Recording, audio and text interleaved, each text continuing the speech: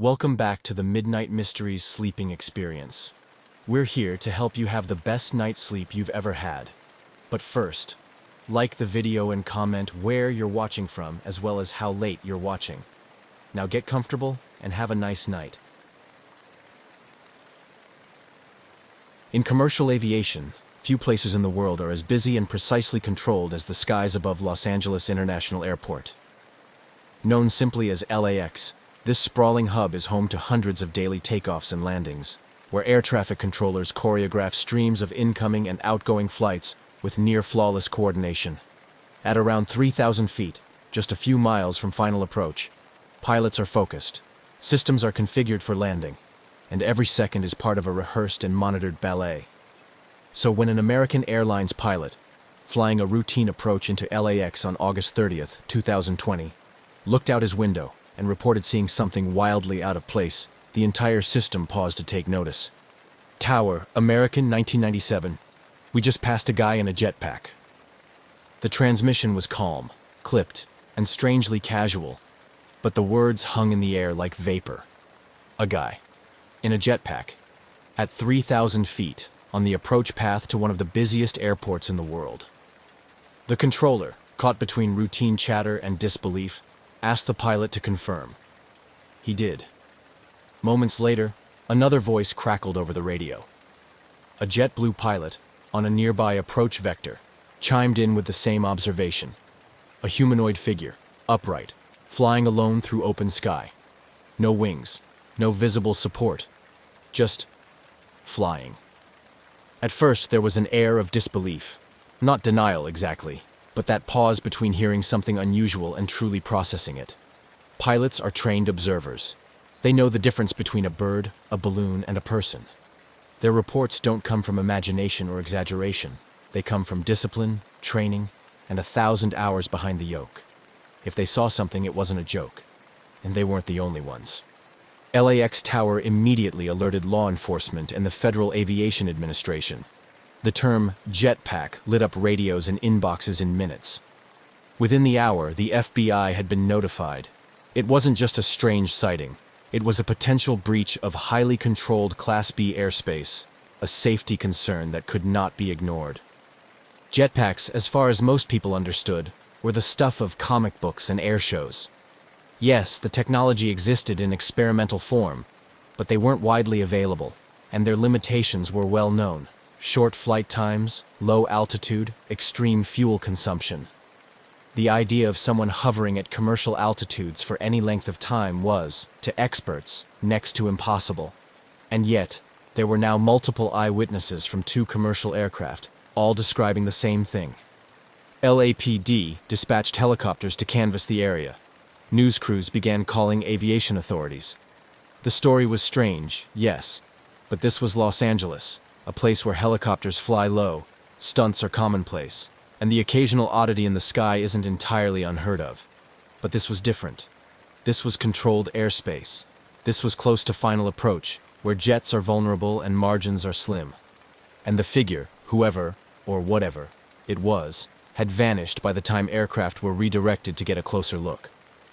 Back in the control tower, the recording of the pilot's transmission was already being reviewed. The audio was shared among aviation circles and online forums within hours. "We just saw the guy pass by us in the jetpack," the JetBlue pilot added later, as the transmission looped back through public replay. The reports were consistent. Upright figure, no wings, no obvious propulsion source, just flying alongside a jet. Within days, the sighting was national news. Headlines toggled between amused curiosity and serious safety concern. Was this a rogue inventor, a publicity stunt, a drone designed to look like a person, or something more advanced than what the public knew? The FAA launched an investigation, as did the FBI, citing potential violations of airspace regulations and serious risks to flight safety. But no individual came forward. No known jetpack test flight had been scheduled or cleared in the region, and no wreckage, equipment, or follow-up sighting was found that day. The skies above LAX returned to normal, but the radar logs now included a gap, a moment when something unexplainable shared airspace with a Boeing 737. For the pilots involved, it was a brief moment, an odd blip, in an otherwise standard descent. But for investigators, it was the beginning of a deeper mystery, one that would repeat itself in the months to come. Because this wasn't the last time Jetpack Guy would appear over Los Angeles. In fact, it was just the first. 6 weeks after the initial report, the skies over Los Angeles once again played host to something no one could quite explain. On October 14, 2020, another commercial aircraft, this time a China Airlines flight on final approach into LAX, reported an object strikingly similar to the one described by American and JetBlue pilots weeks earlier. The pilot's voice came through air traffic control frequencies with the same blend of calm professionalism and subtle disbelief. "We just saw a flying object. Looked like a person in a jetpack." Once again, the figure had been spotted thousands of feet above the ground, dangerously close to the descent path into one of the busiest airports in the world. The timing, the location, and the description all echoed the earlier sighting. But despite an expanded response and active surveillance by the LAPD, no trace of the jetpack-like figure was found. It was becoming harder to dismiss the incident as a one-off error or a case of mistaken identity. These weren't casual eyewitnesses. These were commercial airline pilots with thousands of flight hours logged, trained to recognize potential hazards, and required to report them with accuracy and clarity. And now, there were more of them, saying the same thing. The FAA confirmed both sightings had been officially logged.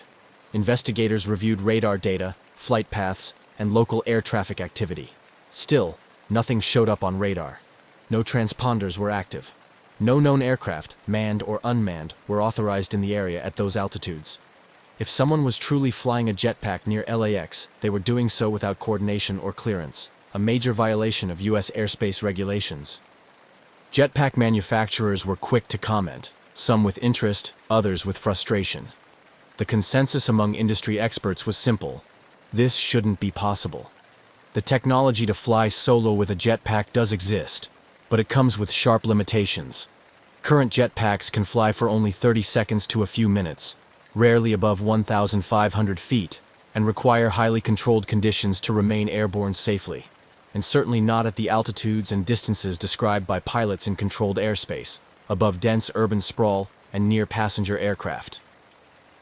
David Mayman, CEO of Jetpack Aviation, a Los Angeles-based company developing jetpack technology, openly stated that if someone had built a device capable of flying for extended periods at commercial altitudes, it would represent a leap beyond the current state of the art, and he would know.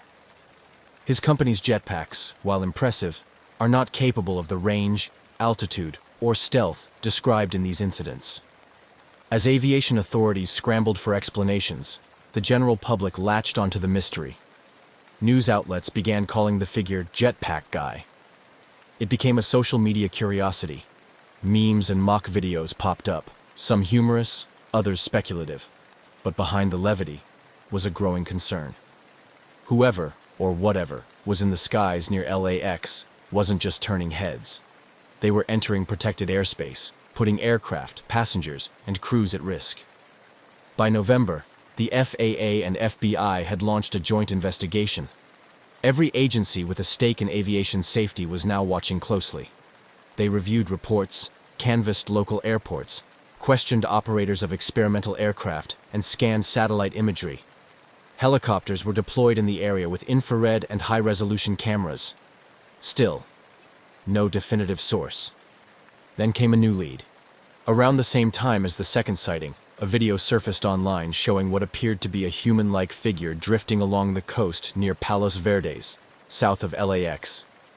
Captured by a local flight school during a training exercise, the video showed a floating object, dark in shape and upright in posture, slowly moving through the air at around 3,000 feet. It didn't behave like a balloon, but it also didn't appear to have visible propulsion. It hovered, it drifted, and then disappeared into the haze. The footage deepened the mystery. Was this the same entity spotted by commercial pilots? Was it a drone made to resemble a person, perhaps even with a mannequin attached? Or was this simply a case of optical illusion, a stray object caught in the right light, seen from the wrong angle? Speculation began to stretch. Some experts suggested a sophisticated drone, possibly a hobbyist project gone too far. Others floated the idea of an elaborate hoax, though how such a prank could evade multiple radar systems and fly alongside aircraft without consequence remained unanswered. What was certain, however, was that this wasn't going away.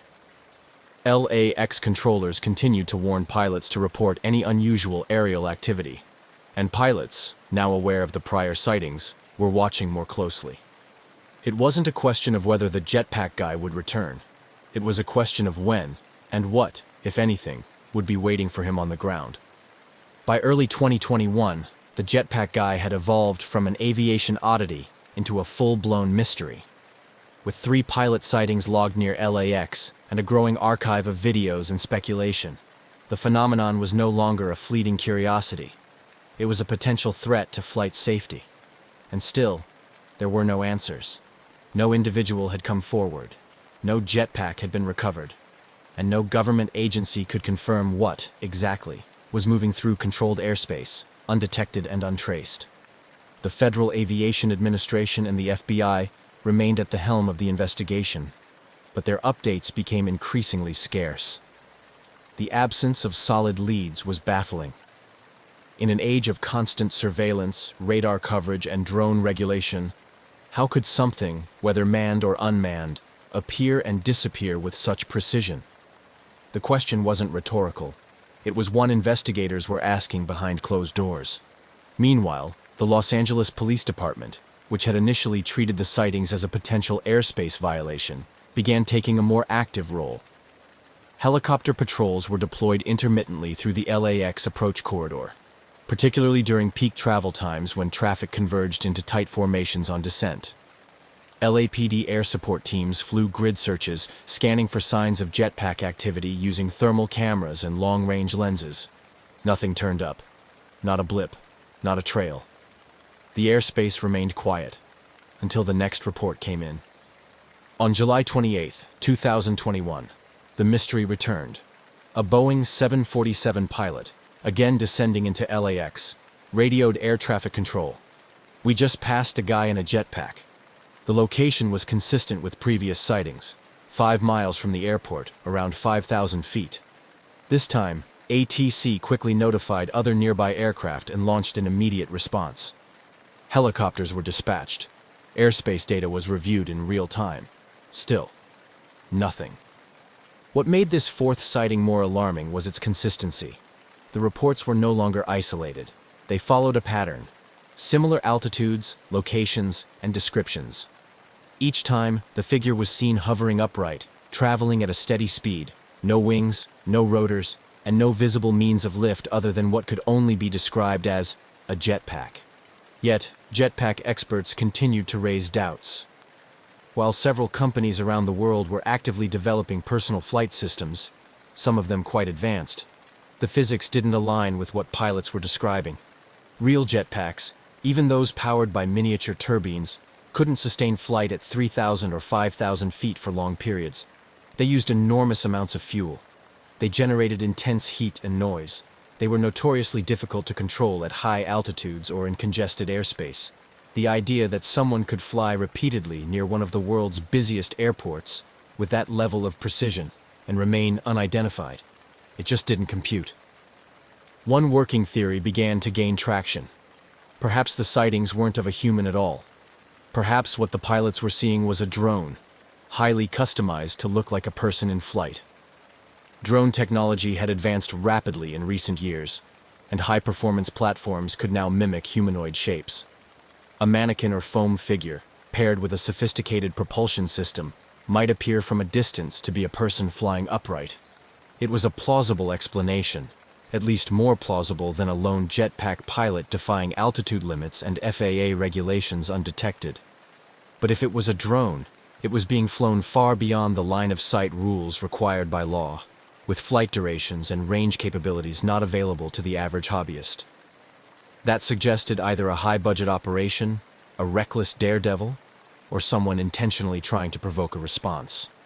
The fact that it had happened repeatedly, and always near LAX, implied planning. Despite all this, authorities remained cagey. Official statements confirmed that investigations were ongoing, but declined to share technical details. Internally, FAA analysts were reviewing radar logs and ADS-B tracking data from the time of the sightings. Military radar inputs were also considered, though it was unclear whether the figure had ever registered on any system. That alone raised even more questions. Was the object simply too small to reflect radar? Or was something else interfering? Journalists covering the story began to dig deeper. They contacted jetpack companies, aerospace experts, and drone hobbyists. Most agreed. This wasn't likely to be a prank. Whoever was doing this had access to advanced equipment, knowledge of aviation corridors, and a clear sense of timing. And still, nothing concrete emerged. The media narrative oscillated between playful headlines and serious concerns. The FAA reiterated its warnings. Entering controlled airspace without clearance, especially in proximity to commercial aircraft, could result in severe penalties or prosecution. But no suspect was named. No arrests were made. No footage, beyond the now famous Palos Verdes video, had captured the figure up close. By mid-2021, the jetpack guy had become aviation's high-altitude phantom, real enough to be seen, but elusive enough to vanish without a trace. Pilots were instructed to continue reporting any sightings. Radar techs kept their eyes on unusual returns. And overhead, the descent into Los Angeles continued, one jet at a time, gliding through the sky where something unknown had passed not long before. By the end of 2021, the mystery of the so-called jetpack guy had transformed from an odd aviation anecdote into an unsolved case drawing attention from pilots, investigators, and even intelligence analysts. Despite 4 confirmed pilot reports, ground searches, and a viral video, there was still no definitive explanation. And then came something new. A clue, but of a different kind. In December 2020, a video began circulating on aviation forums and social media. It had been captured several months earlier by flight instructors near Palos Verdes, south of LAX. In the grainy footage, a humanoid-shaped figure appears to hover motionless at high altitude over the ocean. There were no wings, no contrail, no visible propulsion. It simply floated. The figure's legs dangled loosely, as if from a mannequin, and it drifted with the wind, eerily steady in its upright posture. Some experts quickly pointed to the possibility that the object wasn't a person at all, but a balloon. A very specific kind of balloon. Perhaps a novelty inflatable shaped like a human or superhero. Others weren't convinced. The object's stability and behavior in the air suggested more than passive drifting. Still, the theory gained ground. Could this explain the pilot sightings? Could a life-sized balloon, caught in a thermal or carried by upper-level winds, be the entire mystery? The FBI quietly acknowledged the theory in early 2021, noting that one working theory was that the sightings involved a balloon made to resemble a jetpack-equipped figure. But they didn't confirm that this explained everything. The locations didn't quite match. The altitudes reported by pilots seemed high for a standard inflatable. And the behavior, floating alongside jets on approach, didn't fully add up. The Palos Verdes footage complicated rather than clarified things.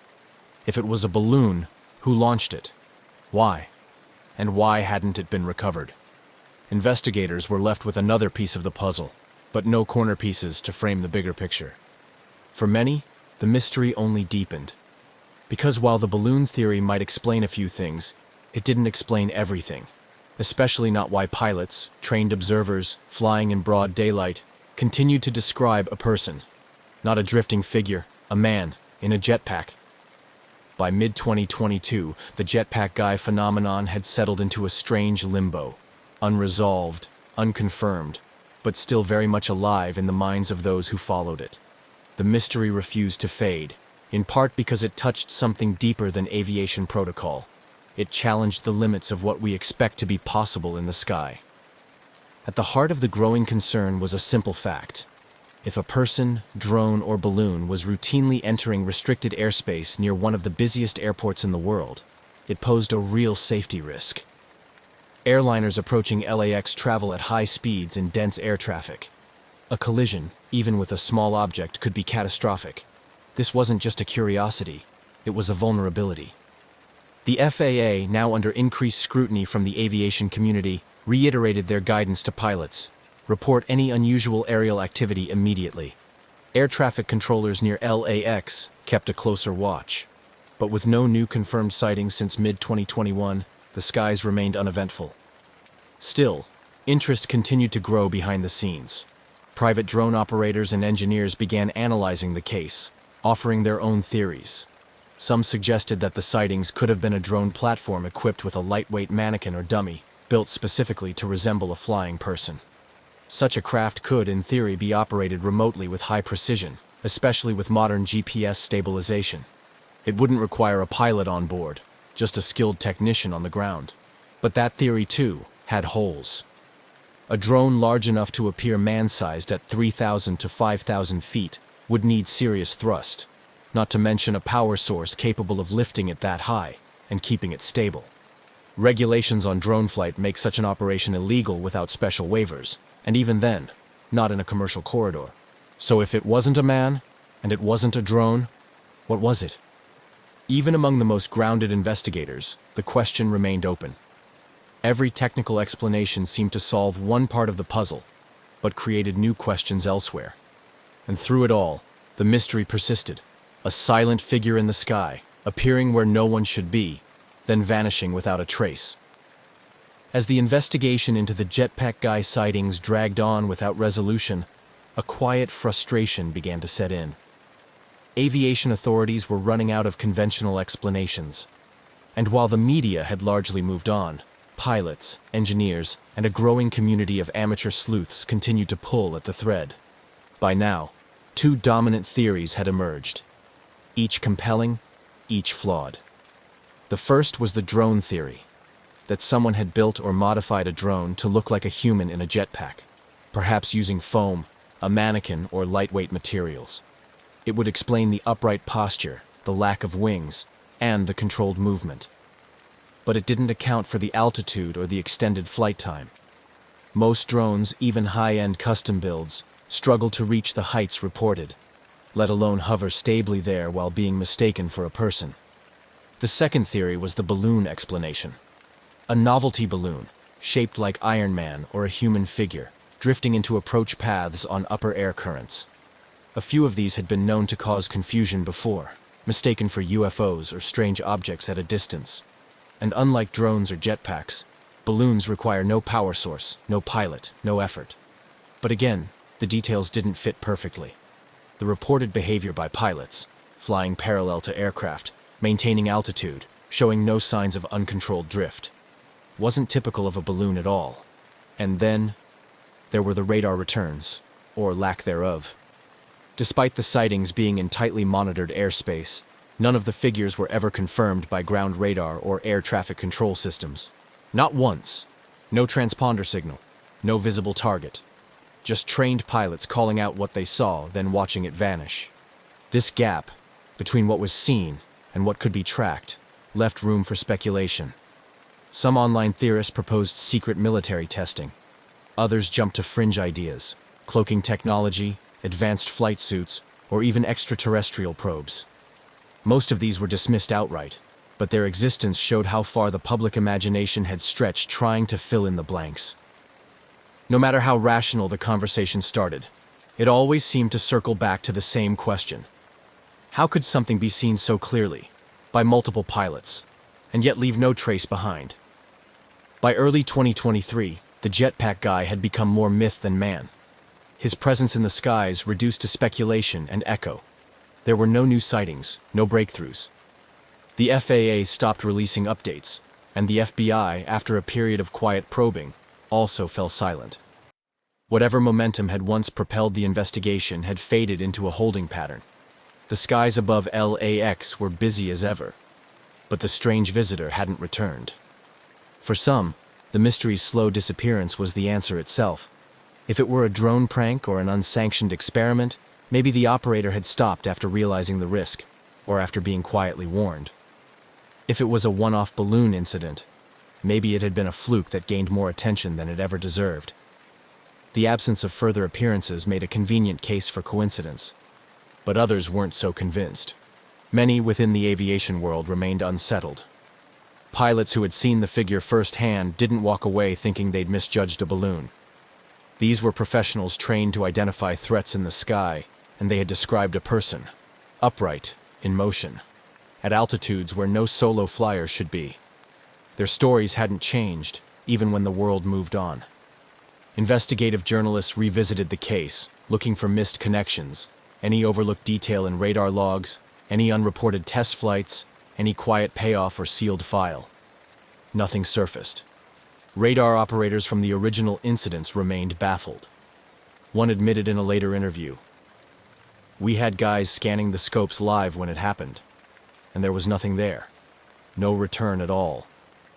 So the mystery endured, not as a constant news story, but as a quiet chapter in aviation lore. A moment where something appeared against the odds, then disappeared without explanation. And like all good mysteries, it didn't leave answers.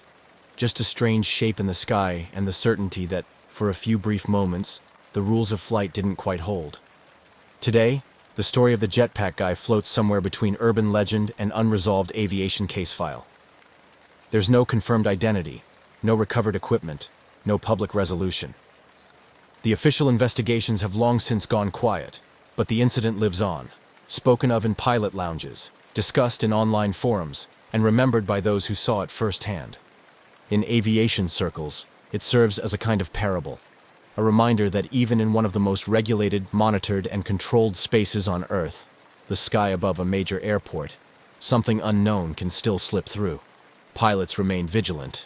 Controllers still reference the event from time to time, especially when an unusual blip appears on radar, or when a trainee asks if that jetpack guy thing really happened. It did. At least 4 pilots, on separate flights, in broad daylight, saw something that didn't belong in their airspace. They weren't drunk. They weren't confused. They were reporting what they saw. A figure, flying upright, alone, thousands of feet in the air. The FAA still logs it as an unresolved aerial occurrence. The FBI, when pressed, simply refers to the case as open, but inactive. There's nothing more to pursue, unless someone speaks up or something new appears. And so, it joins the quiet catalog of aviation anomalies, like the phantom aircraft that appear on radar but never visually materialize, like the ghost flights tracked over empty oceans. It's part of a strange truth about aviation. For all our technology, our control, and our charts of the sky, there are still moments that slip through the gaps. Jetpack guy may never return, but if he does, if another voice crackles through the radio to say, "We just passed someone in a jetpack," pilots will believe it. They've seen it before. And the sky, for all its predictability, still has room for a little mystery. On a warm summer morning in August 2005, the island of Cyprus was bustling with the usual tourist activity, its sunny beaches promising relaxation, and the azure waters inviting a refreshing dip. At Larnaca Airport, the atmosphere was charged with the typical rush of international travel. Amidst the hustle, Helios Airways Flight 522 was preparing for its routine journey to Prague, with a scheduled stopover in Athens. The Boeing 737, a workhorse of the skies, stood ready on the tarmac, its engines quiet before the day's flight. The flight crew of Flight 522 arrived at the aircraft carrying their customary pre-flight checklists and personal effects. The captain, an experienced pilot with years of service under his belt, was known for his meticulous attention to procedure. Alongside him, the first officer, younger but equally competent, shared duties that ranged from checking the flight instruments to reviewing the weather conditions. Both men had flown this route numerous times, each trip uneventful, each landing routine.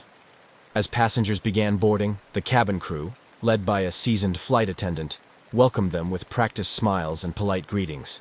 Families settling into their seats with young children in tow, business travelers opening laptops to catch up on emails, and vacationers eagerly discussing their plans, all formed the tapestry of the day's passengers. The boarding process proceeded smoothly, with the gentle hum of conversations filling the cabin, and overhead bins being carefully packed with carry-on luggage. While the passengers adjusted to their surroundings, the ground crew was busy with the final preparations. Fuel levels were checked and rechecked, luggage was loaded and secured, and the catering services stocked the galleys with meals for the journey. Outside, the hustle continued as ground operators signaled to each other, orchestrating the ballet of airport ground traffic. Back in the cockpit, the captain and first officer went through the pre-flight checklist with precision. They confirmed the flight path with air traffic control, set the aircraft's navigational systems, and conducted a final review of the plane's mechanical status. All systems were reported as functioning within normal parameters. With everything appearing in order, the captain made a routine announcement to the cabin, his voice calm and reassuring, informing passengers of the expected flight time and weather conditions en route. As the final checks were completed, the doors were sealed, and the cabin crew performed the last head count. The flight attendant briefed the passengers on safety procedures, demonstrating the use of seatbelts, emergency exits, and oxygen masks, a standard precautionary measure that passengers listened to with varying degrees of attention. With clearance from the tower, the engines roared to life, breaking the morning calm. The aircraft vibrated gently as it began to taxi, the familiar sensations reassuring to frequent flyers and thrilling to those less accustomed to air travel. The Boeing 737 maneuvered towards the runway, its pace steady, the turn onto the runway smooth and practiced. Lined up with the runway, the aircraft paused for a final moment before the captain applied the throttles. The engines responded with a powerful surge, propelling the aircraft forward. As speed gathered, the familiar pull of gravity felt by every passenger marked the moment of takeoff. The landscape below shrank rapidly as the plane ascended into the clear morning sky, the coastline of Cyprus waving a silent goodbye. Helios Airways. Flight 522 was now airborne, climbing to its cruising altitude. The seatbelt signs flicked off, inviting passengers to move about the cabin. The flight attendants began their service, offering refreshments and attending to passenger needs. For everyone on board, the flight promised nothing out of the ordinary. A few hours in the air, a brief stop in Athens, and then onward to Prague. Yet, as the aircraft settled into its path across the Mediterranean, an unforeseen issue began to develop. One that would transform what should have been a routine flight into one of aviation's most puzzling mysteries. Unknown to those on board, a critical problem was emerging, one that involved the very air they breathed.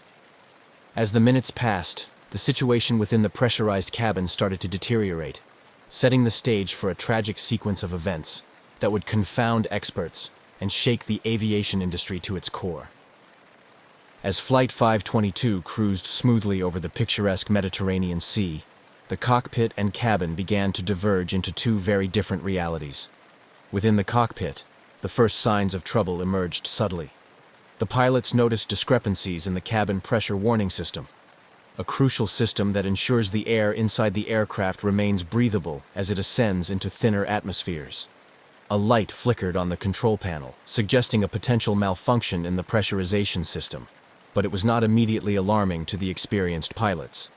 Assuming it might be a sensor error, a not uncommon issue, they attempted a reset of the system. Meanwhile, their conversation remained professional and calm, focused on troubleshooting the potential issue without undue concern. The reset appeared successful, and the warning light extinguished. With no further indications of malfunction, the pilots settled back into the routine of monitoring the flight's progress, discussing expected weather conditions in Athens, and occasionally exchanging light banter. Back in the cabin, the atmosphere was entirely different.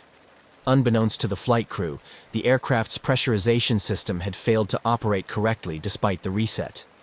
As the plane climbed higher, the cabin altitude, the equivalent altitude inside the aircraft, began to rise, reducing the oxygen levels. This change was gradual, not immediately noticeable to the passengers or the cabin crew, who were busy with meal services and routine duties. The first real indication of something amiss came from the passengers themselves. Some began to feel symptoms of hypoxia, although they may not have recognized them as such. Hypoxia, a deficiency in the amount of oxygen reaching the tissues, starts with subtle symptoms like headache, dizziness, and fatigue. Symptoms easy to attribute to the normal stresses of air travel or a lack of sleep. Meanwhile, in the cockpit, the flight continued as planned.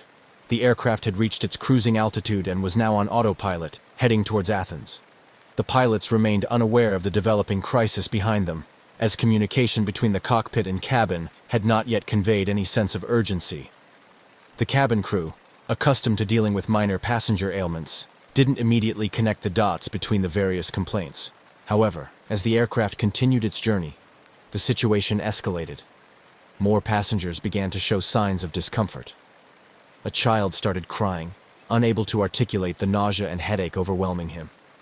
An elderly passenger felt severe dizziness and reached out for help from a flight attendant, who herself began to feel lightheaded and confused.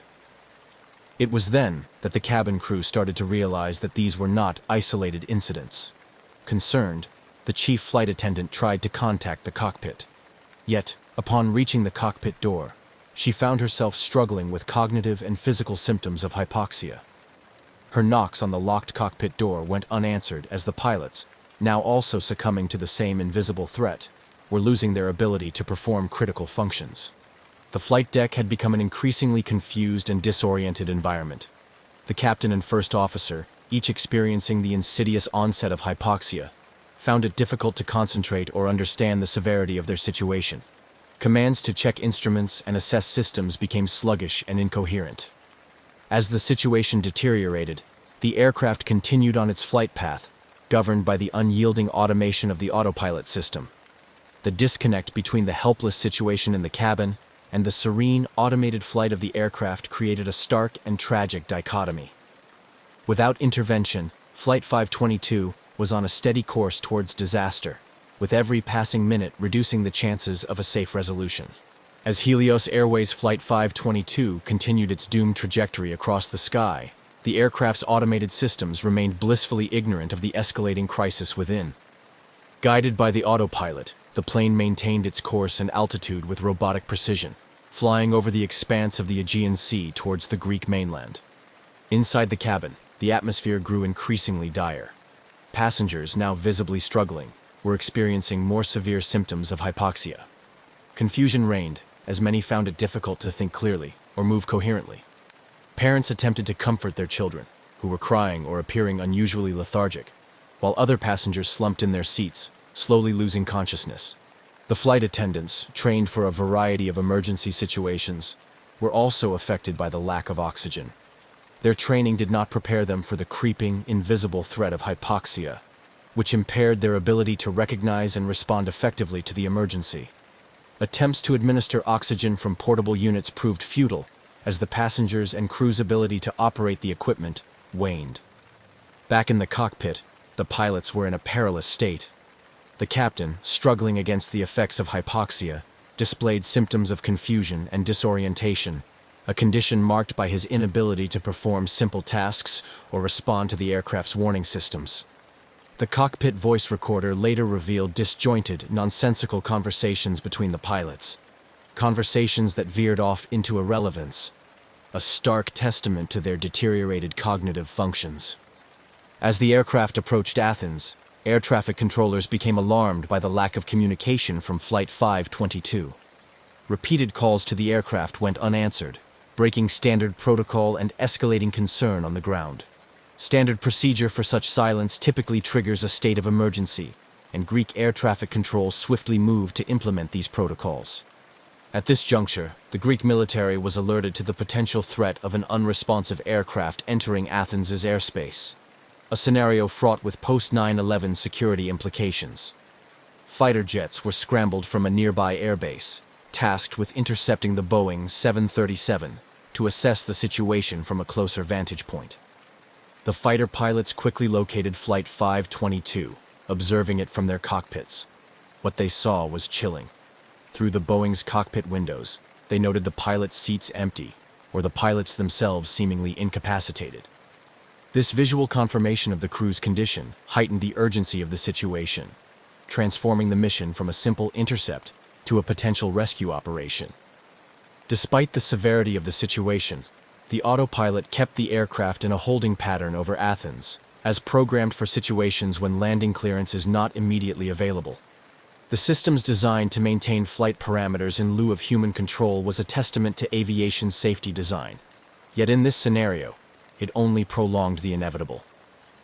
As the fighter jets accompanied the ghostly flight, they relayed real-time observations back to ground control, painting a grim picture of a plane effectively flying itself, with no conscious human guidance.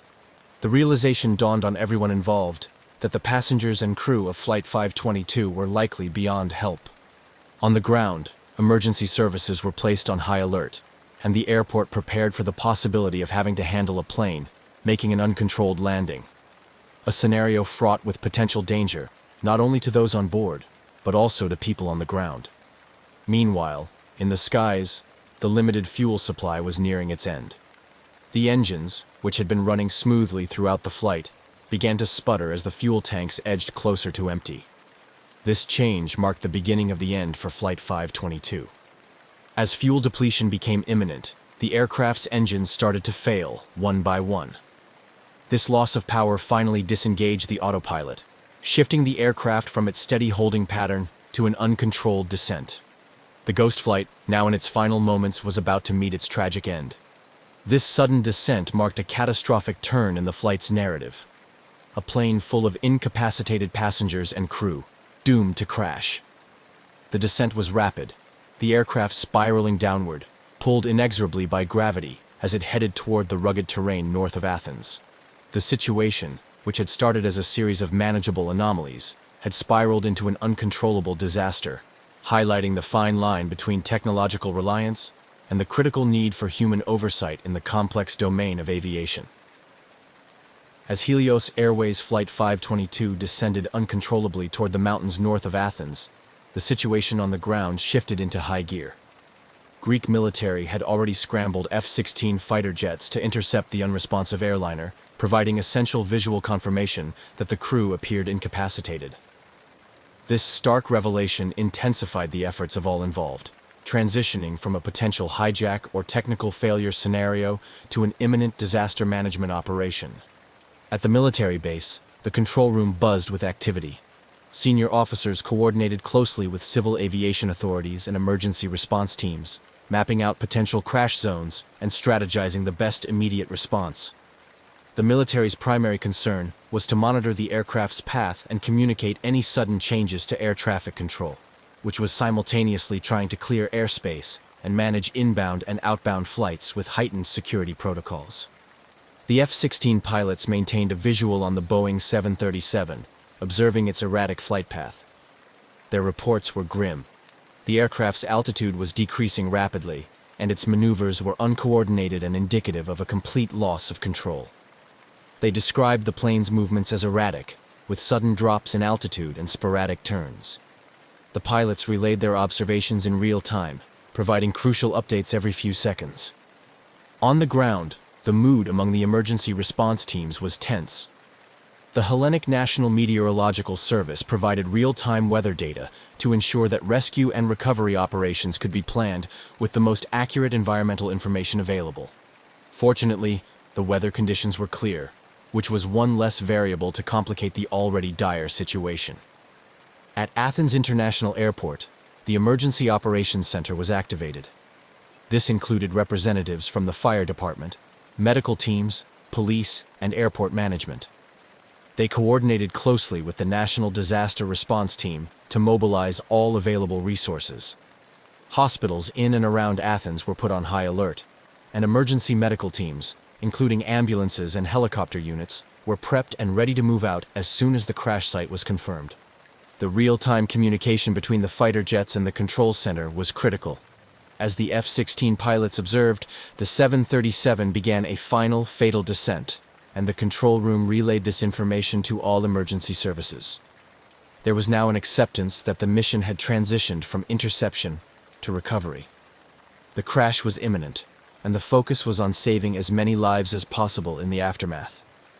The Greek Air Force and civil aviation authorities worked in concert to track the aircraft's descent path, using radar and the pilot's visual reports to predict the point of impact.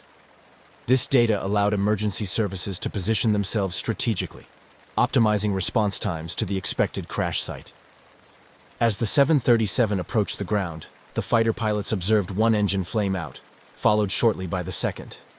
The aircraft, now devoid of power, was a gliding hulk of metal, descending faster toward the terrain below.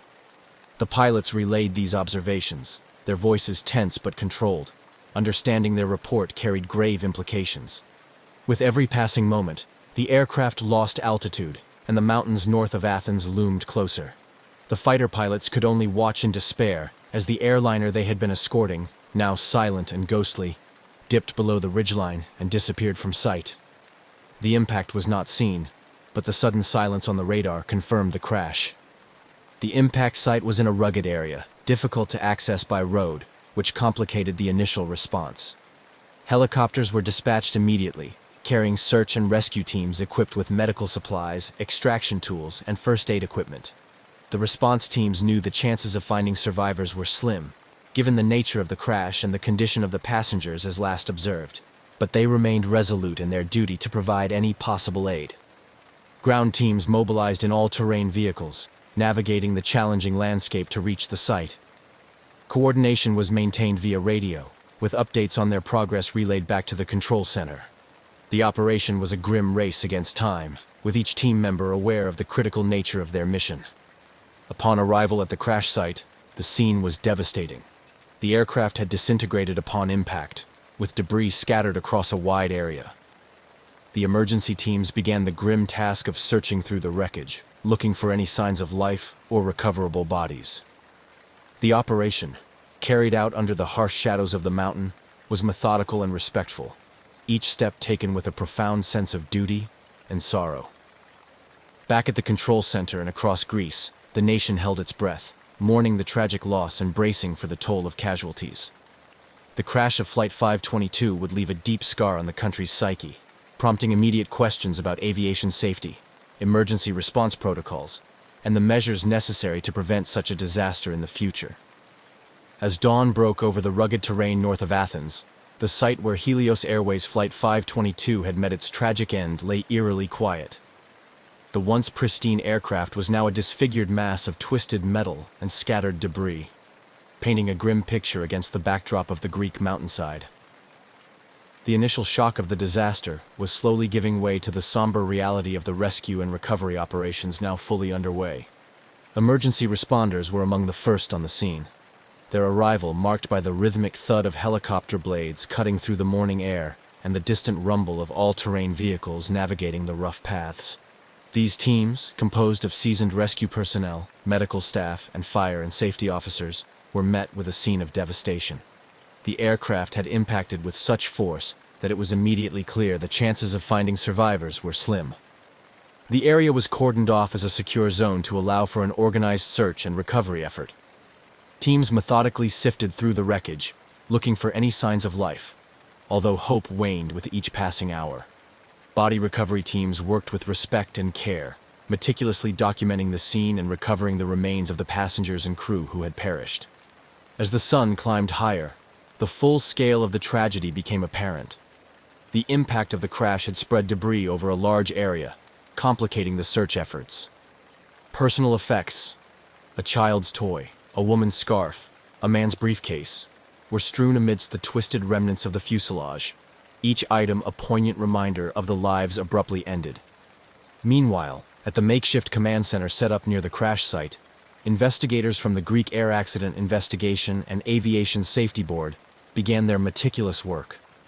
Their task was daunting: to piece together the events that led to the crash from the physical evidence at hand and the data retrieved from the aircraft's flight recorders, known colloquially as the black boxes. These devices, crucial to the investigation, were among the first items searched for amidst the wreckage. The black boxes, once recovered, were immediately transported to an analysis facility where experts began to extract and interpret the flight data and cockpit voice recordings.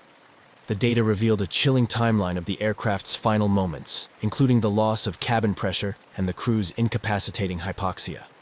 The voice recorder captured the pilot's increasingly confused and disoriented communication, painting a harrowing picture of their final struggle.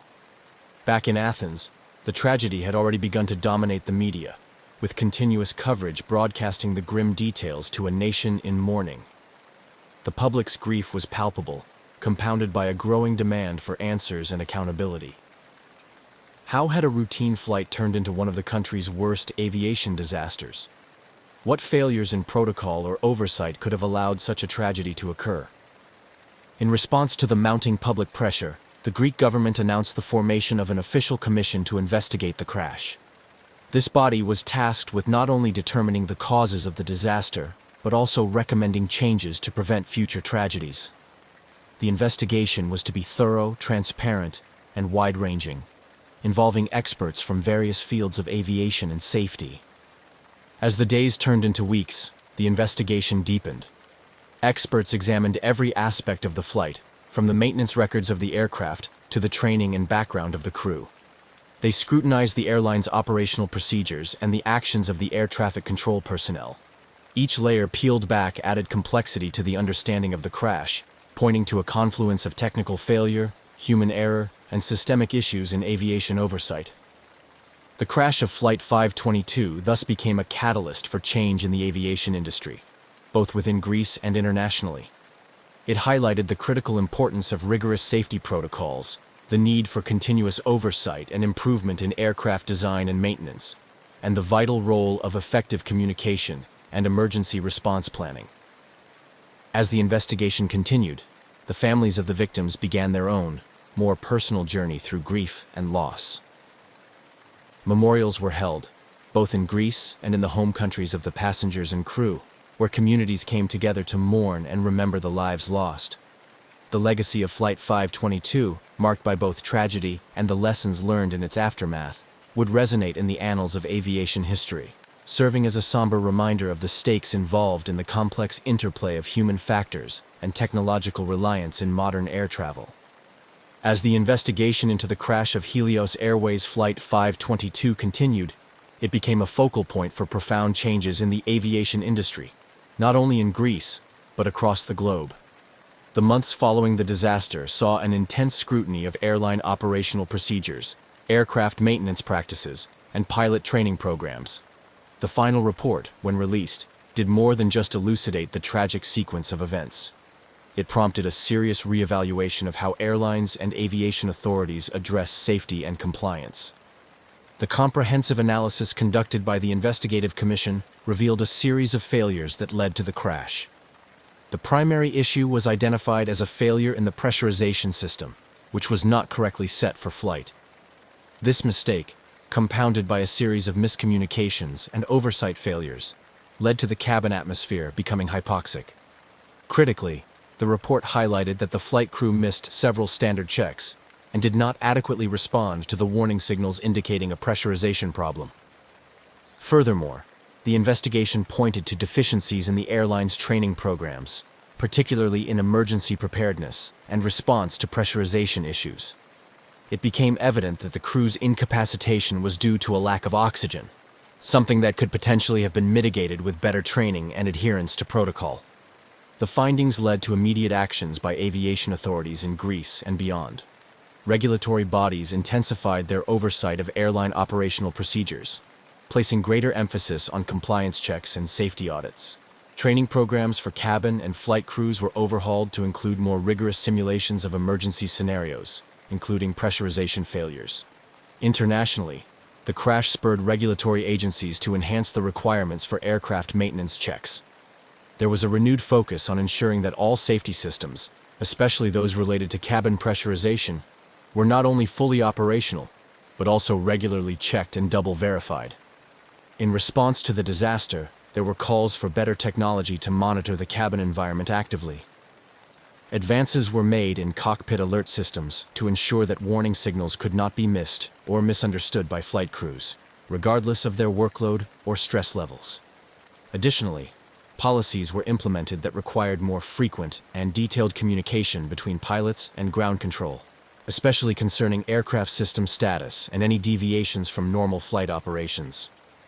Beyond the technical and procedural enhancements, the Helios Flight 522 tragedy led to a cultural shift within the aviation industry. There was a renewed emphasis on safety culture, encouraging transparency, accountability, and continuous improvement. Airlines began to invest more heavily in crew resource management training, focusing on communication, decision-making, and teamwork in the cockpit. The victims of Flight 522 were memorialized in several poignant ceremonies and permanent memorials in Greece and Cyprus, serving as a somber reminder of the lives lost. These memorials also function as symbols of the commitment to aviation safety, reminding everyone in the industry of their responsibilities.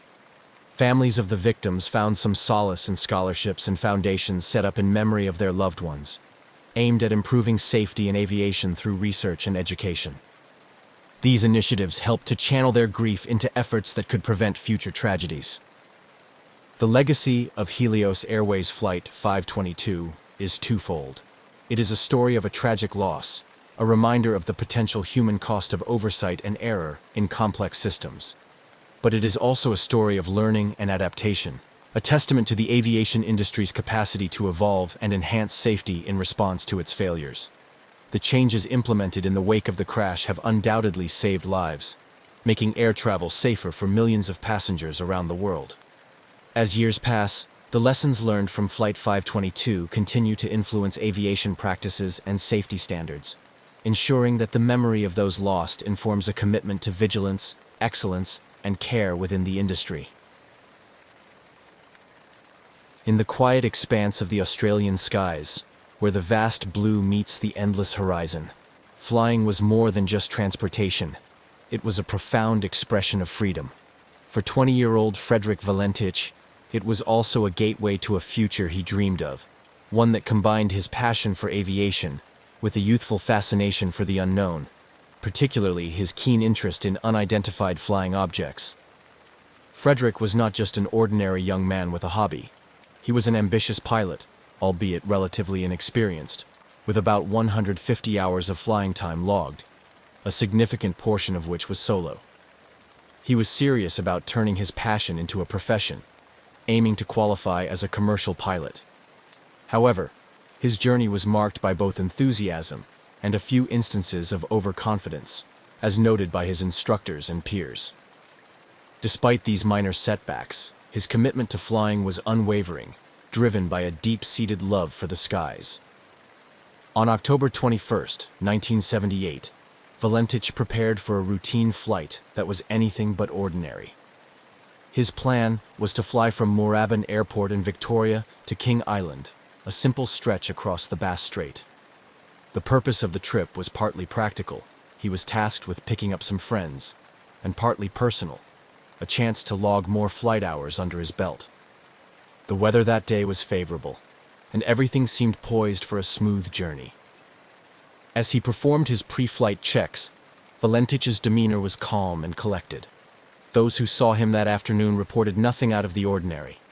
He filed his flight plan, noting his route, expected time of arrival, and other standard details. The flight to King Island was supposed to be a straightforward one, with clear skies and gentle winds. But what transpired over the next few hours would turn this routine flight into one of Australia's most enduring mysteries. The aircraft Frederick chose for this flight was a single-engine Cessna 182, a reliable model known for its sturdy handling and forgiving nature in flight, qualities that made it a favorite among training schools and private pilots alike. This particular Cessna, however, was about to become famous not for its performance, but for its mysterious and sudden disappearance. With everything in order, Valentich took off from Moorabbin at approximately 6:19 p.m. The initial phase of the flight proceeded without incident. Valentich maintained regular contact with air traffic control, providing routine updates on his position as he crossed the coastline and headed out over the open water of the Bass Strait. However, as he neared the halfway point of his journey, his communications took a strange turn. He reported encountering another aircraft, which he described as exceedingly unusual in appearance. According to transcripts of his radio communications, Valentich was initially curious, then increasingly perturbed. He described the other craft as moving at high speed, and it seemed to toy with his Cessna, appearing overhead, then vanishing only to reappear from different angles. His descriptions grew more frantic, his voice tinged with confusion and alarm. Frederick's fascination with UFOs was well known among his circle. He often spoke of them not as mere science fiction, but as a genuine interest, fueled by a string of recent sightings reported across Australia.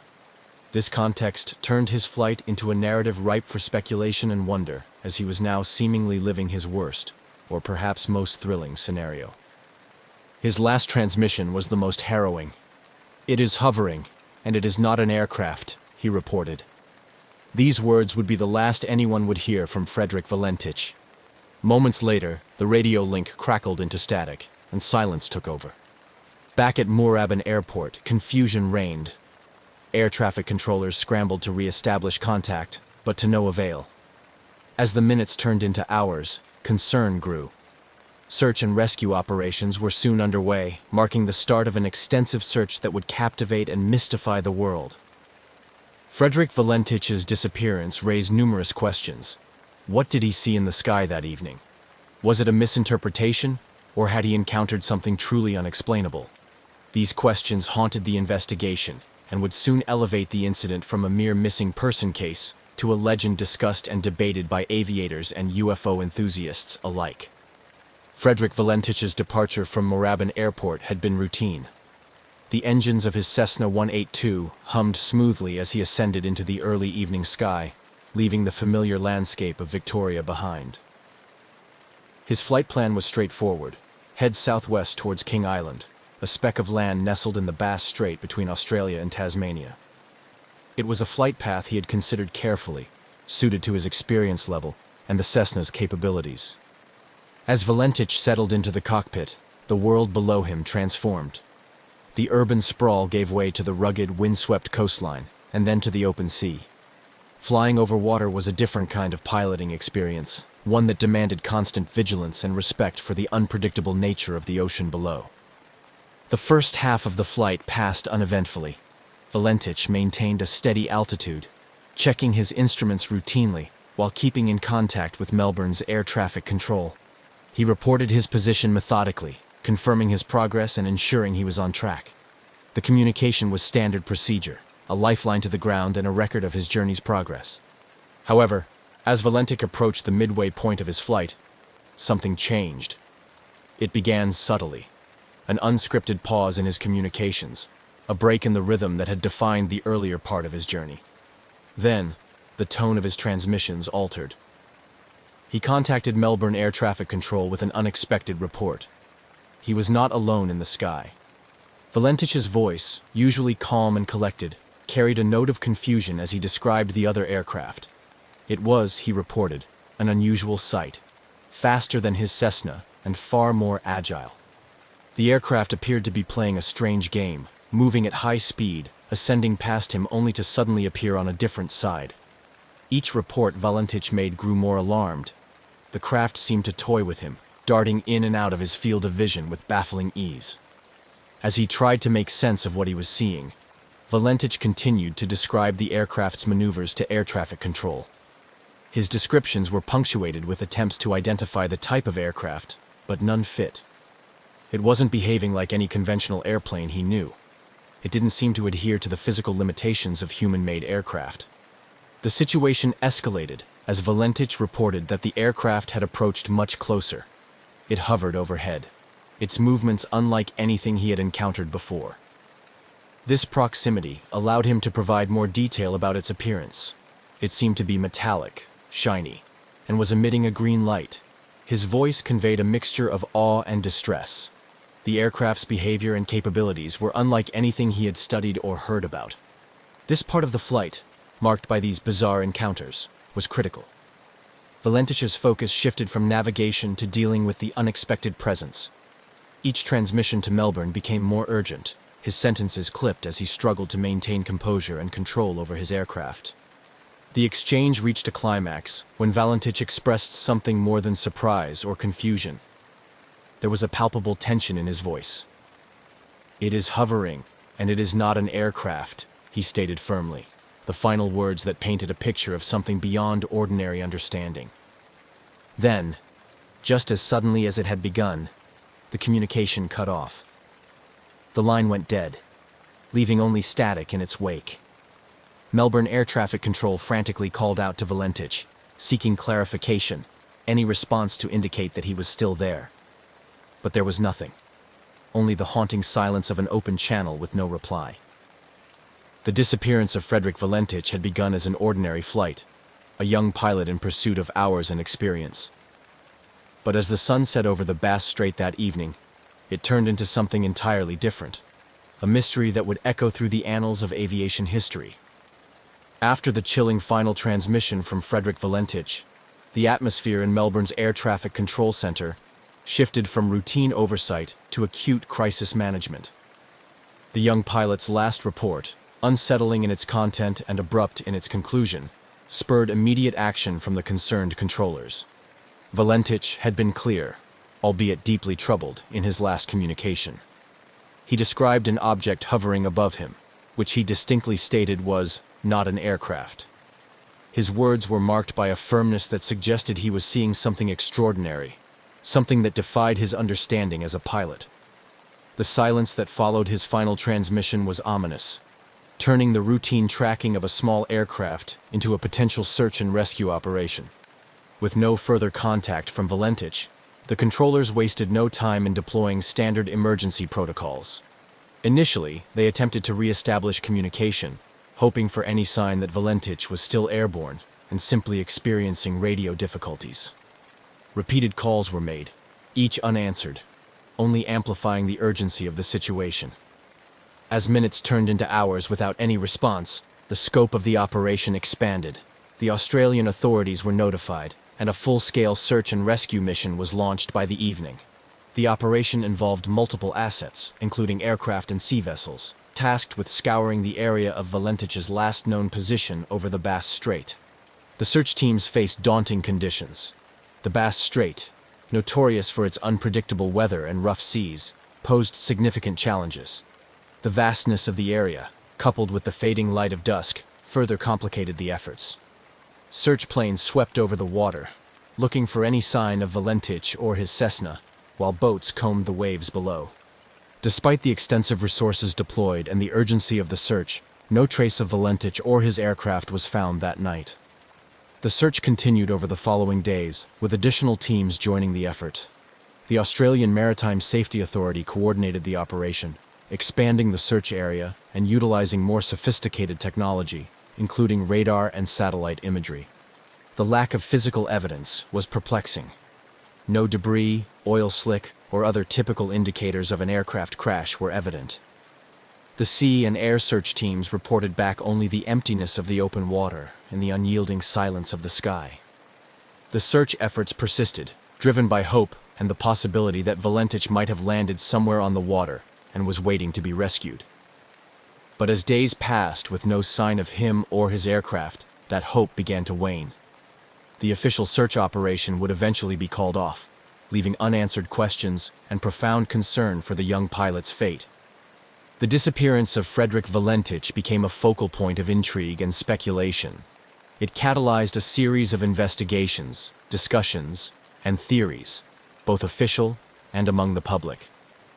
The mysterious circumstances, particularly the pilot's report of an unusual object, fed into broader discussions about unidentified flying objects and their possible interactions with aviation.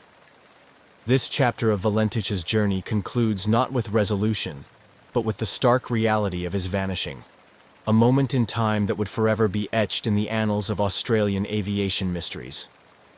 The silence from his radio on that fateful evening marked the beginning of a story that continues to provoke curiosity and debate to this day. As the reality of Frederick Valentich's disappearance settled in, the focus shifted entirely to a comprehensive search and rescue operation. Initiated by the Australian authorities, the operation spanned several days and involved numerous assets, drawing on a broad spectrum of air and sea resources to comb through the vast, treacherous waters of the Bass Strait. The search efforts were extensive and meticulously planned. Aircraft equipped with advanced radar and thermal imaging flew grid patterns over the area, while boats with sonar capabilities scanned the depths below. The goal was to cover as much area as possible, as quickly as possible, in the hope of finding any trace of Valentich or his Cessna 182. Despite the favorable weather conditions that followed the initial disappearance, the search teams faced the inherent challenges of the Bass Strait, known for its capricious weather patterns and strong currents. These conditions often made the search efforts difficult, with waves and wind disrupting the progress of boats and limiting the effectiveness of aerial searches during certain parts of the day. As the search continued, the Australian Maritime Safety Authority coordinated efforts from multiple agencies, including the Royal Australian Air Force, local volunteer marine rescue organizations, and even merchant vessels passing through the area. Each day, the teams would debrief, share findings, and adjust their strategies, determined to uncover any clue that could lead to Valentich. However, the days passed with frustratingly little to show for the efforts. No wreckage was sighted, and no signals were detected that could suggest the location of the crashed plane. The search teams expanded the search radius, hoping that drift patterns might have carried Valentich away from his last known location. Still, the vast ocean seemed to have swallowed all evidence of his passage. The lack of any physical evidence perplexed investigators and search crews alike. In cases of aircraft crashes at sea, some debris typically surfaces, whether from the impact itself or from the interior of the aircraft. Yet, in Valentich's case, the sea offered nothing. No floating debris, no oil slicks, no emergency locator transmissions, nothing that indicated a crash site. This complete absence of evidence led to an increased interest in Valentich's last communication. His report of an encounter with an unusual aircraft, described under clear distress, became a focal point for both official investigators and the public. The peculiar nature of his descriptions prompted some to speculate about otherworldly explanations, including UFO involvement, which only intensified as the search yielded no results. After 2 weeks of intensive searching, the official search and rescue operation was reluctantly called off. The decision was met with disappointment and a sense of defeat by those involved, especially given the emotional toll on Valentich's family and friends. The announcement marked a somber acknowledgement that the chances of finding Valentich alive, or even recovering his remains, were exceedingly slim. The cessation of the search did not end the public's fascination with the case, nor did it silence the myriad theories about what might have happened. Instead, it transitioned the incident from an active rescue operation to a lingering mystery, one that would captivate curious minds and fuel debates about aviation's safety, the unknown, and the unexplained. The story of Frederick Valentich's disappearance remained alive in the collective memory, a perplexing enigma of the skies that refused to be forgotten. With the official search for Frederick Valentich concluded and no tangible evidence found, the focus shifted from a rescue mission to the realm of speculation and investigation. The mysterious circumstances surrounding Valentich's last transmission led to a myriad of theories, each trying to make sense of the unexplained disappearance. Valentich's own interest in UFOs became a significant aspect of the public discourse surrounding his disappearance. His final communication with air traffic control, where he described an encounter with an unusual aircraft exhibiting extraordinary capabilities, naturally led to conjecture about extraterrestrial involvement. This theory was bolstered by reported UFO sightings in the area around the time of his flight. UFO enthusiasts and some members of the public embraced the possibility that Valentich had encountered an alien craft, which somehow led to his disappearance. These speculations were fueled by a broader global interest in UFOs, which in the late 1970s was still riding the wave of the post-Roswell fascination with flying saucers and government cover-ups. Skeptics of the UFO theory proposed more conventional explanations for Valentich's disappearance. Some aviation experts suggested that Valentich, possibly disoriented by the overwater flight at dusk, might have become the victim of spatial disorientation, a common hazard in aviation, particularly among less experienced pilots. This could have caused him to misinterpret what he saw, including mistaking his own aircraft's lights reflected on the water or on a layer of cloud as another craft. Another theory was that Valentich had staged his own disappearance. This stemmed from investigations into his background, revealing his fascination not only with UFOs, but also with stories of pilots disappearing or starting anew under a different identity. However, those close to Valentich, including family and friends, strongly disputed this, describing him as enthusiastic and serious about his aviation career. The possibility of a more mundane accident was also considered. Some speculated that Valentich's aircraft might have suffered a mechanical failure, or that he might have crashed into the sea after running out of fuel. However, the lack of debris and the absence of an oil slick on the water made this scenario seem unlikely unless the aircraft had sunk intact, a rare occurrence given the expected breakup on impact. The absence of hard evidence meant that no conclusive determination could be made. The Australian Department of Transport conducted an investigation, but its findings were inconclusive, citing a lack of sufficient information to reach a definitive explanation. The mystery of Valentich's disappearance had a lasting impact on aviation in Australia, leading to increased safety protocols and more rigorous training for pilots flying over water. The case also continued to be a topic of academic and investigative interest. Researchers and documentary filmmakers periodically revisited the story, each bringing new technology and theories to bear in the hope of uncovering new information, or perhaps one day finding physical evidence that could bring closure to the case. The Valentich disappearance remains a compelling story, not just for those involved in aviation and UFO studies, but for anyone intrigued by human interaction with the unknown.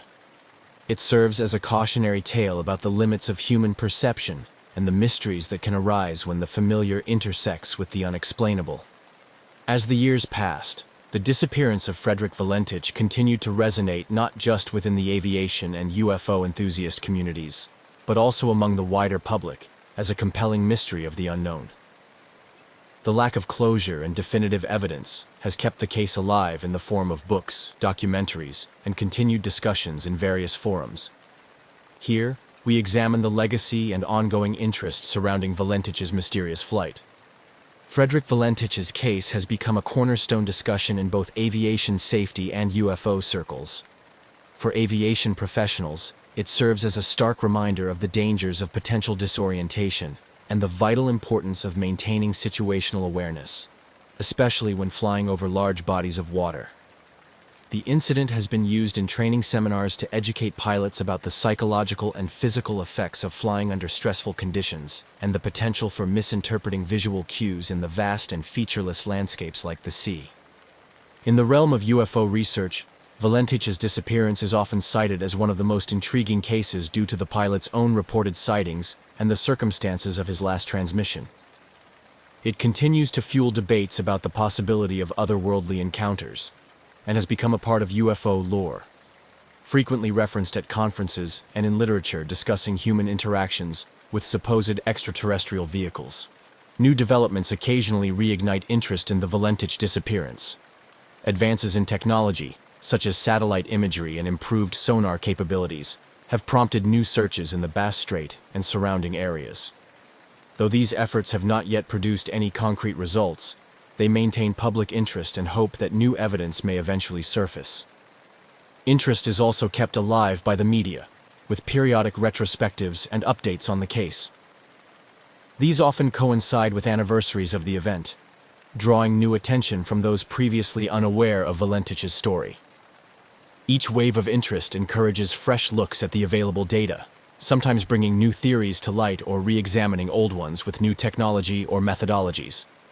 Researchers and theorists continue to explore less conventional explanations, driven both by the strange details of Valentich's last reported observations and by the absence of physical evidence. Discussions often involve the exploration of what an encounter with an advanced unknown technology might entail, and how it could lead to the disappearance of an aircraft without a trace.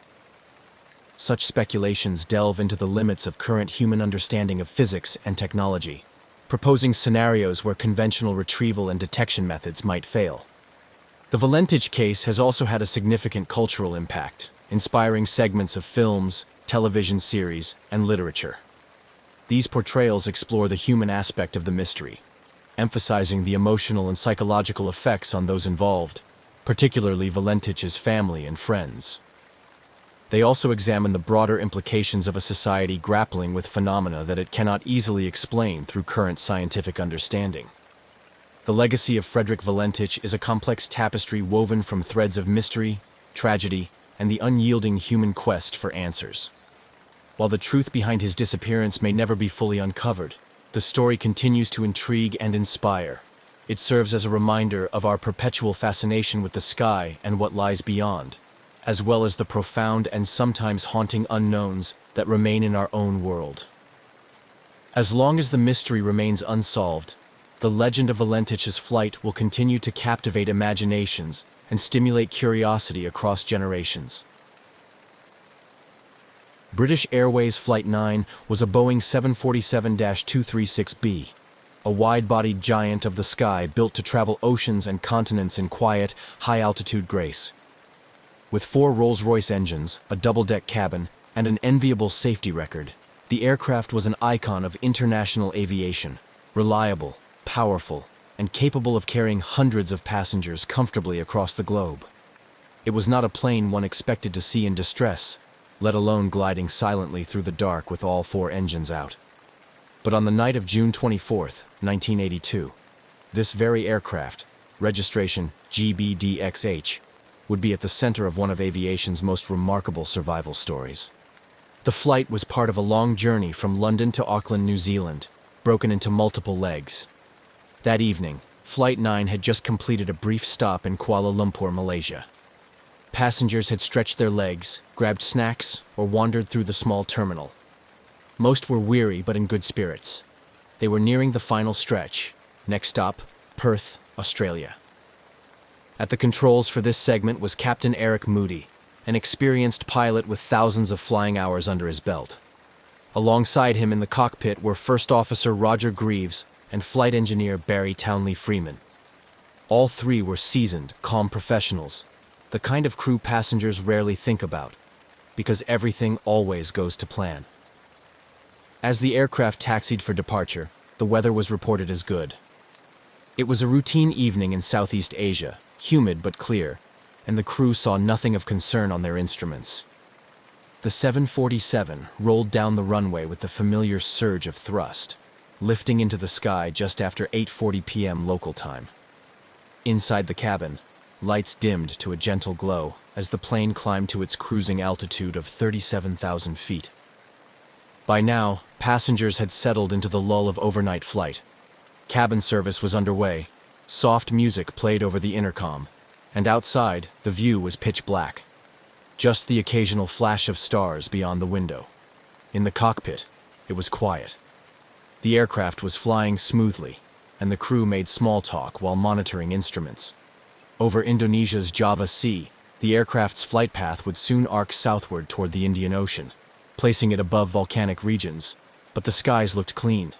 Then, somewhere near the halfway mark between Jakarta and Perth, subtle changes began. It started with something beautiful. Strange blue-white sparks began dancing on the cockpit windscreen. They crawled along the glass like electric tendrils, glowing at the edges of the wipers. This phenomenon, known as St. Elmo's fire, wasn't entirely unheard of.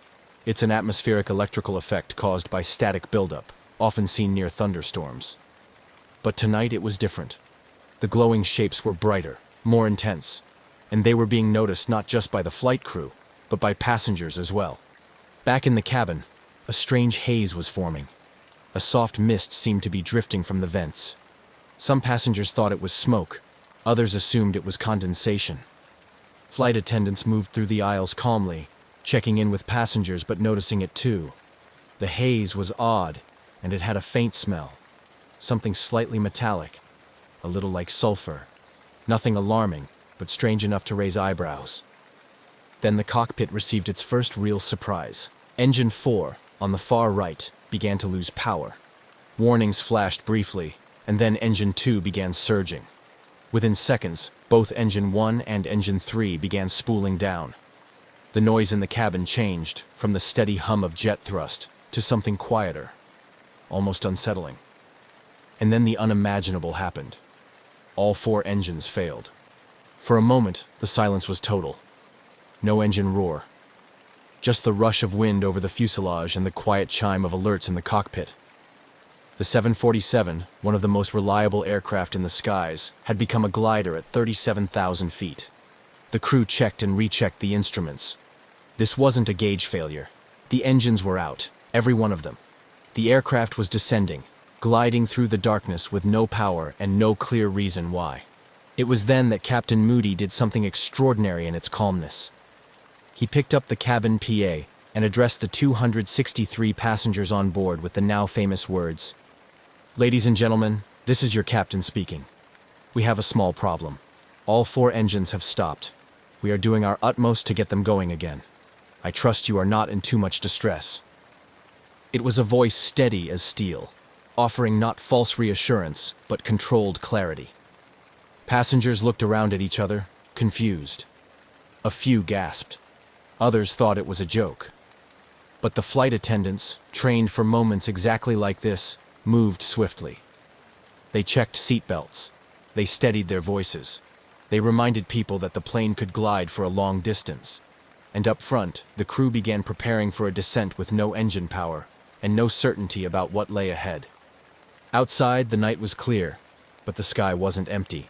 Not that anyone could see it yet. The Boeing 747 continued its silent descent through the upper atmosphere, gliding with nothing but inertia and altitude to guide it. In the cockpit, Captain Eric Moody and his crew worked through emergency checklists with quiet urgency, their training sharp, but their situation unprecedented. 4 engines out, no power, no warning, and no clear explanation.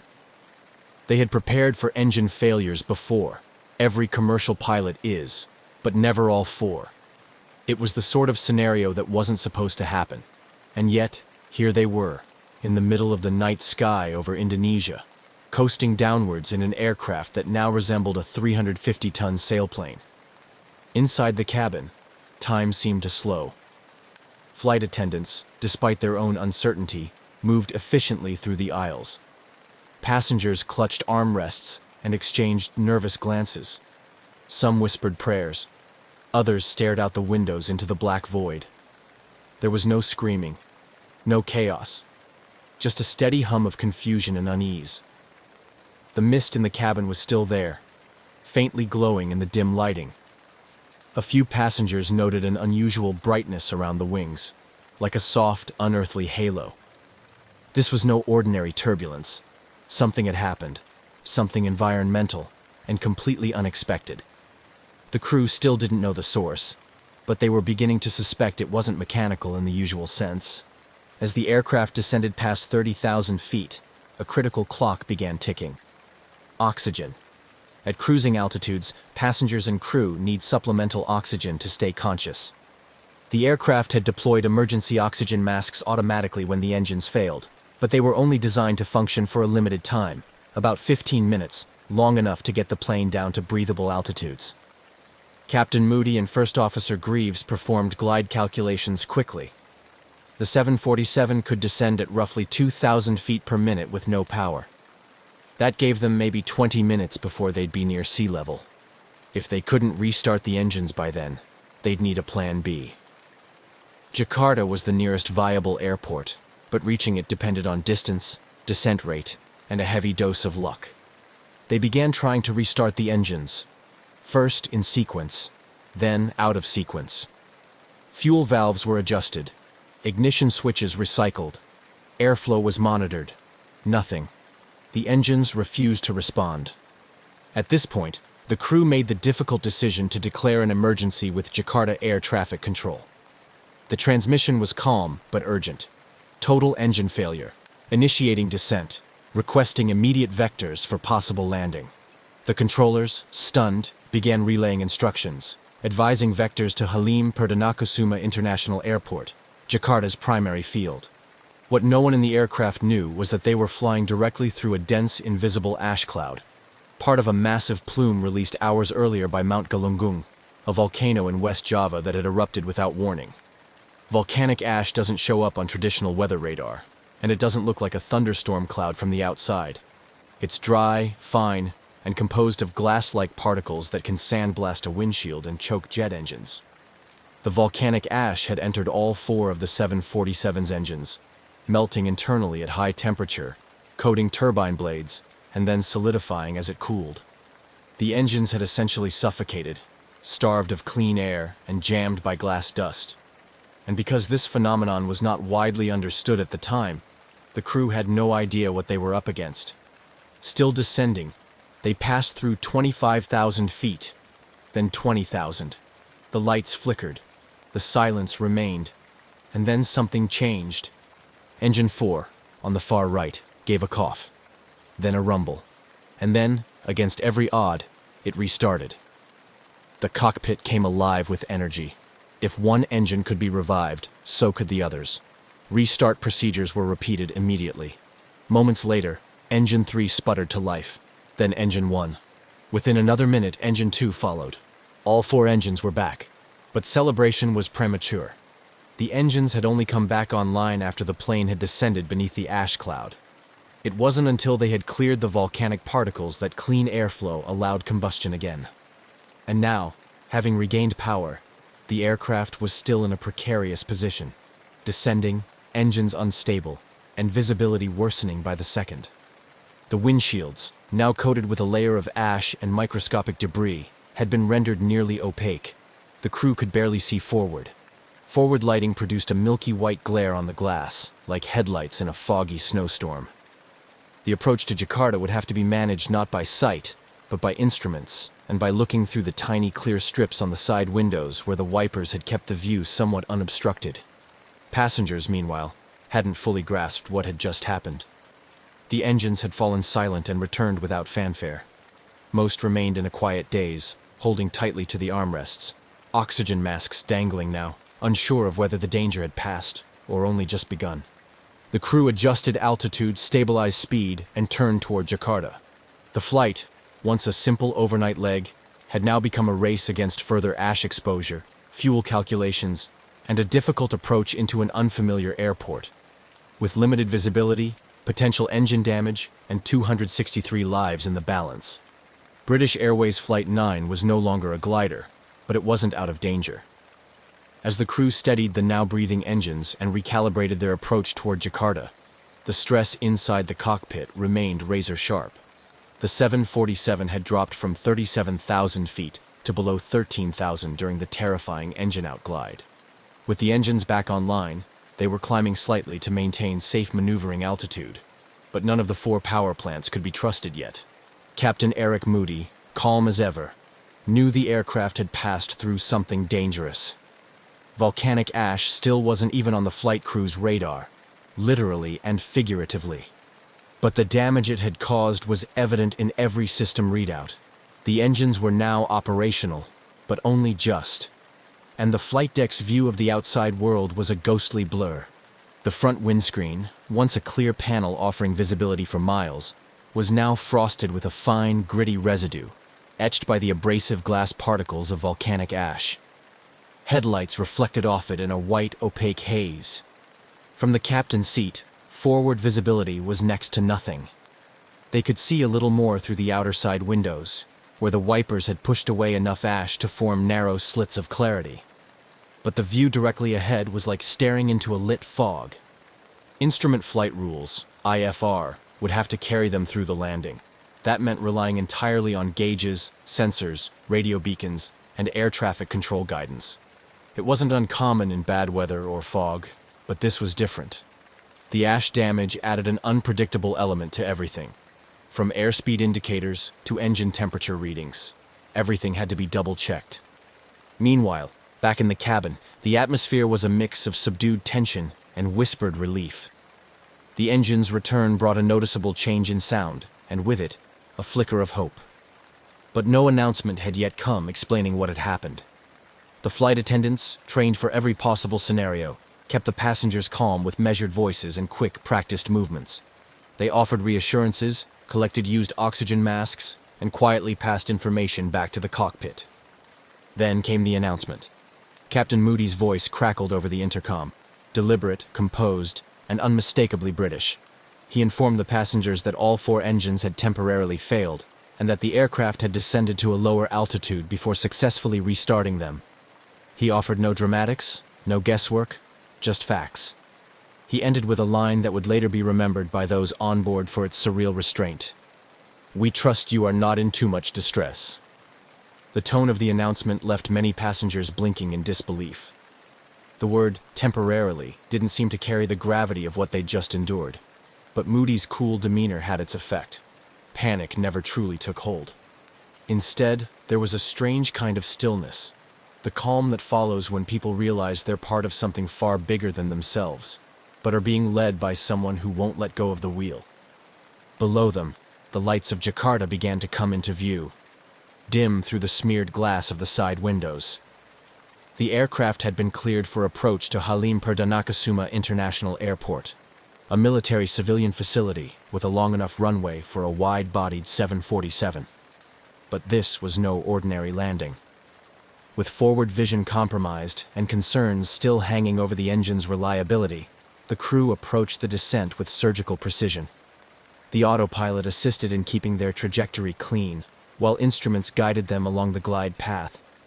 They flew almost blind, save for those narrow bands of semi-clear vision, and the glowing instruments inside the flight deck.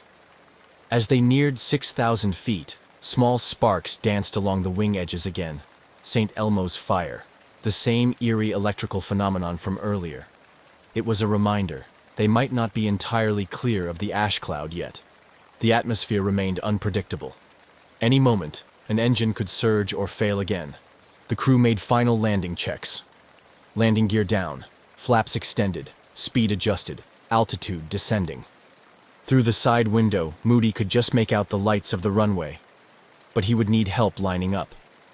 First Officer Greaves leaned to his side to aid with visuals, while Flight Engineer Townley Freeman monitored the engine's delicate parameters. It was a cockpit ballet, each man doing his part, trusting the others, moving in rhythm through one of the most demanding approaches in their flying careers. As the runway drew closer, there was no drama in the cabin, no countdown, no fanfare. Just the familiar pitch change as the aircraft flared, then the heavy thud of wheels touching down. The landing was firm, but smooth. The crowd of flight attendants, quietly gripping seatbacks, began to breathe again. On the tarmac, emergency vehicles rolled forward, unsure of what to expect from this wounded aircraft from the sky. But what they found was extraordinary. The engines were still running. The aircraft was structurally intact, and every one of the 263 passengers had survived. They had done it. They had landed a 747, blind and battered, after gliding through a full engine failure at cruising altitude, and no one on board had been lost. The mystery of what had nearly taken them down was still unresolved, but for now there was ground beneath their feet. The nightmare at 37,000 feet was over. When British Airways Flight 9 came to a complete stop on the runway at Jakarta's Halim Perdanakusuma International Airport, a stillness fell over the aircraft, unlike any other moment in the journey. After hours of tension, a powerless glide from 37,000 feet, and a descent through an obscured sky, the sound of engines idling on solid ground felt surreal. Passengers looked around, as if waiting for someone to tell them what had really happened. There was no cheering, no clapping. Just quiet exhalation, a shared disbelief that they had made it. Outside, emergency vehicles swarmed toward the aircraft. Fire crews, medics, and ground personnel moved into position, anticipating anything from engine fires to evacuation procedures. But there were no flames, no smoke, no injuries. The only unusual sight was the state of the 747 itself. The once shining paint on the leading edges of the wings was dulled and scorched. The nose cone was frosted over in an eerie gray film, and the cockpit windows were so sandblasted they looked like frosted bathroom glass, completely opaque from nose to crown. Captain Moody and his crew powered down the engines one by one. The aircraft's long flight had ended not in disaster, but in an emergency landing pulled off with remarkable composure and precision. And yet, none of them fully understood what they had just flown through. As maintenance crews swarmed the aircraft, the extent of the damage began to reveal itself. The engine interiors were lined with ash. Turbine blades had melted and resolidified. Tiny shards of glassy material coated the intakes and ventilation systems. On closer inspection, engineers noticed that the ash wasn't just dust. It was volcanic in nature, composed of sharp, abrasive particles.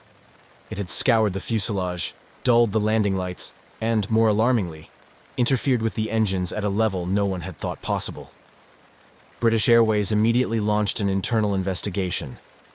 But as data trickled in from Jakarta, it was clear that the source of the crisis wasn't the aircraft itself. It was the sky.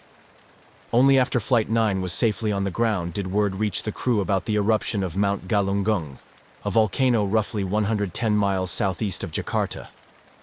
The eruption had occurred earlier that day and sent a massive ash cloud soaring into the upper atmosphere. The eruption wasn't violent or fiery. It was quiet, distant, and largely unnoticed by air traffic control. No official NOTAM, notice to airmen, had been issued. The volcanic plume had drifted westward into one of the busiest commercial air corridors in the region, invisible on radar, undetectable until it was too late. Volcanic ash clouds are unique threats to aviation. They don't behave like thunderheads or storm systems.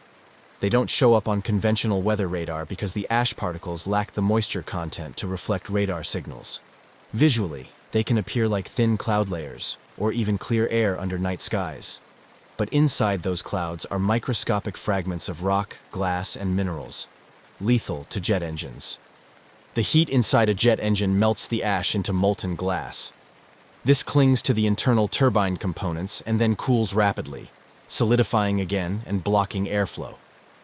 In extreme cases, it can choke the engine completely, extinguishing combustion and shutting down power, just as had happened aboard Flight 9.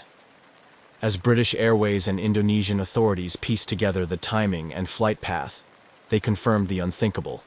Flight 9 had flown directly through the heart of a high-altitude ash plume, and it had done so for several minutes before engine failure occurred.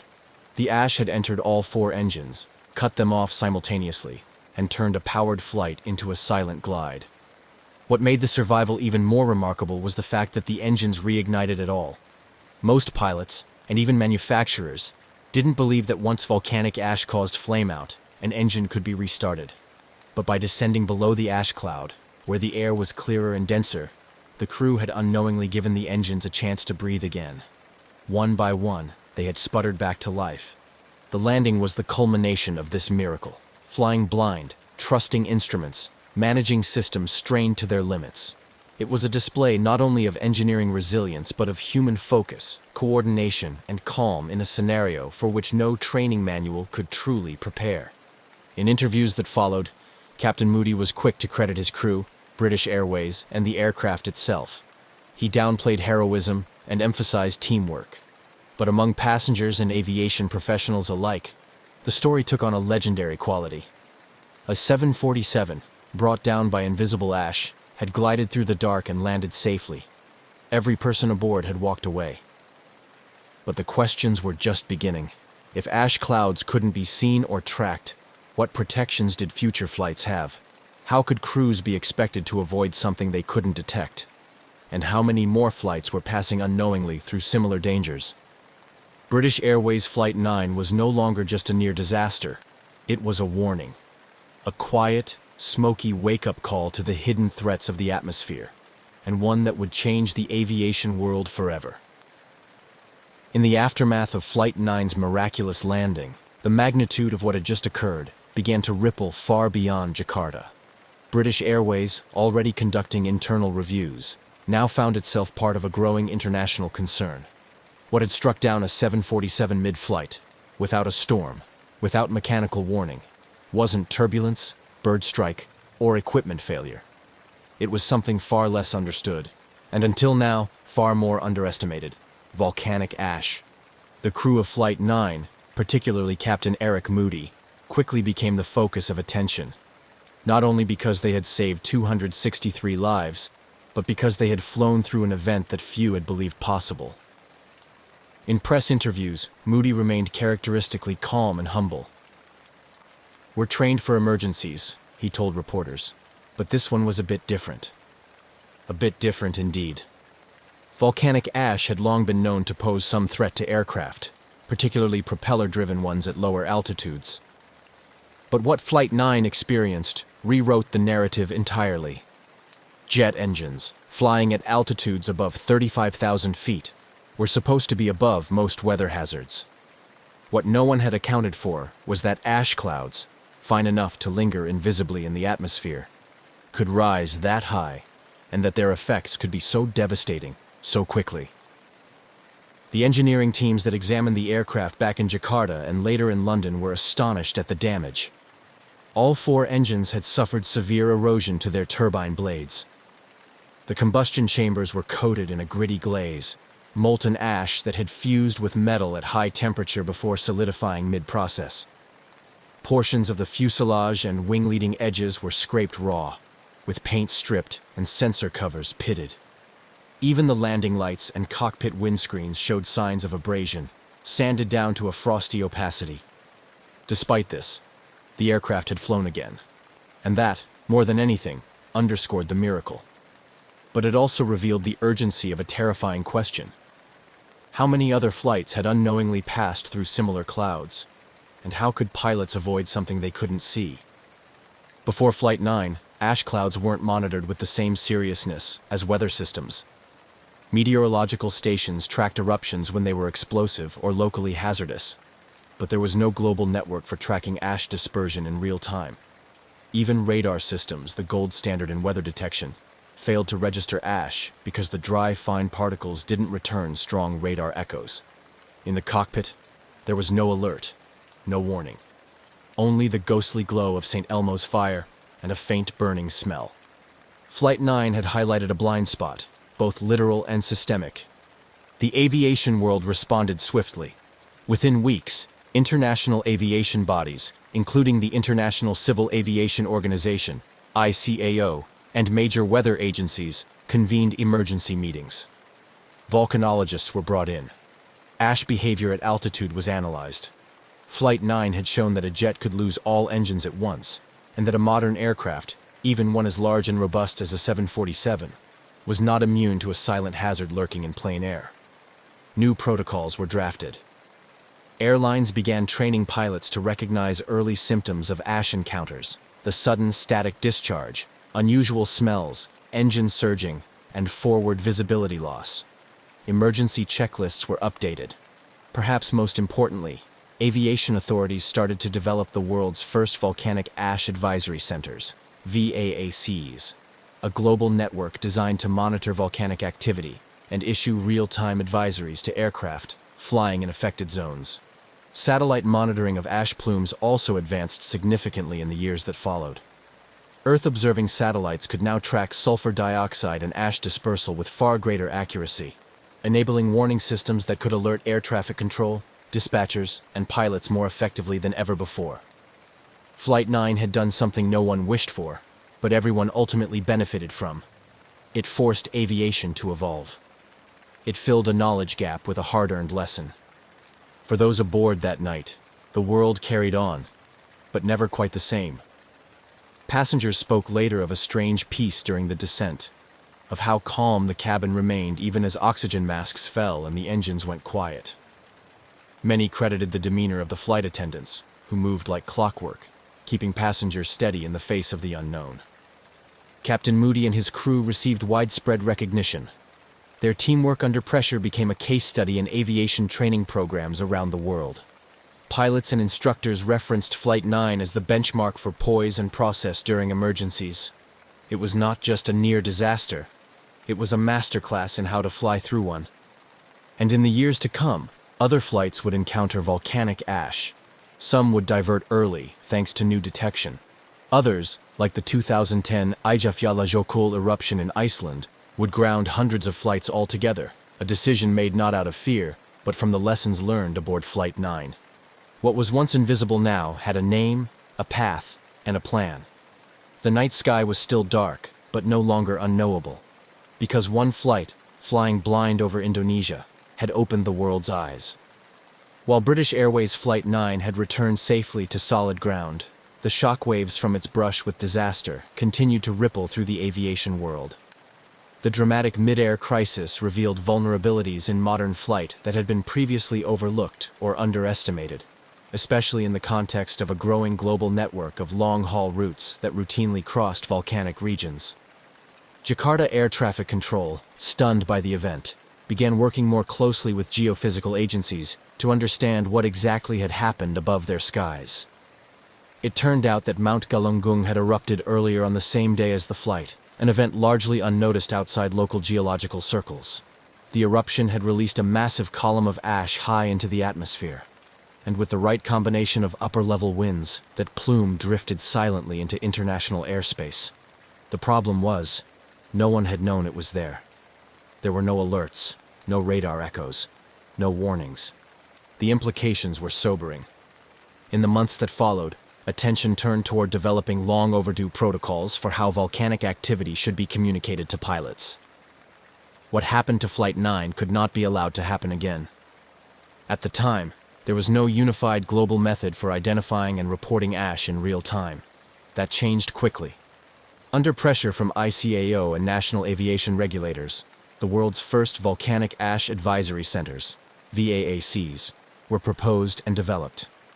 Eventually, 9 centers would be established worldwide, each responsible for monitoring volcanic activity within a specific region and issuing alerts to aviation authorities and pilots. These centers, including those based in London, Anchorage, Tokyo, and Darwin, now serve as constant monitors of potential ash threats. Flight manuals also began to include specific guidance for recognizing and responding to volcanic ash encounters. New checklists addressed the subtle but critical warning signs: the sudden glow of St. Elmo's fire, strange engine behavior, or the faint, gritty smell of sulfur in the cabin. Pilots were taught not to rely on radar, but instead to trust the signs and act immediately, by descending, turning away, and avoiding further exposure. Flight simulators were updated to include volcanic ash failure scenarios. For the first time, engine flameouts caused by ash could be replicated in training environments. What had once seemed like an impossibility, losing all 4 engines in a 747, was now a part of the training syllabus for airline crews around the world. Engine manufacturers, too, took note. Rolls-Royce and other leading companies studied the damage to Flight 9's power plants in exhaustive detail. The molten ash had entered the combustion chamber, fused onto blades, then cooled into glass. Engineers began designing turbines more resistant to such damage and refining protocols for testing engines after suspected ash exposure. But perhaps the most lasting change was psychological. The illusion of complete control in modern aviation had been fractured. Pilots and passengers alike had been reminded that the sky, so vast, so seemingly predictable, still held secrets. And while the industry had grown more advanced, more redundant, more secure, it was not invincible. Nature, when unmonitored or misunderstood, could still outmaneuver the best of machines. For the passengers of Flight 9, life resumed, albeit with a deeper appreciation for its fragility. Many kept in touch long after the flight, bound by a shared memory of quiet terror and miraculous survival. Some described it as life-changing. Others said they didn't fully understand the gravity of the incident until they saw the headlines afterward. As for Captain Moody and his crew, they returned to flying after a period of review and rest. They were never ones to seek the spotlight, but their actions, decisive, professional, and calm under extraordinary circumstances, became legendary. Their story was passed down in classrooms and cockpits, not just as an example of skill, but of the human strength required when the systems fall silent. Flight 9 didn't crash. It didn't break apart in the sky or disappear beneath the ocean. But what it gave aviation was as important as any near miss or tragedy. A warning that came in time. A mystery, solved just enough to spur global change. And a reminder, above all, that vigilance in the sky must extend beyond what can be seen. In the years that followed the safe landing of British Airways Flight 9, the story became more than an incident report. It became a benchmark, a moment in aviation history where everything worked as it should, even as everything failed. And the final pieces of the legacy it left behind weren't just procedural or mechanical. They were human. They were cultural. They were enduring. The passengers of that extraordinary flight returned to their lives, scattered across the world, some never speaking much about the night they drifted powerless over Indonesia. Others held on to it quietly, knowing they had walked away from something that, by any standard, should have ended very differently. Among them were business people, families, backpackers, and crew members, each with a version of the story that included the surreal calm in the cabin, the quiet descent in the dark, the soundless minutes when the world outside was nothing but stars and silence. For many, the memory wasn't traumatic so much as deeply humbling. Some passengers described an eerie sense of peace while the engines were out, perhaps a product of the crew's measured composure, or the shared understanding that panic had no place here. The cabin crew, too, received high praise. Their ability to continue service, maintain order, and assist passengers through confusion and fear was nothing short of professional excellence. British Airways Flight 9 became a celebrated example of crew coordination under duress. It entered training manuals. Aviation conferences cited it as the gold standard for CRM, crew resource management.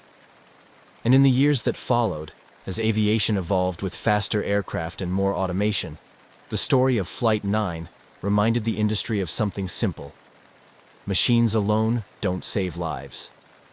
People do. Captain Eric Moody's now famous announcement, Ladies and gentlemen, we have a small problem. All 4 engines have stopped. Became a case study in communication. It was a statement of impossible calm, delivered in a tone that seemed to compress the chaos of the moment into something oddly manageable. Moody, of course, didn't see it as legendary. In later interviews, he always redirected credit to his crew. It was a team effort, he insisted, the way flying is meant to be. And yet, it wasn't just the professional aviation community that took notice. The story captured imaginations far beyond the airport tarmac. It was covered in newspapers and on television, and eventually retold in books, documentaries, and podcasts. Writers saw in it not just technical drama, but the poetry of the impossible.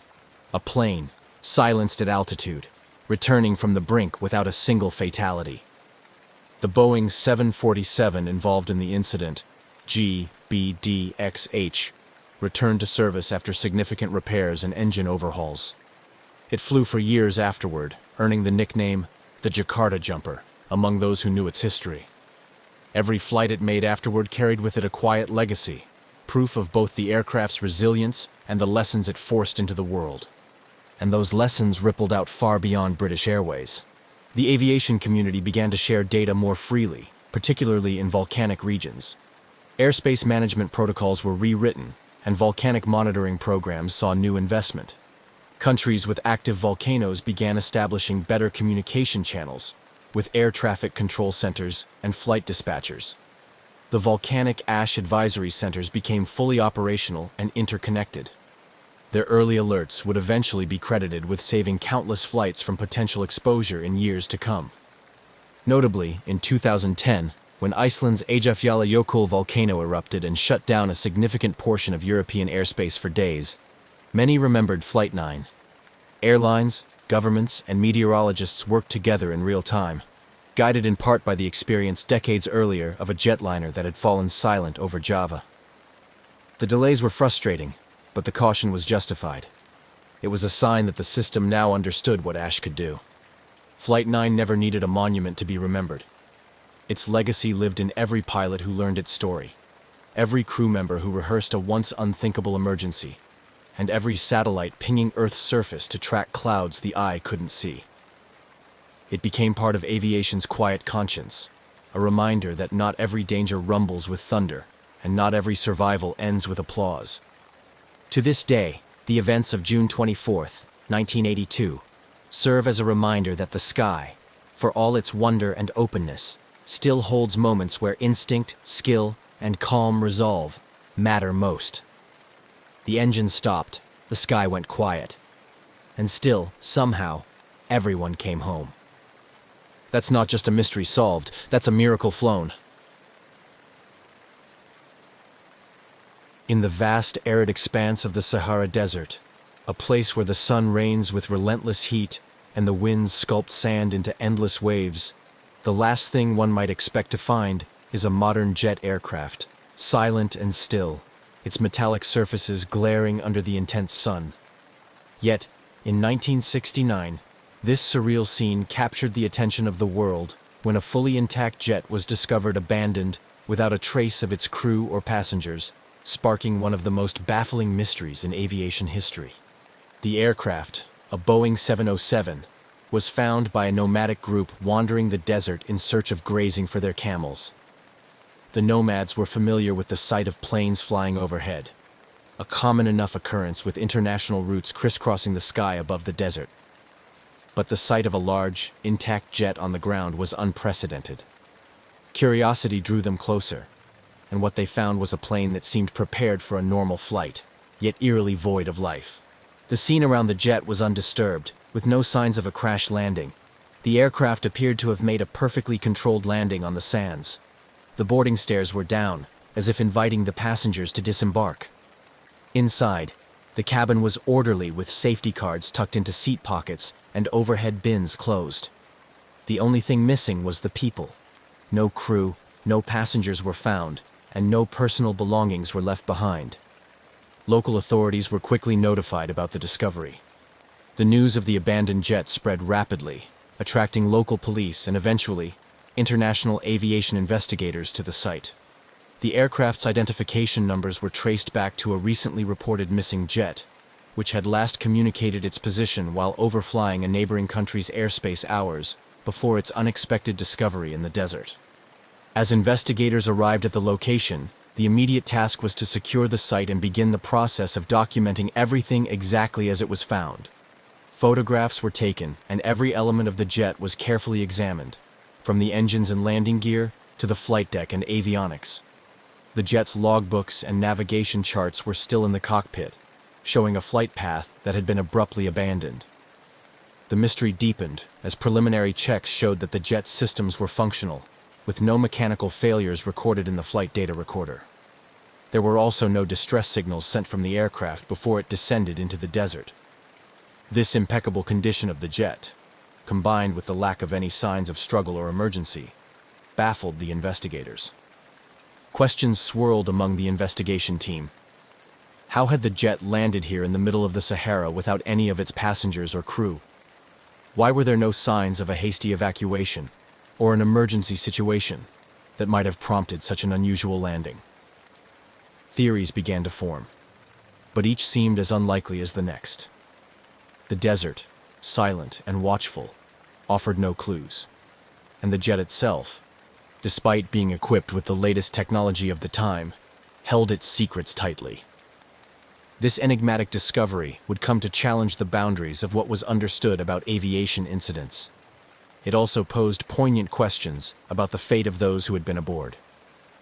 As the investigation pressed on, the task of piecing together the events leading up to the aircraft's final flight became a puzzle that captured the imagination of the world, raising this particular incident to the status of legend in the annals of unsolved aviation mysteries. The Boeing 707 that sat deserted amidst the sprawling sands of the Sahara had embarked on what was supposed to be a routine commercial flight. Its journey had begun at a bustling international airport, where it was thoroughly checked and prepared for a long haul over several countries, with a final destination in a major European city.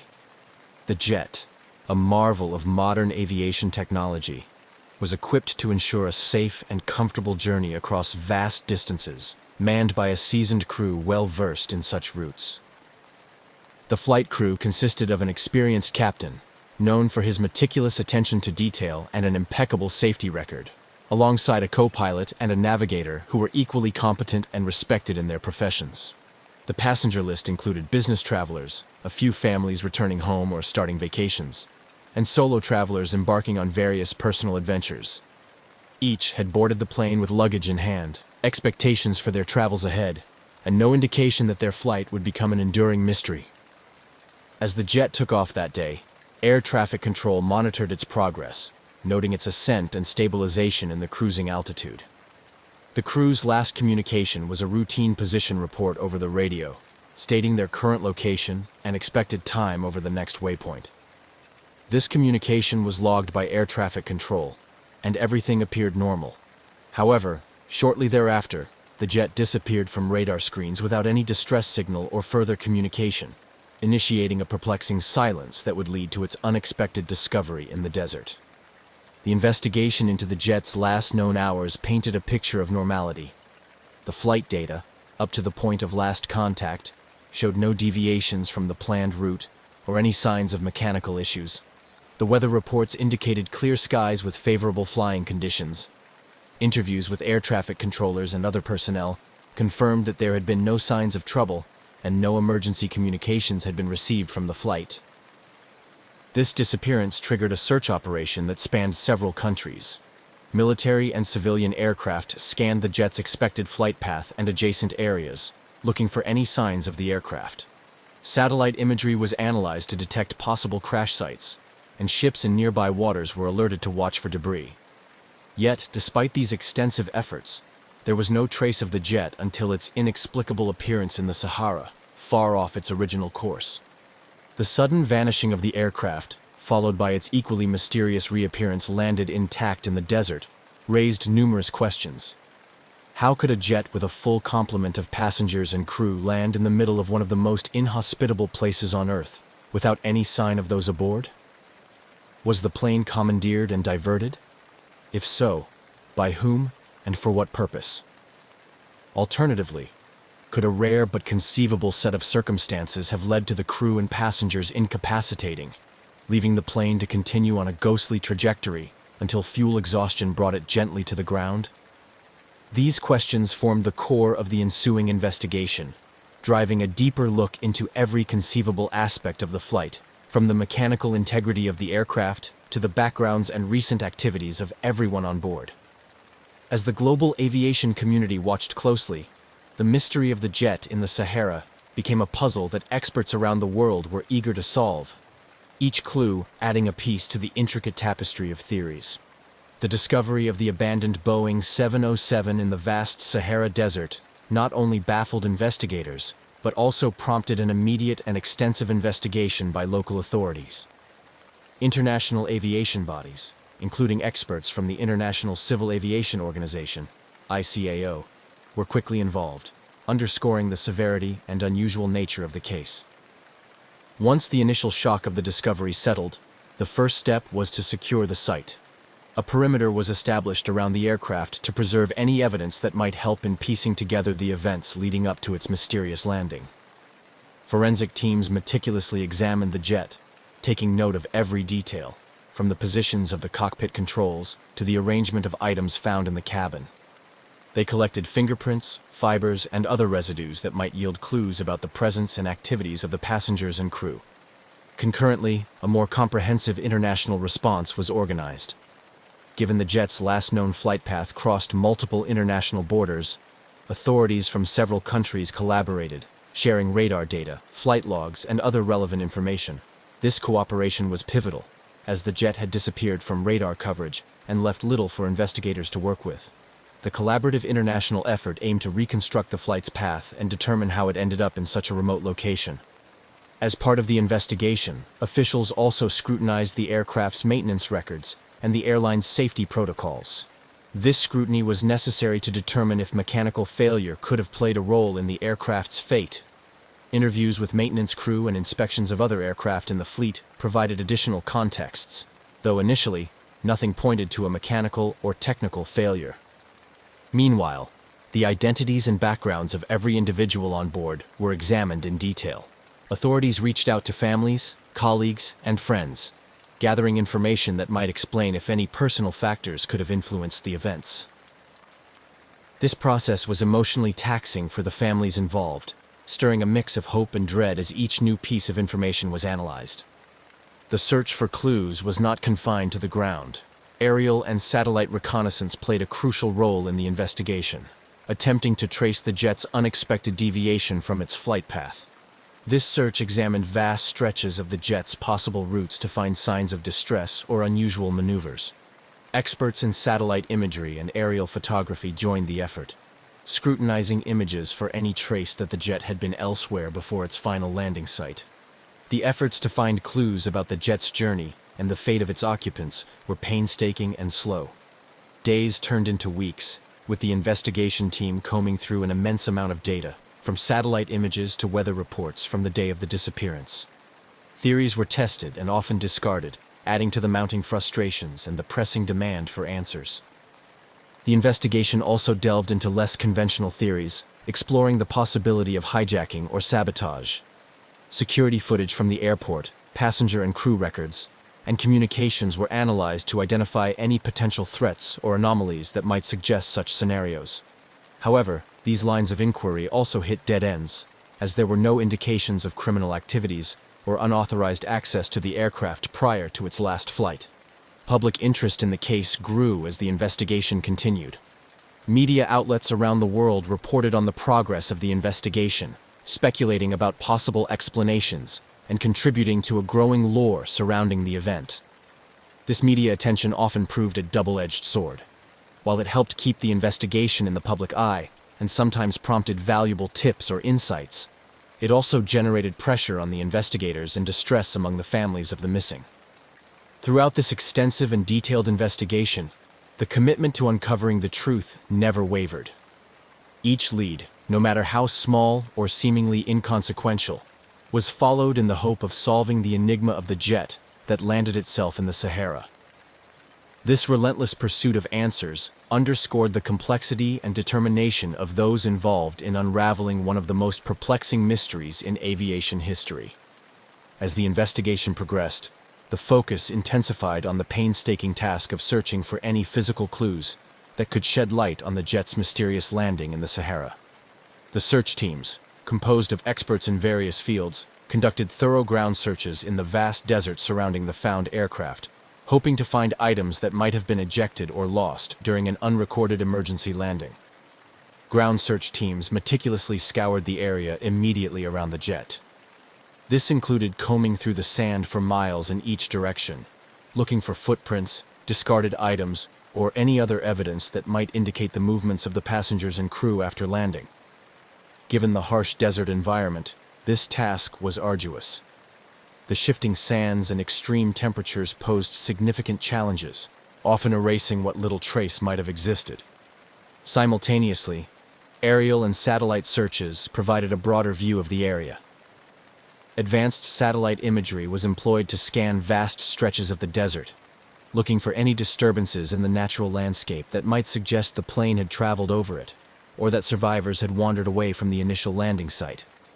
Helicopters and drones equipped with high-resolution cameras and thermal imaging technology flew over the region, expanding the search radius and providing real-time data to the teams on the ground. Despite these exhaustive efforts, the searches yielded few tangible results. The desert seemed to have swallowed any clues, leaving the investigation team grappling with more questions than answers. The pristine condition of the aircraft at the discovery site suggested a controlled landing rather than a crash, which only deepened the mystery.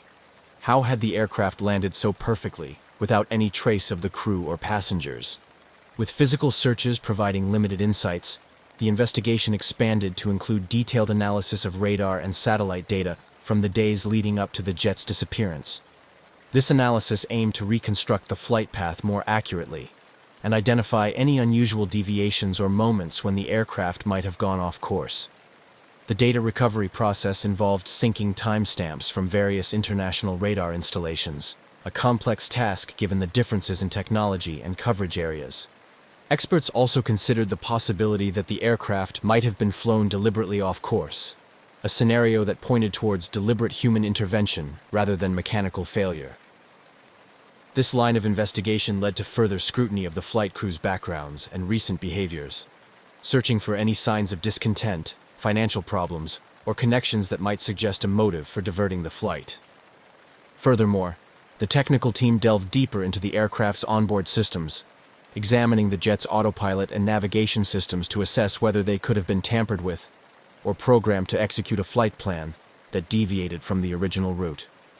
The aircraft's communication systems were also analyzed to determine why no distress call was made, and whether the systems had been disabled or failed. As weeks turned into months, the complexity of the investigation grew. Each piece of data added a layer to the intricate puzzle, yet no conclusive evidence emerged that could explain the circumstances leading to the jet's final landing in the desert. The lack of answers was frustrating for the investigators, and agonizing for the families waiting for any news of their loved ones. Throughout this extensive search and investigative effort, the commitment of the teams never wavered. The mystery of the silent passenger jet in the desert captured the attention of the global aviation community, reminding everyone of the vast unknowns still present in modern aviation and the relentless pursuit of answers that drives human curiosity and ingenuity. As the exhaustive physical and technical investigations continued without yielding conclusive results, the range of theories regarding the disappearance of the jet and its passengers began to proliferate. Each theory attempted to fill the void left by the lack of concrete evidence, ranging from plausible explanations involving hijacking and sabotage to speculative scenarios including supernatural elements.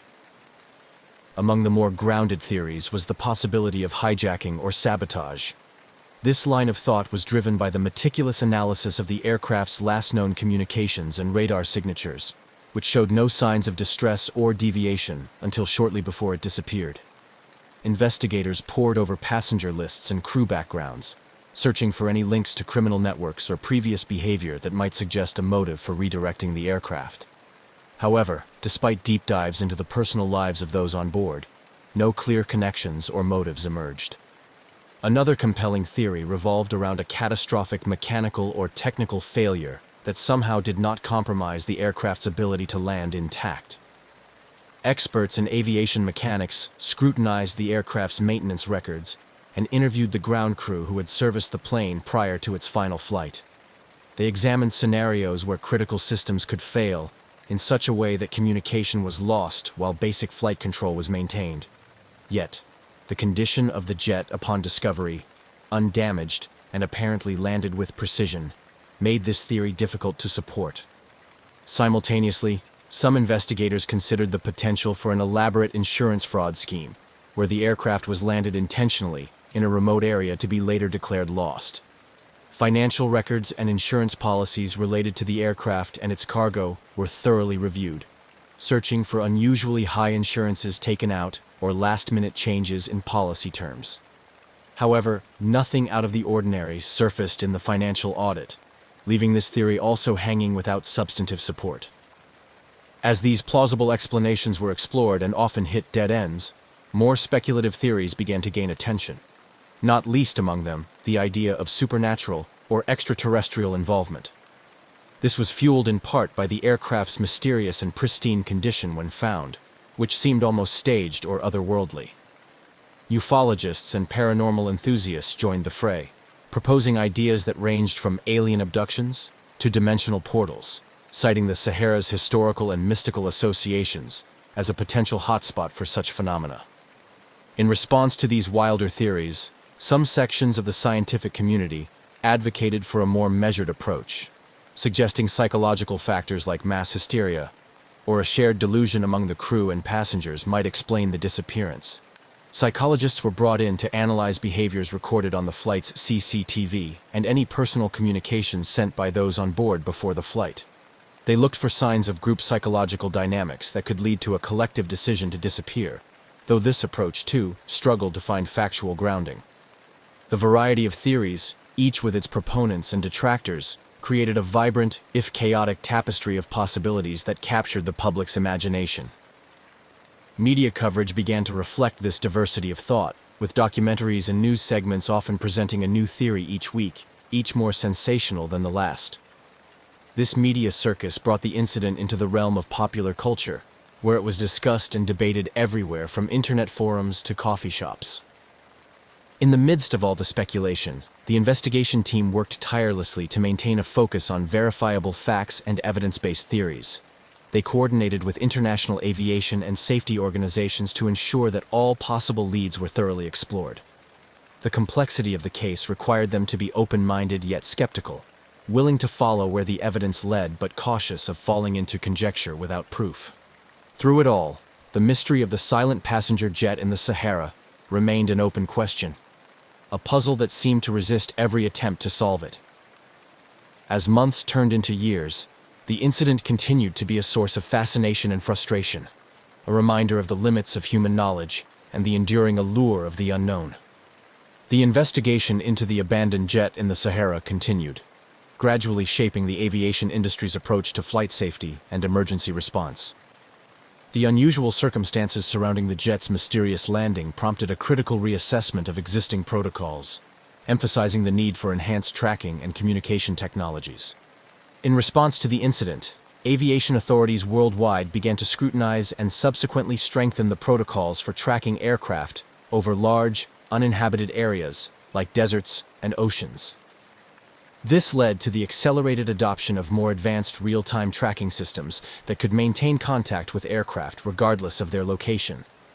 Technologies such as ADS-B, Automatic Dependent Surveillance Broadcast, which provides air traffic controllers with real-time updates on an aircraft's position, became standard requirements on commercial jets. The incident also highlighted the importance of improving onboard communication systems to ensure that pilots could maintain contact with ground control under any circumstances. Enhancements were made to satellite communication technologies, allowing for a continuous two-way communication channel between the aircraft and ground control, even from the most remote parts of the world. These technical improvements were accompanied by revisions to emergency response strategies. The mysterious circumstances of the jet's landing, with no distress call or indication of trouble, led to the development of more robust procedures for investigating and responding to sudden silences or disappearances of aircraft. Simulation exercises and training programs were updated to include scenarios involving unexplained landings and disappearances, preparing both aircrews and ground personnel to handle similar situations more effectively. The media's role in covering the incident also had a profound impact on public perception of aviation safety. Initial sensational reporting gave way to a more measured discourse as the investigation unfolded, helping to educate the public on the complexities and challenges of maintaining safety in modern aviation. This shift in media narrative helped to rebuild trust in air travel, which had been somewhat shaken by the mysterious event. In popular culture, the incident inspired various forms of artistic expression. Filmmakers, novelists, and television producers drew upon the eerie and unresolved nature of the story, creating works that captured the public's imagination and explored themes of isolation, technology, and human courage.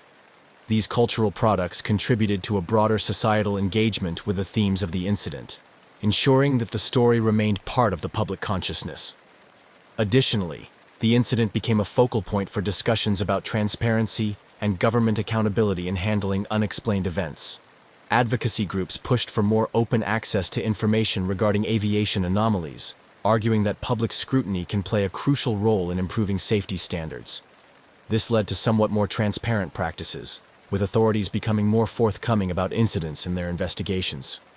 The legacy of the abandoned jet in the Sahara is a complex tapestry of technological advancement, cultural impact, and improved safety protocols. It serves as a poignant reminder of aviation's vulnerabilities and the constant need for vigilance, innovation, and cooperation to ensure the safety of air travel. As the industry continues to evolve, the lessons learned from this mysterious incident remain a crucial part of the dialogue on how best to navigate the skies safely and responsibly. The mysterious discovery of the abandoned jet in the Sahara not only puzzled investigators and aviation experts, but also left a significant mark on popular culture and spawned a variety of conspiracy theories.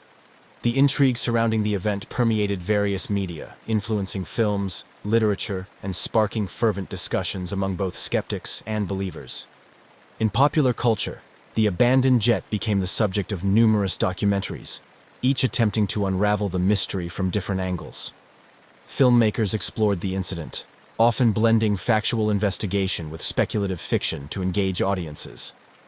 The enigmatic nature of the case proved to be a fertile ground for storytellers, who envisioned scenarios ranging from espionage and governmental cover-ups to paranormal activity and alien interventions. These stories, while fictional, tapped into the collective fascination with the unexplained, drawing large audiences eager to explore the boundaries of reality. Literature also mirrored this fascination. Authors of thriller and mystery genres found inspiration in The Desert Jet, crafting novels that delved into the psychological and societal impacts of such a bewildering event. These books often portrayed characters grappling with the unknown, using the backdrop of the mysterious jet to explore themes of isolation, human fear of abandonment, and the existential dread of the unexplained. Furthermore, the incident spurred a slew of conspiracy theories that flourished on internet forums and social media platforms. These theories ranged from the plausible to the outlandish, with some suggesting that the jet was part of a secret government experiment gone awry, while others believed it was evidence of time travel or an interdimensional portal. These discussions were not just limited to fringe groups.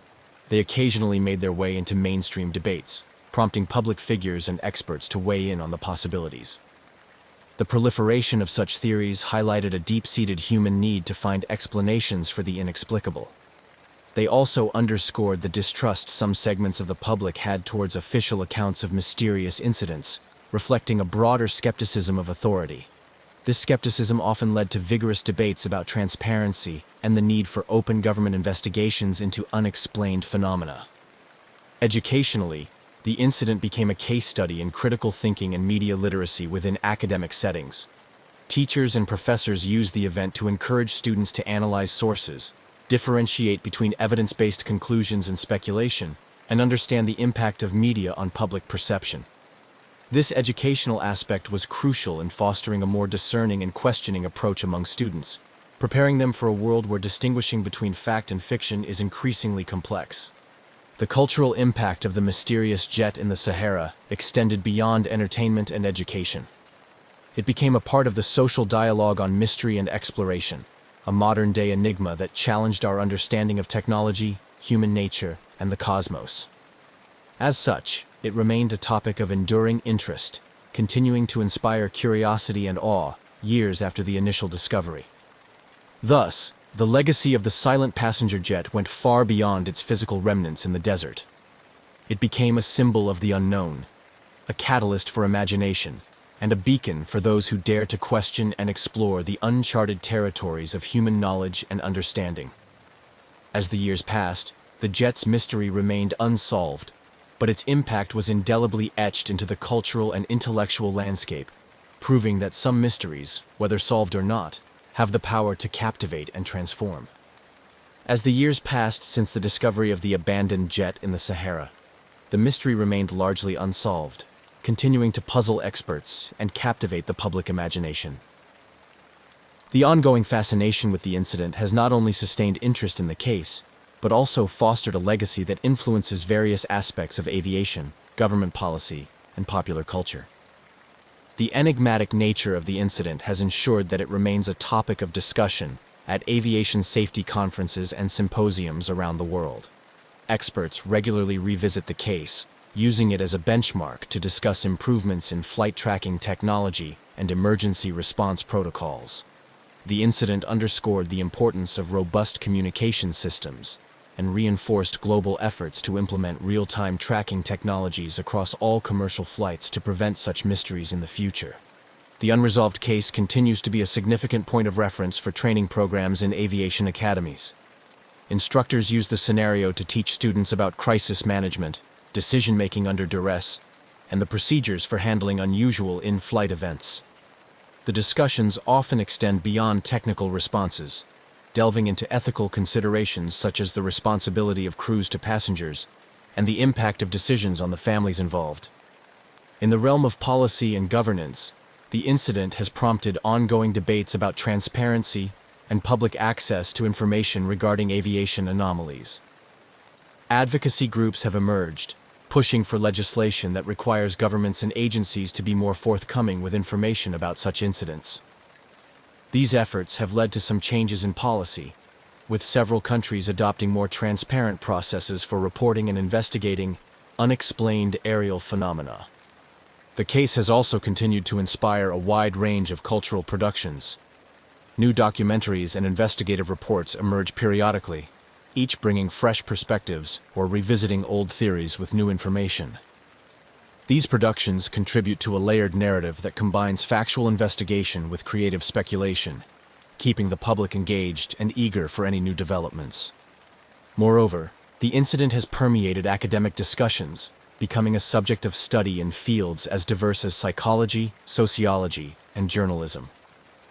Academics analyze the public and media responses to the incident as a case study in human behavior, the spread of misinformation, and the societal impacts of unresolved mysteries. Such studies often highlight how human beings deal with the unknown, the role of the media in shaping public perception, and the psychological effects on those directly involved in or affected by such incidents. On a more personal level, the legacy of the mystery continues to impact the families of the crew and passengers who were aboard the jet. For many, the lack of closure remains a source of ongoing grief and frustration. However, some family members have channeled their experiences into advocacy, working with aviation safety organizations to improve passenger and crew safety. Their efforts ensure that the incident, while unresolved, has a constructive impact on the future of aviation. In the broader community, the abandoned jet has become a symbol of the enduring human fascination with the unknown. It sparks the imagination of those who hear about it for the first time, and continues to intrigue those who have followed the story since the discovery. The incident serves as a reminder of the limits of human knowledge and technology, prompting both humility and a relentless drive for innovation among scientists, explorers, and theorists. Ultimately, the legacy of the silent passenger jet is woven into the fabric of modern lore, a mysterious narrative that challenges our understanding of the world and propels us toward greater exploration and discovery. Whether or not the mystery is ever solved, its impact is undeniable, influencing how we think about, respond to, and communicate our encounters with the unknown. As we move forward, the story of the jet in the Sahara serves as a profound lesson in the complexities of our technological age and the mysteries that still lie beyond our grasp. The Learjet 35 is a sleek, nimble business jet, built for speed and comfort at high altitude. Often seen shuttling celebrities, executives, and professionals across the skies, it's a symbol of precision engineering and luxury.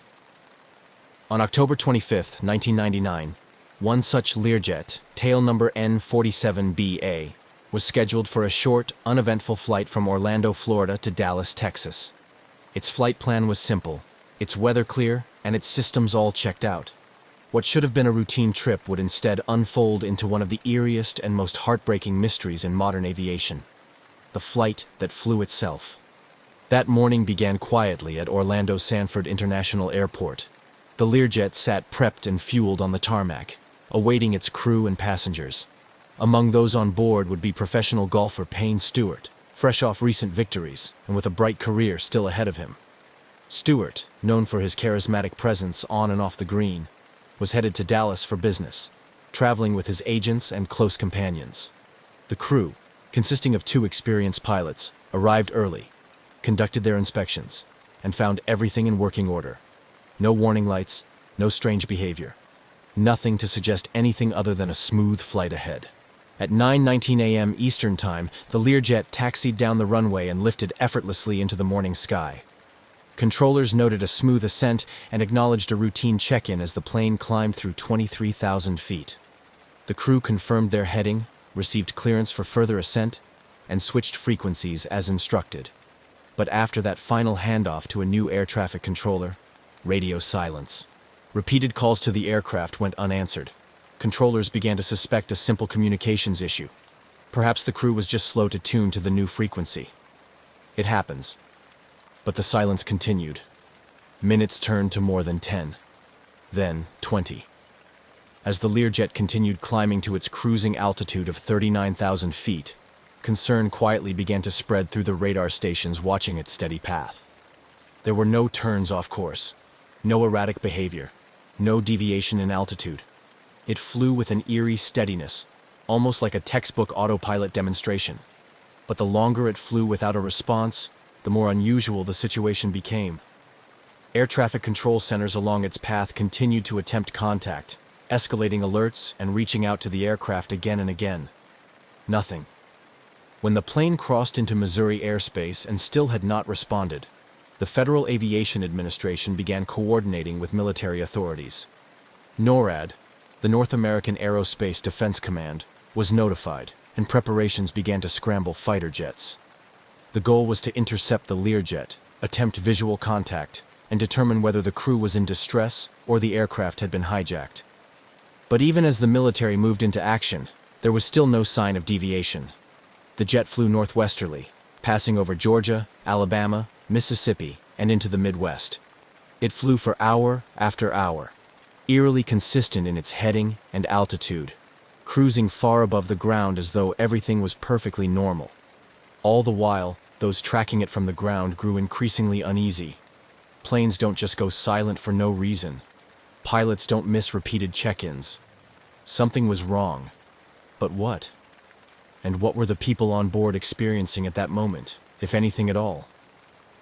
F-16 fighter jets were finally scrambled from an Oklahoma Air National Guard base. The pilots quickly ascended to meet the Learjet's altitude and reached visual range as it neared Missouri. What they reported back was chilling.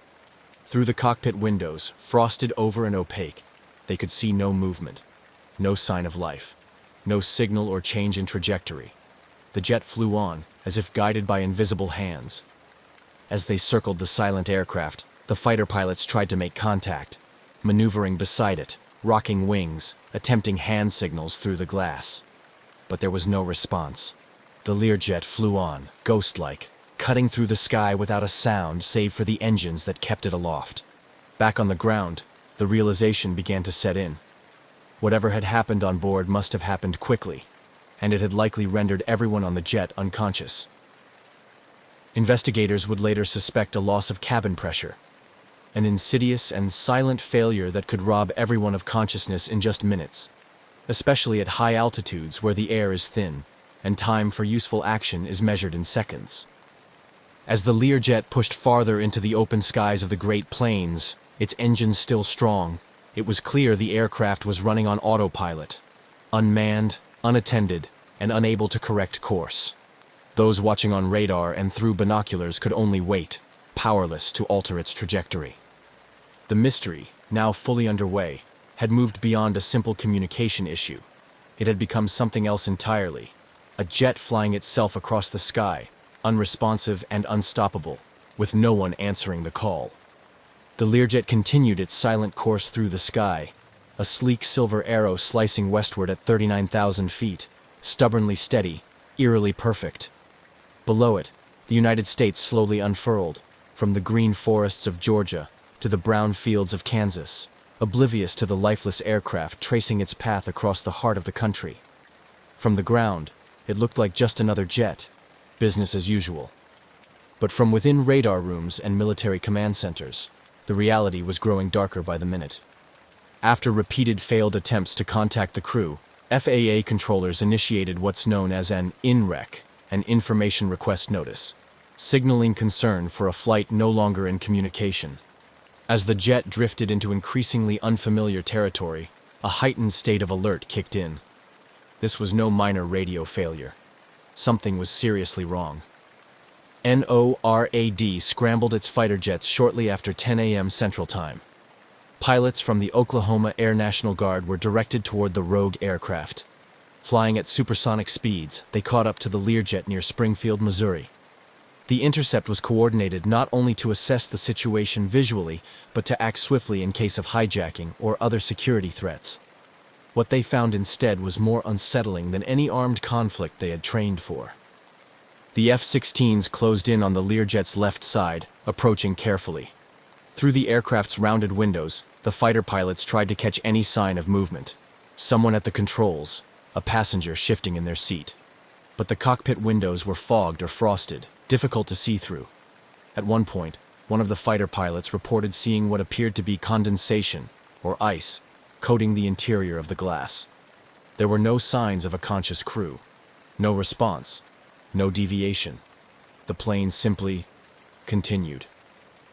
Communicating back to NORAD, the fighter pilots confirmed that the Learjet was behaving like it was on autopilot. It maintained altitude, speed, and heading with textbook precision, just as it had from the beginning. One pilot reported seeing what looked like the silhouette of someone slumped forward in the cockpit, still, unmoving. There was little else the military could do.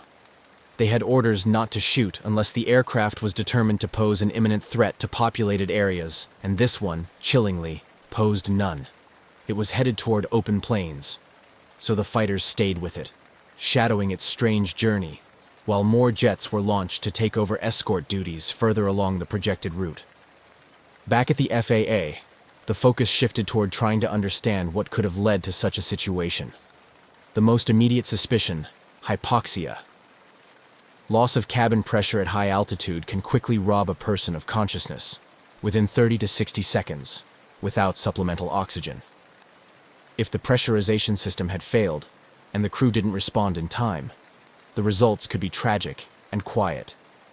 In just a few short minutes, everyone on board could have slipped into unconsciousness without ever realizing the danger. The Learjet 35's pressurization system was generally reliable, but like any system, it was vulnerable to failure.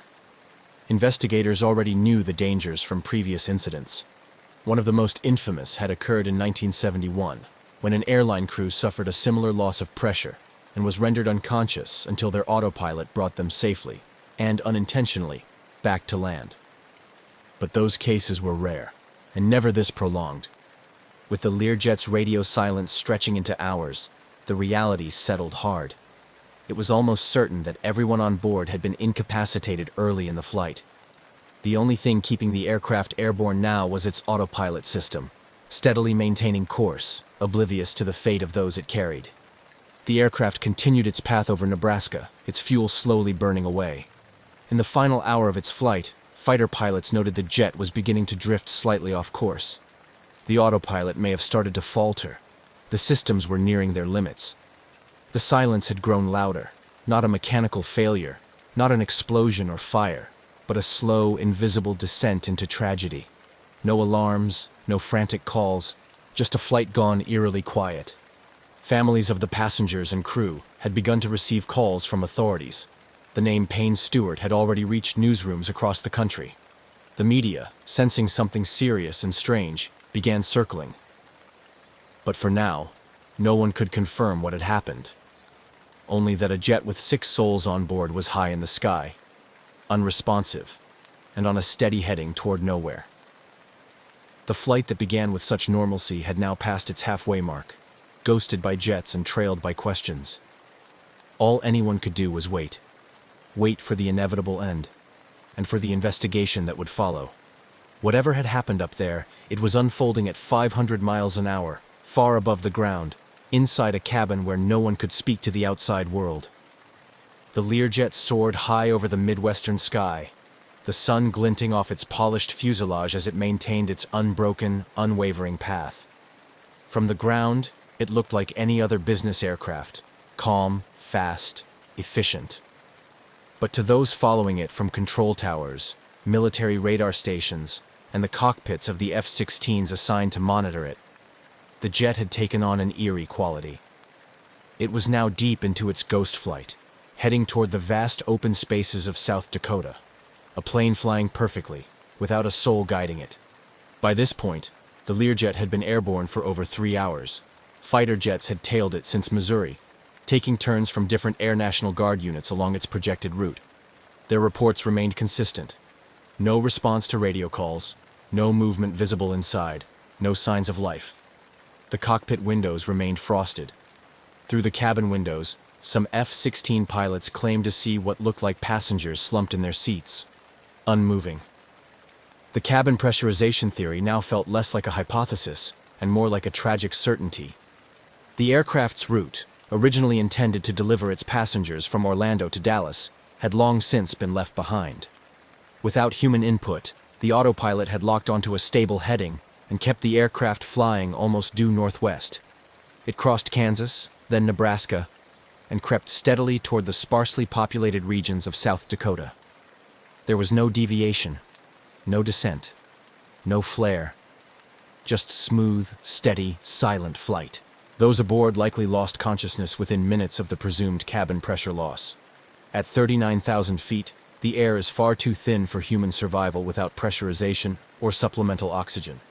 If the system had failed and the crew hadn't quickly donned their oxygen masks, they would have slipped into unconsciousness before even fully realizing what was happening. Hypoxia doesn't come with flashing warning lights or piercing alarms. It arrives like a soft veil, confusion, fatigue, and then nothing. And in the calm quiet of a smooth climb, it's easy to miss until it's too late. In the Learjet's cockpit, the autopilot likely maintained level flight while the aircraft cruised through the upper atmosphere. There were no inputs from the pilots, no course corrections, no descent planning. It simply flew, mechanically perfect and unnervingly indifferent to the condition of the people on board. The fighters assigned to shadow it could do little but watch.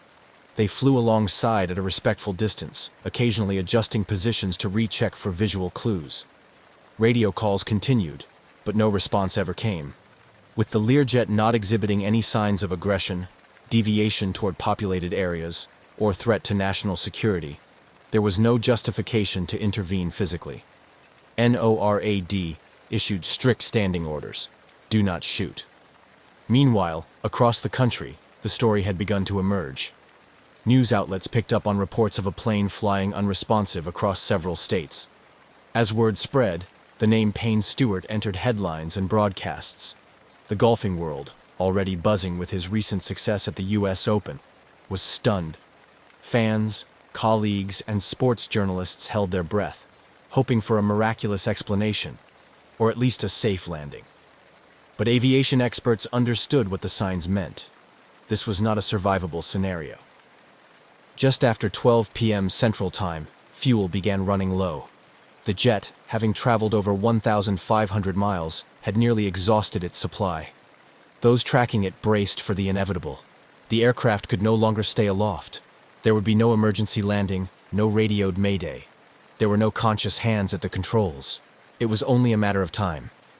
Radar data showed the Learjet slowly beginning to descend. At first, it seemed like a typical programmed descent, the kind you'd expect from an autopilot approaching a destination. But it wasn't under control. It was a quiet fall.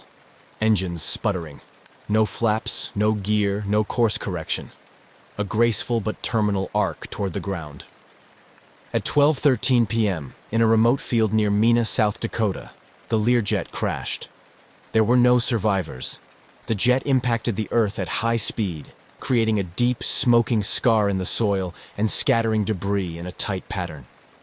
Local authorities and emergency responders were quickly on scene, but the outcome was as expected.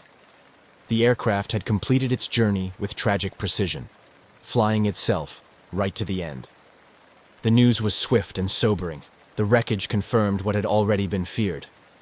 Among the 6 lost were Payne Stewart, his 2 agents, and the 2 experienced pilots who had flown many such routes before. The country mourned.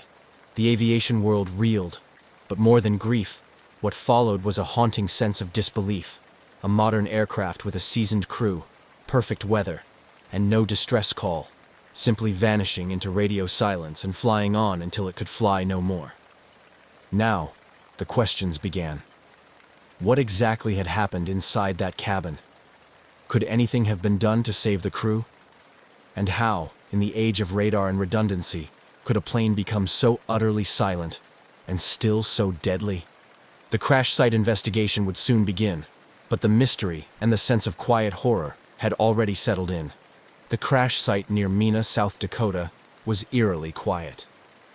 In the middle of a wide, open pasture, far from any major town or highway, a long scar marked the spot where the Learjet 35 had come to rest.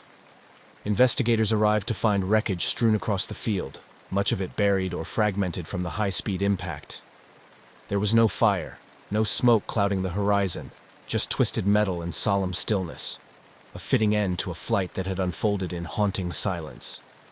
The National Transportation Safety Board, NTSB, quickly secured the site. Their investigators began methodically collecting debris, photographing the scene, and marking the positions of recovered parts. The aircraft had disintegrated on impact, and there were no survivors to offer insight into what had happened in the sky above. But even in devastation, patterns emerge. Investigators knew that answers could still be found, if not in the wreckage itself, then in the systems that had quietly guided the aircraft on its final path. Within days, the flight data recorder, FDR, and cockpit voice recorder, CVR, were recovered. These devices, often referred to as the plane's black boxes, were damaged but largely intact. The FDR contained a record of the aircraft's performance, altitude, heading, engine parameters, over the final minutes of the flight. The CVR held up to 30 minutes of cockpit audio, continuously overwritten unless something triggered a need to preserve it. What they found on the voice recorder was unsettling in its emptiness. For the vast majority of the tape, there was no conversation. No last-minute panic. No emergency troubleshooting. No calls for help. Just the quiet hum of avionics, the occasional autopilot engagement tone, and eventually, nothing at all. The silence on the CVR confirmed what had already been suspected. The crew likely lost consciousness early in the flight. The remaining hours, the jet had flown itself. Further analysis of the flight data showed that the aircraft had performed normally for the first few minutes after takeoff. The climb was steady, the speed within normal limits, and all signs pointed to a well-handled departure. But around the time the aircraft reached its cruising altitude, 39,000 feet, everything stopped changing. The jet leveled off and held that altitude for the remainder of the flight, until the engines flamed out from fuel exhaustion hours later. The most probable cause was now becoming clear: a loss of cabin pressurization, which had gone unnoticed or unaddressed by the crew in the critical early moments. Without pressurization at that altitude, the atmosphere inside the cabin would have thinned rapidly. Hypoxia would have set in, quietly, lethally. Hypoxia is one of aviation's most insidious dangers. At 39,000 feet, The time of useful consciousness without supplemental oxygen is around 15 to 30 seconds. Pilots are trained to recognize its symptoms: lightheadedness, euphoria, impaired judgment, tunnel vision. But those early signs are subtle, easy to misinterpret or miss entirely, especially in a routine flight with no warning alarms. If the pressurization failure was gradual and the oxygen masks weren't deployed immediately, both pilots could have become incapacitated before they even realized what was happening. With the pilots unconscious and the passengers likely affected just as quickly, the aircraft's autopilot became the only force keeping the Learjet in the air. And it did exactly what it was programmed to do: maintain heading, altitude, and speed. For hours it executed its duties with mechanical precision, while the human presence inside faded into unawareness. The pressurization system itself became the focus of a detailed mechanical analysis. Every valve, sensor, and backup system was studied. No major defects were found, but due to the nature of the crash, some components could not be recovered or tested. Investigators concluded that either the pressurization system had failed silently, or the warning indicators failed to trigger the crew's attention in time.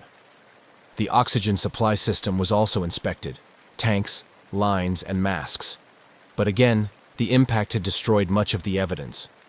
No clear malfunction was recorded. With no distress call made and no manual intervention recorded after climb-out, the NTSB's final report leaned toward a grim but logical conclusion. The crew was incapacitated by hypoxia, the aircraft continued on autopilot until fuel exhaustion, and the crash was the tragic culmination of a system working exactly as designed, but without its most important component: conscious humans. The findings were sobering. There was no singular mechanical failure to blame, no villain, just a cascade of small failures or missed moments that allowed a routine flight to become a national tragedy. The very design of the aircraft, to fly smoothly, efficiently, and without pilot input for long stretches, had become its undoing. As the investigation closed in on its final findings, the public's questions shifted. If something so silent and sudden could render an entire cabin unconscious, what could be done to prevent it from happening again? The focus would soon turn to procedure, training, and systems design. But for now, the most haunting detail remained: a jet, silent and sleek, flying flawlessly across a cloudless sky, with no one left awake to see where it was going. In the weeks following the crash, the National Transportation Safety Board worked through every angle of the case, determined to understand exactly what went wrong aboard Learjet N-47BA, and what could be done to keep it from happening again. The deeper they probed, the more chilling the reality became. This was not a case of one catastrophic failure, but a quiet chain of small, subtle oversights and missed opportunities that ultimately allowed a deadly scenario to unfold unnoticed and unchallenged. The investigation zeroed in on one element above all: cabin pressurization. At 39,000 feet, the human body cannot survive for more than a minute or two without supplemental oxygen. Commercial jets are designed to automatically pressurize the cabin as they ascend, mimicking a lower, livable altitude inside. If that system fails and the cabin pressure drops, hypoxia sets in fast, often before the symptoms are even recognized. The signs can be deceptive: dizziness, tingling, euphoria, confusion. It feels like nothing at first. That's what makes it so deadly. The Learjet's pressurization system was mechanically sound during its most recent inspections, with no known issues on record. But because the aircraft was destroyed upon impact, investigators couldn't recover every component. They couldn't confirm whether a slow leak had begun early in the flight, whether a valve had malfunctioned, or whether a system setting had been overlooked by the crew. What they did know was that at some point during or shortly after climb-out, something went wrong. Under normal procedures, a crew reaching altitude would check cabin pressure levels and confirm that the pressurization system was functioning correctly. If a warning light illuminated or an alarm sounded, pilots were trained to immediately don oxygen masks and begin emergency descent. That's the critical window. Seconds, not minutes. The crew of N-47BA didn't make a call. They didn't descend. They didn't engage emergency protocols. The only conclusion? They lost consciousness too quickly to act. The aircraft's oxygen system also came under scrutiny. Investigators wanted to know if the emergency supply, stored in high-pressure tanks and delivered through masks, had failed in some way. but there was no way to verify whether the masks had deployed or whether they had been used. The voice recorder revealed no conversation indicating trouble, no sounds of masks being donned, no struggle, no effort to troubleshoot. Just silence. This raised unsettling questions. Had the crew ignored early warning signs? Had they mistaken hypoxia's onset for simple fatigue or pressure changes? Or had the failure been so sudden and complete that they never stood a chance?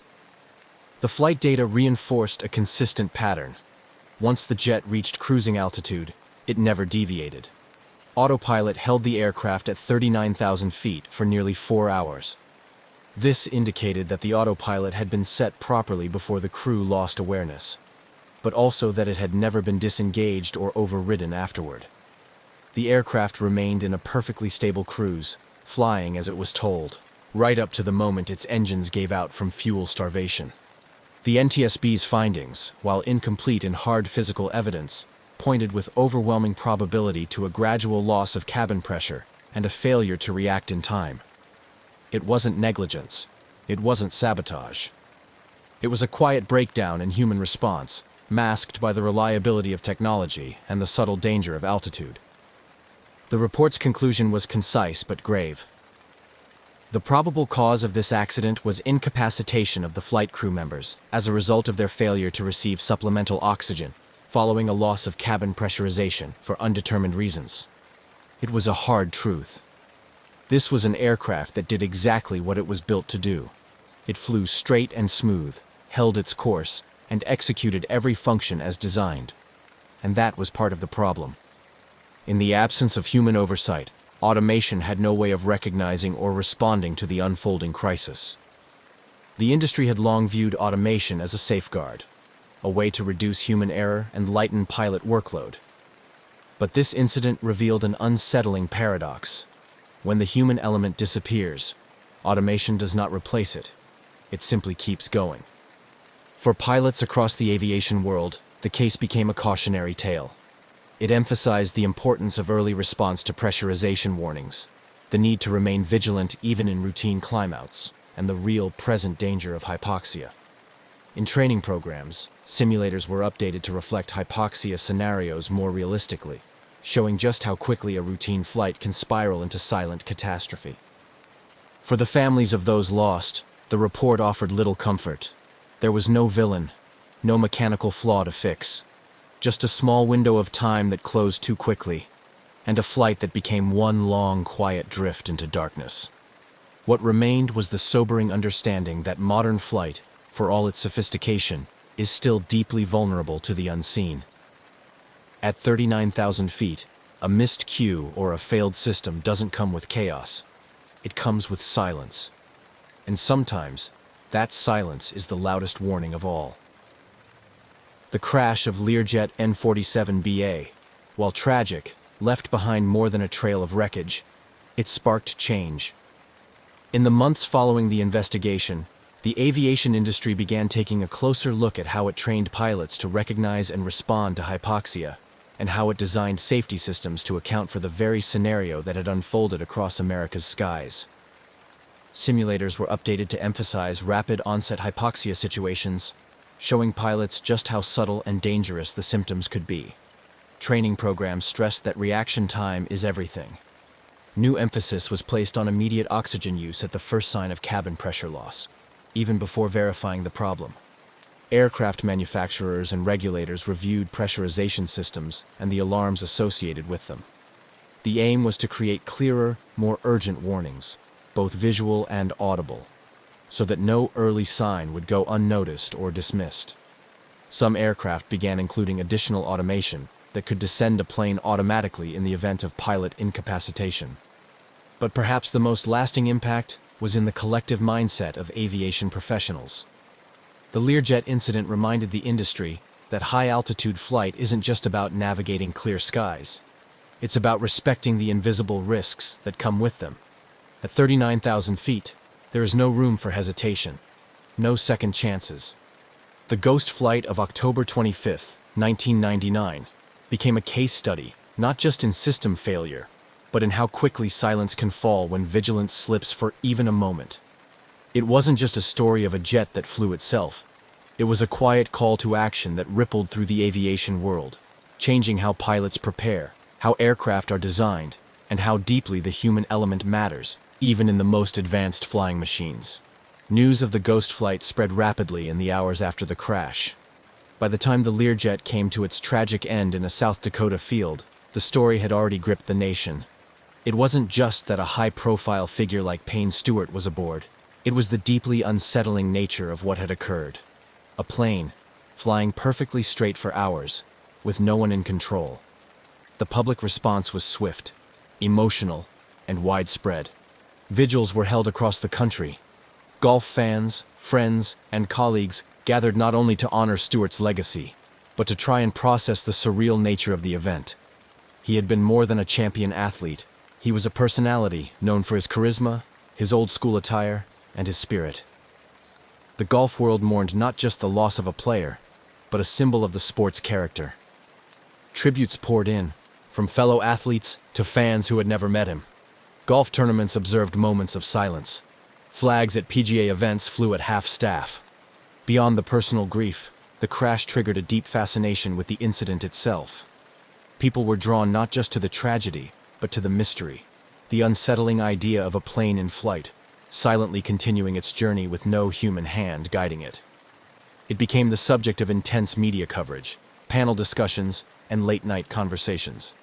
The phrase ghost plane entered the public lexicon, carrying with it a strange blend of technological wonder and human fragility.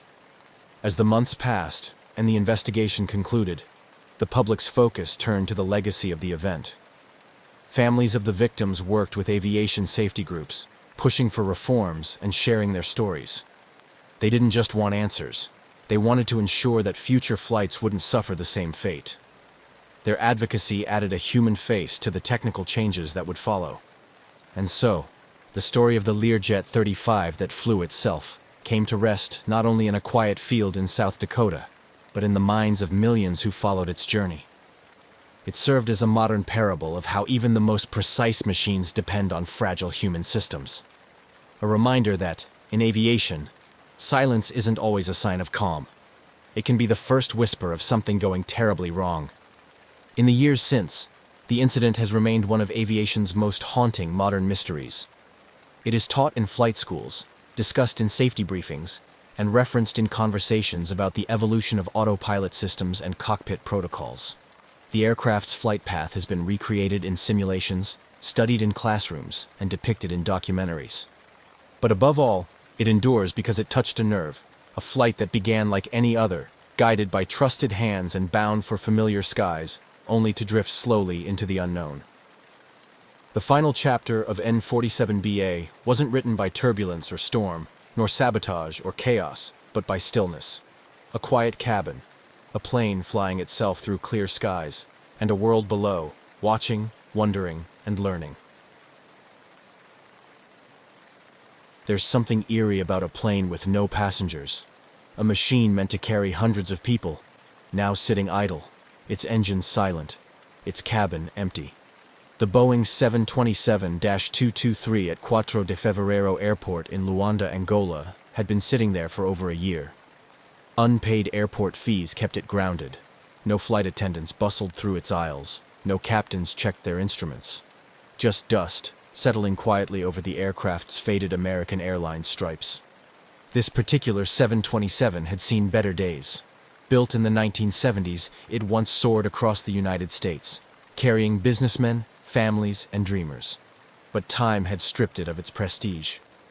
By the early 2000s, it was purchased by an American businessman named Miami-based Keith Irwin, who leased it to an Angolan airline for fuel-hauling operations.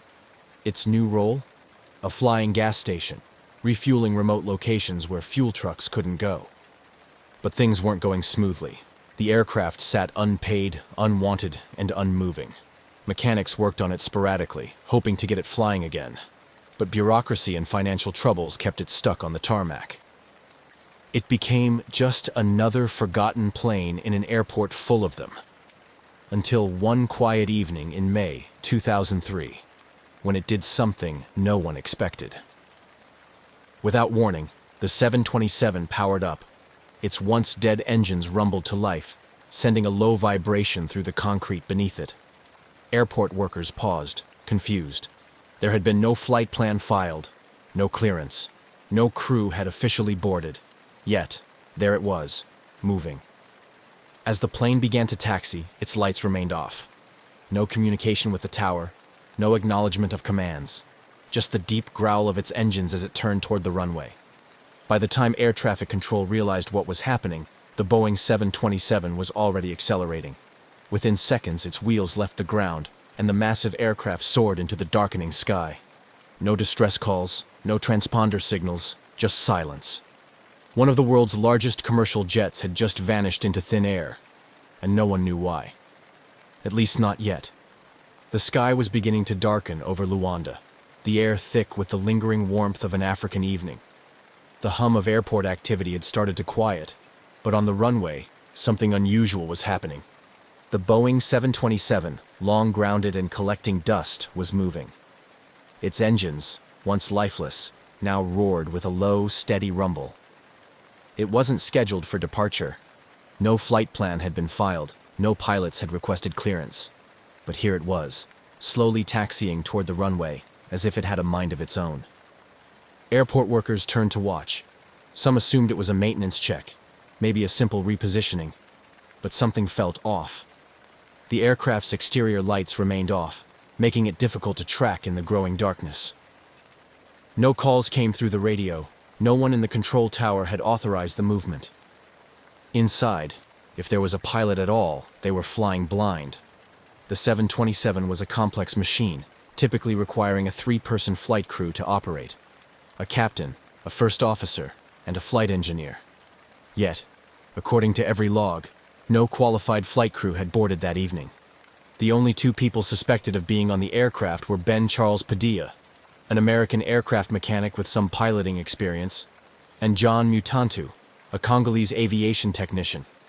Neither was licensed to fly a 727 solo, yet somehow the plane accelerated down the runway. Then, in a rush of displaced air and roaring engines, the massive jet lifted off the ground. Control tower operators scrambled to make contact. "Unidentified aircraft, please respond." Silence. "State your flight number and intentions." Nothing. The aircraft climbed westward, heading toward the Atlantic Ocean. It passed over the coastline, growing smaller and smaller, fading into the horizon. Then, it was gone. No distress calls. No emergency transponder signals. No radar track beyond a certain point. A 200,000-pound aircraft had just disappeared, and the world would never see it again. The night air over Luanda settled into a thick, humid stillness. The Boeing 727 had disappeared beyond the horizon, swallowed by the vast Atlantic. Yet inside the control tower, the confusion lingered like a fog. Officials scrambled to make sense of what had just happened. A commercial airliner had taken off with no clearance, no lights, and no communication. That alone was an aviation nightmare. But worse, no one could confirm who had been at the controls. The last known individuals connected to the aircraft were Ben Charles Padilla and John Mutantu, but neither had been scheduled to fly. Padilla was a skilled mechanic and a licensed pilot for small aircraft, but he wasn't qualified to operate a 727 alone.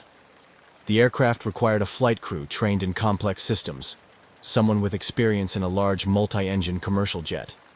So how did it take off so smoothly? Some in the airport speculated that Padilla and Mutantu were not alone. Had a third person, perhaps a skilled pilot, been secretly involved? If so, who were they, and where had they gone? Immediately, officials in Angola reported the missing aircraft. But there was little they could do. The plane had left national airspace. Once it flew over the ocean, it became a ghost. In the following days, the U.S. government took an interest. It was 2003, and in the post-9/11 world, an unidentified commercial jet suddenly going off the grid set off alarms. The FBI, CIA, and even the National Security Agency, NSA, started monitoring possible sightings. Had the plane been hijacked? Was it being repurposed for something sinister? A Boeing 727 wasn't exactly easy to hide. It was nearly 50 meters long and weighed over 100 tons when fully fueled. Yet, as the days passed, there were no sightings. No distress signals. No reports of a crash. It was as if the plane had never existed. Authorities issued international alerts. Air traffic controllers around the world were told to be on the lookout for any unidentified Boeing 727s. Security was tightened at airports in Africa, South America, and the Middle East. But the missing aircraft never turned up. It had vanished without a trace. The disappearance of the Boeing 727 quickly escalated beyond a local aviation mystery. Within hours, intelligence agencies around the world were paying attention. A fully loaded commercial airliner, capable of carrying 10,000 gallons of fuel, had taken off without authorization, without communication, and without a clear destination. In the post-9/11 era, this was more than just a missing aircraft. It was a potential security threat. If the plane had been stolen, what was its purpose? Was it being repurposed for smuggling? A terrorist attack? A military operation? The questions mounted, but the answers were nowhere to be found. The U.S. government immediately launched an investigation. The CIA, FBI, and NSA began tracking any possible sightings, while the Federal Aviation Administration, FAA, issued an international alert. Any Boeing 727 matching the stolen aircraft's description had to be stopped and searched. But stopping an aircraft that didn't want to be found was no easy task. Unlike modern jets, the 727 didn't rely on satellite-based tracking systems. Instead, it used older transponder technology, which meant whoever was flying, it could turn it off at any time, and that's exactly what had happened. With no transponder signal, the plane had disappeared from radar almost immediately after takeoff. That meant tracking it would rely on human eyes, pilots, airport workers, or intelligent sources who might spot an unfamiliar aircraft landing somewhere unexpected. Rumors began spreading. Some believed the 727 had landed at a remote airstrip in Africa, repainted and repurposed for illegal activity. Others suspected it had flown to South America, where criminal organizations could use it for smuggling. A few even speculated that it had been taken to a Middle Eastern country to be outfitted for a terrorist attack. But despite weeks of searching, no confirmed sightings ever surfaced. There were no satellite images, no recorded landings, just silence. For intelligence agencies used to tracking the world's most advanced military jets, the idea that a massive commercial aircraft could simply vanish was unthinkable. Yet somehow it had. The search for the missing Boeing 727 took a new turn as investigators focused on the why behind its disappearance. A plane this size doesn't just vanish, it has to go somewhere. But where? And more importantly, for what purpose?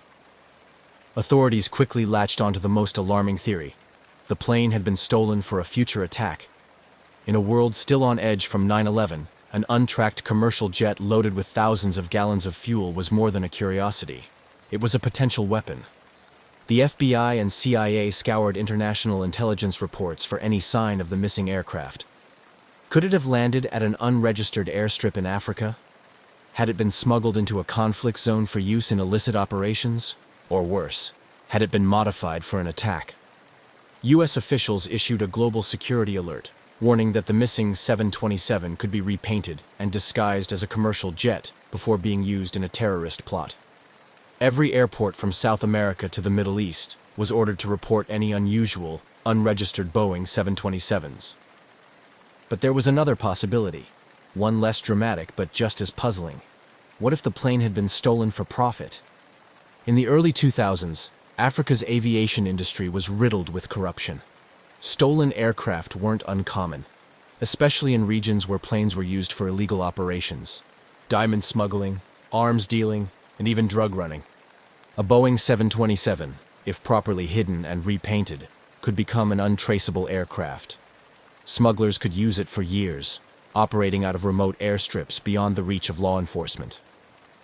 Intelligence agencies turned their focus toward known criminal networks in Angola, the Democratic Republic of Congo, and South America. Was the plane hidden in a jungle airstrip, making illicit runs between continents? Or had it been dismantled for parts, piece by piece? Leads came in, but none led to the missing plane. No verified sightings, no satellite images, no answers. The idea that a massive, fuel-hungry commercial aircraft could operate in secrecy for this long seemed impossible. Yet, months passed, and still, nothing. It was as if the Boeing had simply ceased to exist. The deeper investigators looked, the stranger the case became. The theories about terrorism or smuggling made sense, but something wasn't adding up. How do you keep a Boeing 727, a plane nearly 50 meters long, hidden for so long? Some believed the aircraft had crashed into the Atlantic shortly after takeoff, possibly due to fuel mismanagement or pilot error. After all, neither Padilla nor Mutantu were certified to fly a 727 alone. If they had tried, the flight could have gone horribly wrong. But if the plane had crashed, where was the wreckage? In aviation history, even deep-sea crashes leave behind something. Floating debris, an oil slick, radio transmissions, something.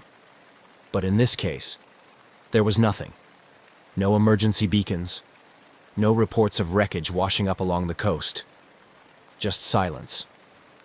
Then there was the idea that the plane had been dismantled for parts. A Boeing 727 was valuable, even if it wasn't in prime condition. Its engines alone were worth millions on the black market. If criminals wanted to strip it down and sell it piece by piece, they could. But where? Investigators searched for a hidden airstrip or facility where a 727 could be disassembled. Remote airports in Africa, illegal smuggling hubs in South America, anywhere a plane could be secretly torn apart. But again, nothing. No missing aircraft parts matching the plane's serial numbers ever surfaced. Then came the most bizarre theory. The plane was still flying. Some experts believed the 727 had been repainted and given a fake identity, allowing it to blend into international air traffic. In less regulated parts of the world, paperwork could be forged, flight plans fabricated, and an aircraft's past erased. Reports surfaced of suspicious Boeing 727s spotted in Guinea, Colombia, and even the Middle East. But every lead hit a dead end. None of them could be confirmed as the missing Angola aircraft. The lack of evidence only deepened the mystery. If the aircraft had been stolen for profit, why had it disappeared so completely? If it had crashed, why wasn't there a single trace of it? And if it was still out there, flying under a new identity, who was using it, and for what purpose? Months turned into years, and the missing Boeing 727 became something more than just a stolen plane. It became a legend. The case never truly went cold. There were always whispers, rumors of sightings, and theories that refused to die. A plane of that size couldn't just vanish. Someone, somewhere, had to know something. Then, in 2005, 2 years after the disappearance, an unregistered Boeing 727 was spotted in Guinea, West Africa. The sighting came from a private intelligence source, someone who had been tracking illegal aircraft movements in the region. The plane matched the description of the missing Angola jet. Same model, same modifications, but there was no way to confirm if it was the same aircraft. By the time authorities arrived, the plane was gone. Not long after, a second suspicious 727 was reported, this time in Colombia, a known hub for drug cartels and smuggling operations. Again, the details were vague. The aircraft had no verifiable records, and its ownership was a mystery. Could the missing plane have been repurposed for illegal operations? If so, who was flying it? Some former intelligence officers suggested that criminal networks had rebranded the 727, changing its tail number, repainting it, and using it for untraceable flights. A plane that didn't officially exist could be used to move drugs, weapons, or even people without detection.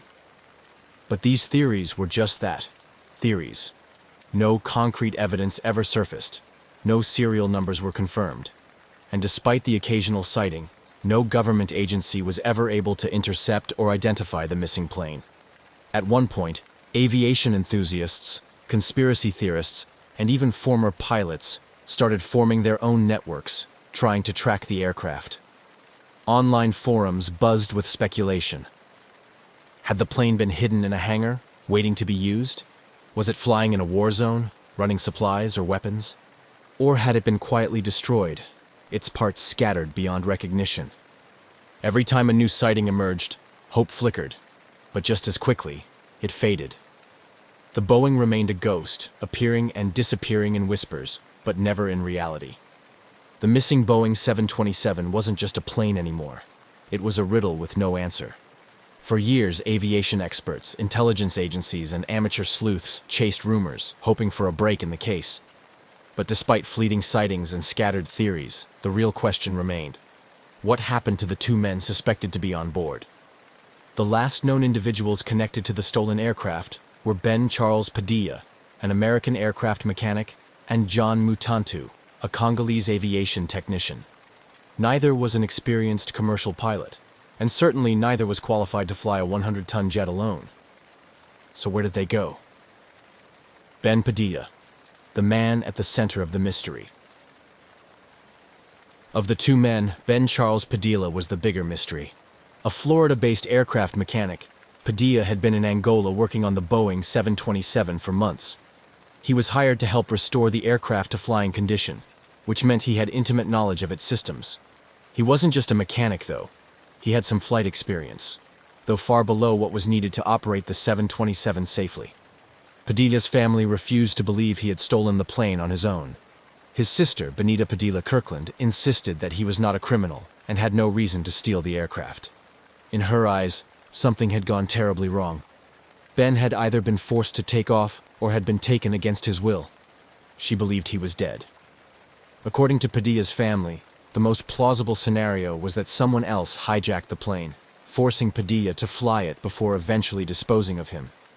But if that was the case, where was the wreckage? Where was the aircraft? The Mutantu enigma. Less was known about John Mutantu, the Congolese aviation technician also believed to be on board. Mutantu had no piloting experience and had only been working on the aircraft in a maintenance capacity. Unlike Padilla, Mutantu had no family or contacts advocating for him in the search. His name faded from most reports, and it seemed that whatever had happened to him was an afterthought in the larger mystery of the missing aircraft. If Mutantu had been involved, what was his role? Was he simply in the wrong place at the wrong time, or did he know more than anyone suspected? What if they never took off alone? There was always another possibility, that neither man had anything to do with the disappearance. Some theorists believed that a third party had been involved. Could a group of trained pilots have hijacked the aircraft, forcing Padilla and Mutantu to cooperate? Some details seemed to support this idea. The aircraft took off smoothly, with no signs of struggle. It climbed westward into the Atlantic as if following a planned flight path. No distress signals or mayday calls were made. If Padilla had been piloting against his will, why hadn't he found a way to communicate with the tower? Was he already dead before takeoff? Others speculated that the aircraft had already been prepped for theft, and Padilla and Mutantu were mere pawns in a larger operation. If this was an organized crime effort, the true pilots could have been waiting nearby, taking control at the last moment. No bank activity, no calls, no traces. For months, investigators kept tabs on Padilla's finances, phone records, and personal connections. If he had stolen the plane, wouldn't he need money, new documentation, or a way to survive? Yet, nothing surfaced. No bank activity. No communication with his family. No confirmed sightings. If he was alive, he had vanished just as completely as the plane itself. This deepened the mystery even further. If he had stolen the aircraft willingly, where did he go? If he had been killed, where was the body? For all the governments, intelligence agencies, and independent researchers involved in the search, not a single solid clue led to his whereabouts. A pattern in aviation. Mysteries? Strangely, this wasn't the first time an aircraft had disappeared so completely. Amelia Earhart's disappearance in 1937 had left the world wondering for decades. Flight 19's loss in the Bermuda Triangle, 1945, still defied explanation. Even Malaysia Airlines Flight MH370, 2014, which vanished in modern times with all the world's tracking technology, still had major unanswered questions. Could the Boeing 727 disappearance be part of this long history of unsolved aviation mysteries? Or was it something entirely different, a theft or hijacking that simply succeeded? A final dead end. By 2004, the case had all but stalled. No governments reported the 727 landing in their jurisdiction. No wreckage surfaced. No black market parts were linked back to the missing aircraft. And most unsettling of all, Padilla and Mutantu were never heard from again. Their families never received closure. No remains were found. No records indicated they had started new lives under different identities. It was as if they had been erased. Even today, aviation experts still debate what happened that night in Angola. Was this a carefully planned operation? An accident that spiraled out of control? Or something even stranger? No one knows for sure. And until someone, somewhere, finds that missing Boeing 727, the mystery will remain unsolved. On a seemingly ordinary day, Iran Air Flight 655, a civilian Airbus A300, was preparing for a routine journey across the Persian Gulf from Bandar Abbas, Iran, to Dubai, UAE. The aircraft, a symbol of modern civilian aviation, was equipped to carry a significant number of passengers in comfort and safety. Yet, on July 3, 1988, this flight would tragically transform from a routine air travel episode into a devastating international incident, forever marking a dark chapter in aviation history. The geopolitical climate of the late 1980s was fraught with tension, particularly in regions like the Persian Gulf, where strategic interests and political conflicts intersected dramatically. The backdrop of this tension set the stage for the catastrophic downing of Flight 655, a tragedy that escalated existing hostilities between the United States and Iran, and raised critical questions about military rules of engagement and the safety of civilian aircraft in conflict zones. At the heart of these tensions was the USS Vincennes, a United States Navy guided missile cruiser stationed in the Persian Gulf as part of Operation Earnest Will. This operation was aimed at protecting oil tankers and international shipping routes from attacks amid the ongoing Iran-Iraq war, highlighting the region's global economic significance and the high stakes involved in maintaining control over it. The USS Vincennes, equipped with some of the most advanced naval technology of the time, including sophisticated weaponry and an Aegis combat system, was under the command of Captain William C. Rogers III. The ship was a floating fortress, capable of tracking and engaging multiple targets with precision. Yet, the complexities and pressures of operating in such a volatile environment would soon lead to a grave misjudgment. On that fateful morning, the Vincennes was already on high alert due to earlier skirmishes with Iranian forces. The crew was tense, their readiness for combat tested by the recent engagements. This heightened state of alert would prove to be a crucial factor in the tragic events that unfolded. As Iran Air Flight 655 took off, carrying 290 passengers, including 66 children, it ascended into clear skies, expecting an uneventful passage to Dubai. The passengers aboard the Airbus were a mix of individuals, families returning home, pilgrims on spiritual journeys, and business professionals. None could have anticipated that their flight path would intersect disastrously with the Vincennes mission. The tragic misidentification of Iran Air Flight 655 by the Vincennes' sophisticated combat systems as a hostile Iranian F-14 Tomcat jet, rather than a civilian airliner, set into motion a chain of decisions that would culminate in one of the deadliest mistakes in naval history. This incident, with its profound loss of innocent lives, served as a somber reminder of the dangers civilian aircraft face during military conflicts and the dire consequences of miscommunication and error in the heat of combat. On the morning of July 3, 1988, Iran Air Flight 655 was preparing for its routine short flight over the Persian Gulf from Bandar Abbas International Airport in Iran to Dubai, UAE. The Airbus A300 was one of the mainstays of Iran Air's fleet, well-maintained and capable of carrying a large number of passengers across international lines. On this particular day, the aircraft was filled with 290 passengers, including 66 children, who were looking forward to their destinations. The mix of individuals on board included Iranian pilgrims heading to Mecca after their stop in Dubai, families on vacation, and businessmen on routine travel. The captain of Flight 655, Mohsen Rezayan, was an experienced pilot with thousands of hours of flying time. His familiarity with the route and his aircraft were well established, factors that contributed to the routine nature of what should have been a short and uneventful flight. The crew's professionalism was a constant reassurance to their passengers, who trusted them with their safety across the often politically turbulent skies of the Persian Gulf. The flight crew completed their pre-flight checks with the practiced ease of seasoned professionals. The atmosphere inside the cabin was calm as passengers settled into their seats, stowed their carry-on items, and listened to the flight attendant's safety briefing. Outside, the weather conditions were ideal for flying, with clear skies and mild winds. At 10:17 a.m. local time, Flight 655 was cleared for takeoff. Meanwhile, the USS Vincennes, under the command of Captain William C. Rogers III, was on high alert. The ship, part of the United States Navy's Fifth Fleet, was armed with advanced weaponry and a sophisticated combat system designed to track and engage enemy targets efficiently. It was stationed in the Persian Gulf as part of Operation Earnest Will, which aimed to protect neutral oil tankers and international shipping lanes from attacks during the ongoing Iran-Iraq War. The Vincennes had been involved in several tense encounters with Iranian military forces in the weeks leading up to July 3rd.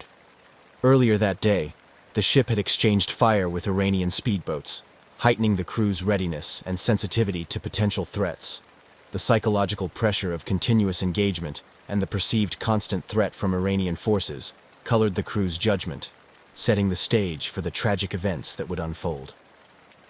As Flight 655 ascended into the international air corridor, known as the Amber Route, it entered a region heavily monitored by military radars, including those of the USS Vincennes. The standard commercial flight path of Flight 655 would take it within proximity of where the Vincennes was operating. However, in the tense atmosphere of military engagement and the heightened state of alert, the approaching civilian airliner was misidentified by the Vincennes combat systems as a potential military threat. The crew of the Vincennes observed the aircraft ascending and, due to a catastrophic series of misinterpretations and misinformation, identified it as an Iranian F-14 Tomcat fighter jet, a type previously encountered in the region. This misidentification was due primarily to the psychological and situational stress factors affecting the Vincennes crew, compounded by the lack of effective communication between the ship and the aircraft. Attempts to contact the approaching plane were unsuccessful. In part, this was due to frequency discrepancies. Military vessels and civilian aircraft often operate on different communication channels. Moreover, the crew of the Vincennes, operating under the belief that they were dealing with a military jet, may have expected a different type of response than a civilian airliner could provide. In the critical moments that followed, the decision to engage was rapidly made. Believing they were acting in defense against an imminent threat, the Vincennes fired 2 surface-to-air missiles at Flight 655. Within minutes, the Airbus A300 was struck, causing it to explode and plummet into the waters of the Persian Gulf. The aftermath of the explosion was catastrophic. All 290 people aboard were killed instantly, their lives claimed by a tragic misinterpretation in a high-stakes environment. The debris of Flight 655 scattered across the water, marking the spot where the aircraft met its tragic end, and where the intersection of a routine commercial flight and a military operation in a conflict zone resulted in one of the deadliest incidents of its kind in the history of aviation.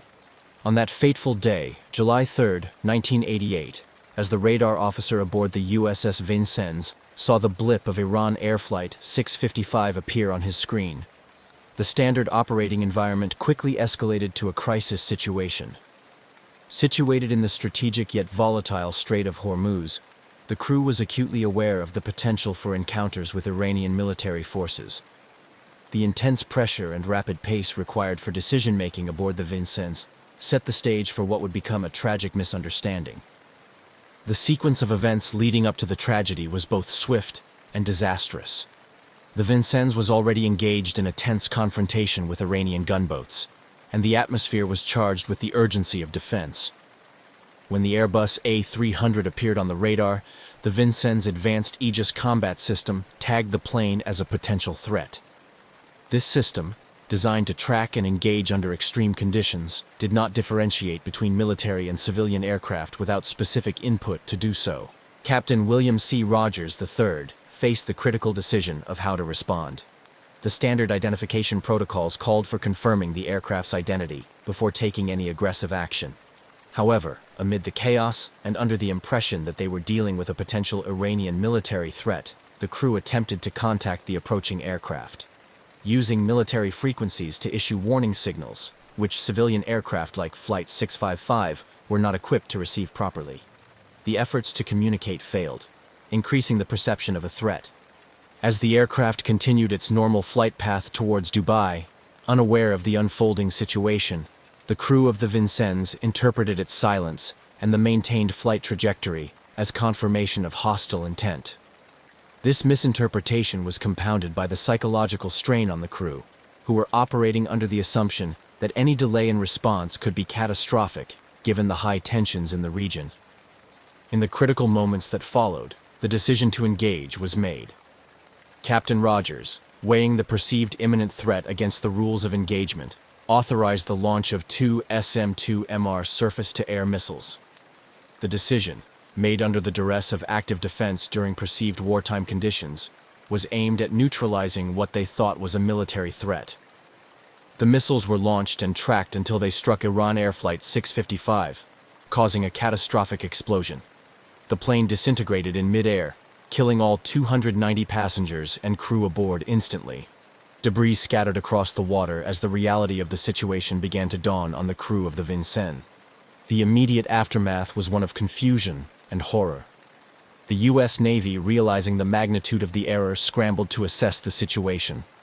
However, the damage was irreversible, and the grim task of accounting for the civilian lives lost began. This tragic incident highlighted the dire consequences of miscommunication and the devastating impact of military engagements on civilian lives. In Iran, the reaction was one of immediate outrage and profound grief. The loss of 290 civilians, including many children, in such a horrific manner, exacerbated the already tense relations between the U.S. and Iran. The Iranian government condemned the attack, mourning the loss of innocent lives and demanding international condemnation and justice. The incident became a symbol of American aggression and a rallying point for Iranian national sentiment. Internationally, the shootdown of Flight 655 stirred a wave of criticism against the United States. Governments and human rights organizations around the world questioned the protocols and the judgment that led to the use of lethal force against a civilian airliner. The tragic mistake prompted calls for a thorough investigation and a re-evaluation of military rules of engagement to prevent similar incidents in the future. The downing of Iran Air Flight 655 remains a poignant reminder of the perilous intersection of military operations and civilian aviation, underscoring the need for stringent measures to protect innocent lives in conflict zones. The tragedy has had a lasting impact on international relations and military protocols, serving as a grave lesson in the costs of warfare and the absolute necessity for vigilant, informed command decisions in combat situations. The destruction of Iran Air Flight 655 by the USS Vincennes reverberated through the corridors of power in Washington and Tehran, sparking a complex aftermath characterized by political turmoil, international outrage, and profound grief. The immediate response from the U.S. military and government was a mix of defensive posturing and cautious regret, reflecting the delicate balance between national security interests and the tragedy of civilian casualties. Immediately following the incident, the United States Navy conducted a preliminary internal investigation to understand the sequence of events that led to the tragedy. The initial statements from the U.S. government were carefully worded, emphasizing the tense situation in the Persian Gulf and the Vincennes crew's belief that they were engaging a hostile Iranian military aircraft. Captain Rogers, commanding officer of the Vincennes, and his crew were initially defended by U.S. officials who highlighted the challenging conditions under which they operated. However, as details of the shootdown became clearer, the U.S. administration faced increasing pressure to address the incident more fully. President Ronald Reagan expressed deep regret over the loss of life, but stopped short of a formal apology, citing the need for further investigation. The administration's stance was seen by many as an attempt to mitigate diplomatic fallout, without fully acknowledging the extent of the error. In Iran, the reaction was one of immediate and profound indignation. The Iranian government condemned the downing of Flight 655 as a barbaric act and a gross violation of international law. The incident was portrayed in the Iranian media as a deliberate attack, exacerbating anti-American sentiment and rallying public support against the U.S. Mourning turned into anger as thousands took to the streets in Tehran and other cities to protest against what they saw as an act of aggression. The Iranian leadership used the tragedy to reinforce their narrative of victimization by Western powers, particularly the United States, which served to strengthen the regime's domestic standing at a time when it was still recovering from the prolonged and bloody Iran-Iraq war. Ayatollah Khomeini, the supreme leader of Iran, described the incident as an example of American savagery and declared that it exposed the true face of the United States to the world. Internationally, the incident drew widespread condemnation. The United Nations Security Council convened to discuss the shootdown, and while a resolution explicitly condemning the United States was not passed due to diplomatic maneuverings, the incident led to a series of debates about military engagement and the protection of civilian lives in conflict zones. Numerous countries expressed their condolences to Iran and called for comprehensive measures to prevent such tragedies in the future. In the months following the disaster, the International Civil Aviation Organization, ICAO, and other international bodies scrutinized the incident, leading to discussions about improving communication channels between military and civilian aircraft. This dialogue highlighted the need for enhanced identification protocols to distinguish military from civilian aircraft, a key factor that could have prevented the downing of Flight 655.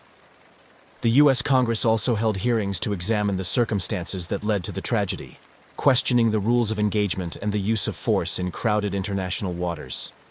These hearings were often contentious, reflecting the deep divisions within the United States about the appropriate use of military power and the need to protect civilian lives. In 1996, 8 years after the incident, the United States and Iran reached a settlement at the International Court of Justice, where the U.S. agreed to pay $61.8 million in compensation to the families of the victims, though without admitting legal liability or formally apologizing. The settlement was part of a broader attempt to thaw relations between the two nations, although deep-seated mistrust and unresolved issues continued to plague U.S.-Iran interactions. The downing of Iran Air Flight 655 remains a significant event in the history of U.S.-Iran relations, embodying the tragic potential for misunderstanding and unintended consequences in high-stakes military operations. The political, legal, and diplomatic efforts to address the aftermath of the incident have shaped international aviation and military engagement rules, serving as a somber reminder of the importance of rigor, caution, and clarity in military operations around the world. The investigation into the downing of Iran Air Flight 655 was a complex and contentious process, involving multiple international stakeholders and fraught with geopolitical implications. The aftermath of the incident necessitated a thorough inquiry to determine the causes and contributing factors that led to such a catastrophic error by the USS Vincennes. The U.S. Navy conducted its initial investigation shortly after the incident. This inquiry aimed to piece together the events leading up to the missile strike and evaluate the decision-making processes of Captain Rogers and his crew. The investigation acknowledged that the crew had misidentified the civilian airliner as a military threat, specifically an Iranian F-14 Tomcat jet. However, the findings also highlighted the high-pressure environment under which the crew operated, citing the perceived threat of Iranian attacks and the intense psychological strain of their mission in the Gulf. Simultaneously, the International Civil Aviation Organization, ICAO, launched its own independent investigation, focusing on the safety protocols and communication failures that contributed to the tragedy. This investigation scrutinized the radar systems and the protocols used by the USS Vincennes, examining how a sophisticated Aegis combat system could mistake a large climbing Airbus A300 for a descending fighter jet. The ICAO's findings were critical in understanding the technical limitations and human errors in complex combat systems. These investigations revealed a series of critical missteps and misunderstandings. The USS Vincennes had been operating in a declared war zone and was on high alert due to previous skirmishes with Iranian forces earlier that day. This context contributed to the crew's heightened defensive posture and readiness to engage perceived threats rapidly. Furthermore, the investigation found that the Vincennes radar operators had misinterpreted the standard commercial airliner's flight profile, mistaking its larger radar signature and steady ascent as aggressive maneuvers. Compounding these errors were failures in communication. Flight 655 was transmitting on a civilian air traffic control frequency, not the military frequencies monitored by the Vincennes. Attempts by the Vincennes to warn the aircraft used military channels, which the civilian plane was not equipped to receive. Additionally, psychological factors such as confirmation bias and tunnel vision exacerbated the crew's misjudgment, as they interpreted incoming data through the lens of an expected military confrontation. The findings of these investigations led to significant controversies and debates. In Iran, the U.S. Navy's explanation was met with skepticism and outrage, perceived as an inadequate response to the loss of 290 civilian lives. Many Iranians saw the incident not as an error, but as an intentional act, reinforcing deep-seated animosity and distrust towards the United States. Internationally, the incident sparked a broader discussion about the rules of engagement and the protection of civilian lives in conflict zones. The tragedy highlighted the need for clearer differentiation between military and civilian air traffic, leading to calls for enhanced identification protocols and improved communication systems to prevent similar incidents in the future. In response to the global outcry and the internal reviews suggesting procedural failures, the U.S. military took steps to revise its rules of engagement and bolster the training of its personnel, especially in the identification and engagement of air targets. These changes aim to reduce the likelihood of such tragic errors in future conflicts, emphasizing the importance of verifying targets before engagement. The U.S. government also faced legal and diplomatic repercussions. Iran filed a case against the United States at the International Court of Justice, ICJ, claiming that the shootdown was not only unlawful but also a deliberate act of aggression. The proceedings at the ICJ were closely watched worldwide as they dealt with critical issues of international law and state responsibility. In 1996, the United States agreed to settle the case by compensating the families of the victims, though it continued to avoid admitting legal liability or formally apologizing, maintaining that the incident was a tragic mistake. The settlement, while providing some financial compensation to the bereaved families, did little to heal the deep wounds inflicted by the tragedy. The legacy of Flight 655 continues to influence U.S.-Iran relations and serves as a grim reminder of the dangers of military escalation and the essential need for rigorous safeguards in military operations to protect innocent lives in times of conflict. The ongoing discourse around this incident underscores the enduring challenge of balancing security concerns with the imperatives of human rights and international law. The political and military implications of the downing of Iran Air Flight 655 were profound, shaping the dynamics of U.S.-Iran relations for years and influencing global military and aviation policies.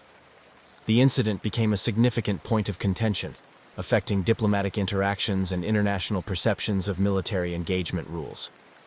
In the immediate aftermath, the incident drastically exacerbated the already strained relations between the United States and Iran. It deepened the chasm of mistrust and hostility, complicating any efforts toward rapprochement. For Iran, the incident was perceived not just as a tragedy, but as a deliberate attack, reinforcing its narrative of victimization by Western powers. The Iranian government leveraged this event to unify public opinion and garner international sympathy, portraying the United States as an aggressive and imperialist power. On the American side, the incident prompted a re-evaluation of military engagement rules, particularly concerning the identification and engagement of non-combatant aircraft in conflict zones. The U.S. military faced intense scrutiny both domestically and internationally, prompting discussions about the safeguards needed to prevent such incidents. In response, the Pentagon reviewed and tightened its rules of engagement and command protocols, particularly around areas with high civilian activity. One of the significant changes was the enhancement of the military's identification processes to distinguish between civilian and military aircraft more effectively. This involved improving radar systems capabilities and ensuring that personnel were better trained in interpreting radar data under pressure. The military also increased its emphasis on using multiple sources of information to confirm the identities of potential targets before engaging them. These changes were partly influenced by the broader shift towards more stringent standards for accountability within military operations worldwide. The incident underscored the necessity for robust checks and balances in military decision-making processes, especially in scenarios where the risk of civilian casualties is high. Internationally, the shootdown had ramifications for global aviation safety. It highlighted the vulnerability of civilian aircraft flying in or near conflict zones, and led to calls for improved communication between civilian and military entities. This led to increased cooperation between the International Civil Aviation Organization ICAO, and various military organizations to enhance civilian aircraft safety during military conflicts. Procedures and technologies for better tracking and communication were developed, aimed at preventing similar tragedies. Moreover, the incident influenced international law regarding military engagements and the protection of civilians in armed conflict zones. It became a case study in numerous international law programs and military academies, discussed for its legal, ethical, and procedural implications.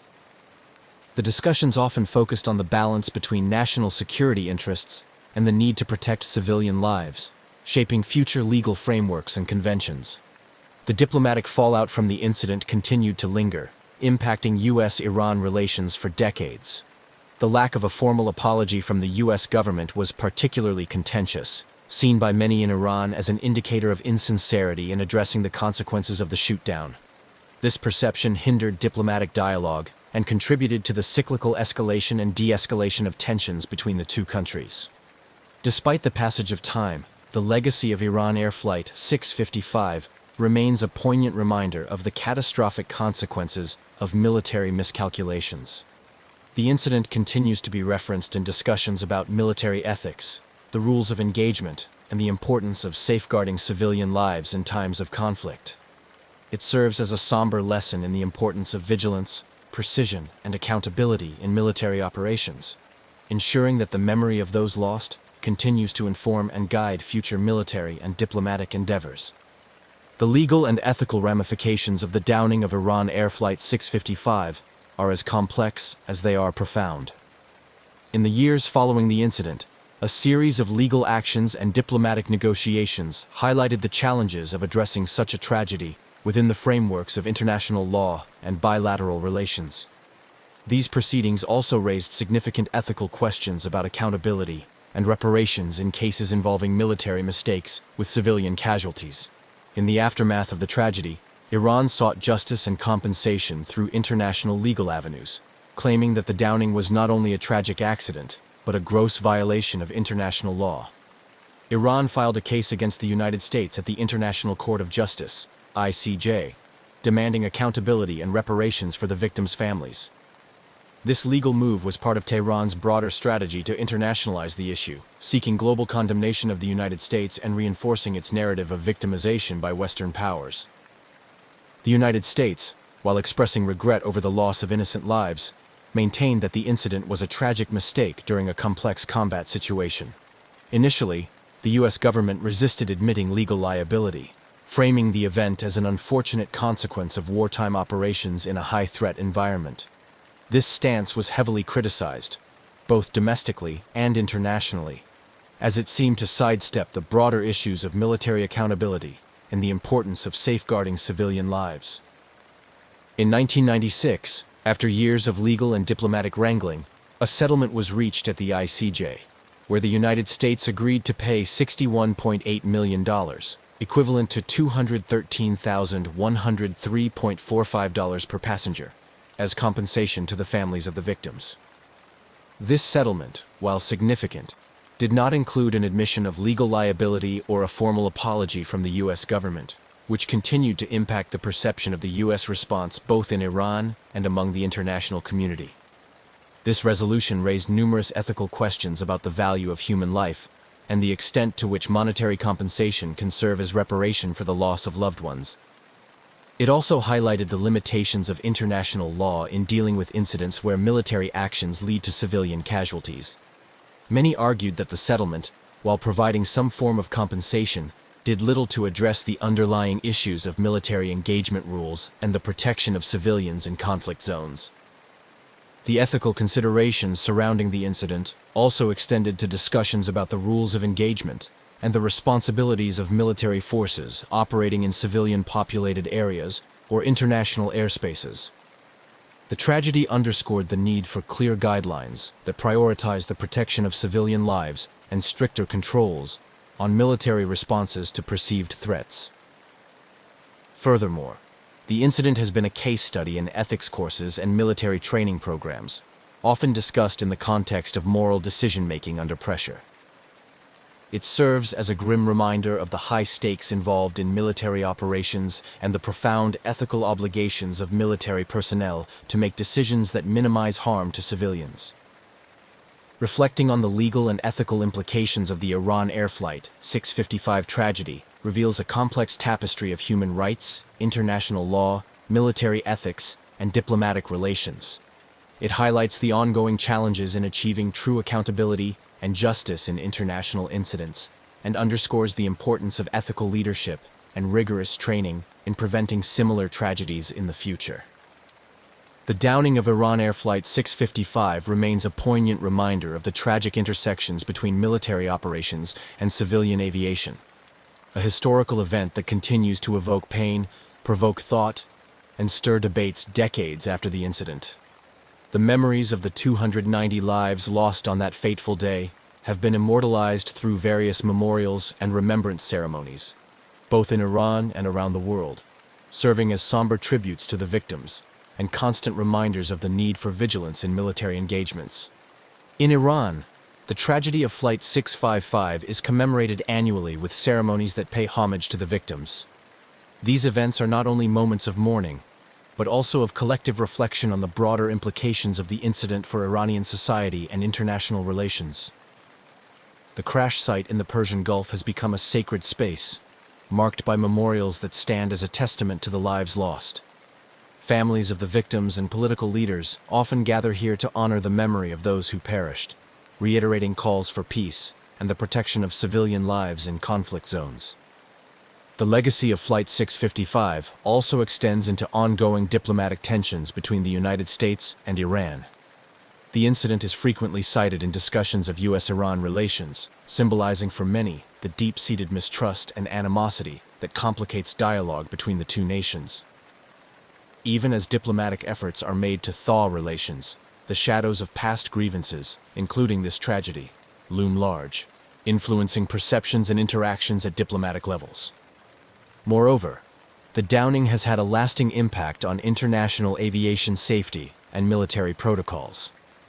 It prompted significant changes in the rules of engagement for military forces around the world, particularly concerning the identification of civilian aircraft in conflict zones.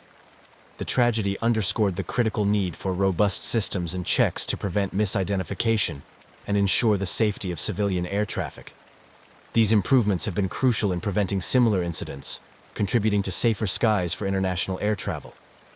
Academically and in policy-making circles, the incident is studied as a case of what can go wrong when high-stakes military decision-making intersects with civilian life.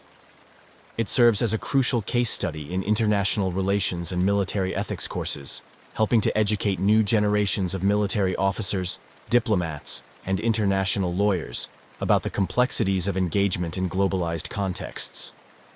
The lessons learned from the incident continue to influence policies aimed at enhancing the accountability of armed forces and reinforcing the norms of international humanitarian law. Legal frameworks and international conventions have also been influenced by the fallout from the Flight 655 tragedy. The incident has played a role in shaping international legal standards regarding state responsibility and compensation for wrongful acts, reinforcing the principles that govern state actions in international airspace and the treatment of civilians during military operations. These legal precedents continue to be relevant in contemporary conflicts, where the distinction between combatants and non-combatants can often be blurred. In sum, the legacy of Iran Air Flight 655 is multifaceted. It is remembered as a painful incident that resulted in unnecessary loss of life, but also as a catalyst for change in international military and aviation protocols. The tragedy remains a critical reference point in discussions about the moral and legal dimensions of military actions, serving as a somber reminder of the need for perpetual vigilance, rigorous training, and the moral courage to make decisions that prioritize human life. As such, the story of Flight 655 is not just a historical footnote, but a continuing influence on how military and civilian interactions are managed in an increasingly complex global landscape. High above the rugged coastline of Chile, the steady hum of a Chilean Air Force helicopter sliced through the sky. The aircraft, a well-equipped Cougar AS-532, was on a routine patrol mission, its crew trained to maintain vigilance over the vast expanse of ocean and land beneath them. It was a clear day in November 2014, with visibility perfect for the task at hand. Little did the crew know, their standard patrol was about to turn into an encounter that would captivate the world and ignite a storm of speculation and intrigue. The crew consisted of a seasoned pilot and a skilled naval technician, both members of the Chilean Air Force, tasked with monitoring the coastal areas for illegal activities and ensuring maritime safety. The helicopter was outfitted with a state-of-the-art infrared camera designed to detect heat signatures from a distance, making it an invaluable tool for their surveillance operations. As they approached a routine checkpoint along their patrol route, the technician monitored the live feed from the camera, expecting nothing out of the ordinary. Suddenly, the calm of the patrol was shattered by an anomaly on the infrared screen. Initially appearing as an inexplicable blip, it quickly became apparent that this was no ordinary object. The pilot maneuvered the helicopter for a better view, while the technician tried to adjust the focus of the camera, zooming in on what appeared to be a flying object emitting an unusual heat pattern. The object moved with a precision and speed unlike any typical aircraft, its motions smooth yet erratic, defying the usual aerodynamic expectations. The technician recorded the object's movements, his hands steady despite the growing realization that this was no ordinary sighting. The object's thermal signature was unusually strong and consistent, suggesting it was not only metallic, but also generating a considerable amount of heat. As they continued to observe, the object began emitting what appeared to be plumes of vapor or gas, which were clearly visible through the infrared camera, adding another layer of mystery to the encounter. Communications between the helicopter crew and their ground control became frantic as they reported the sighting. Ground control, equally perplexed, confirmed that no other aircraft were scheduled to be in their vicinity at that time, and there were no known satellites or drones that could explain the presence of such an object.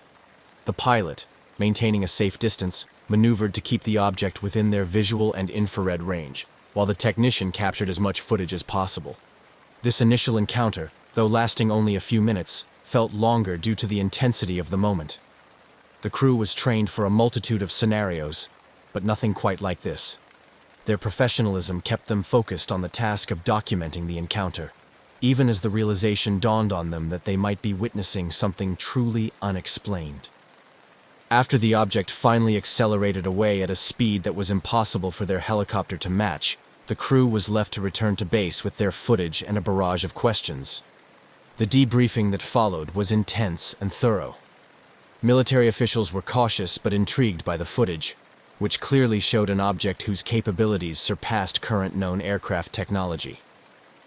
This marked the beginning of what would become a widely publicized and hotly debated UFO encounter.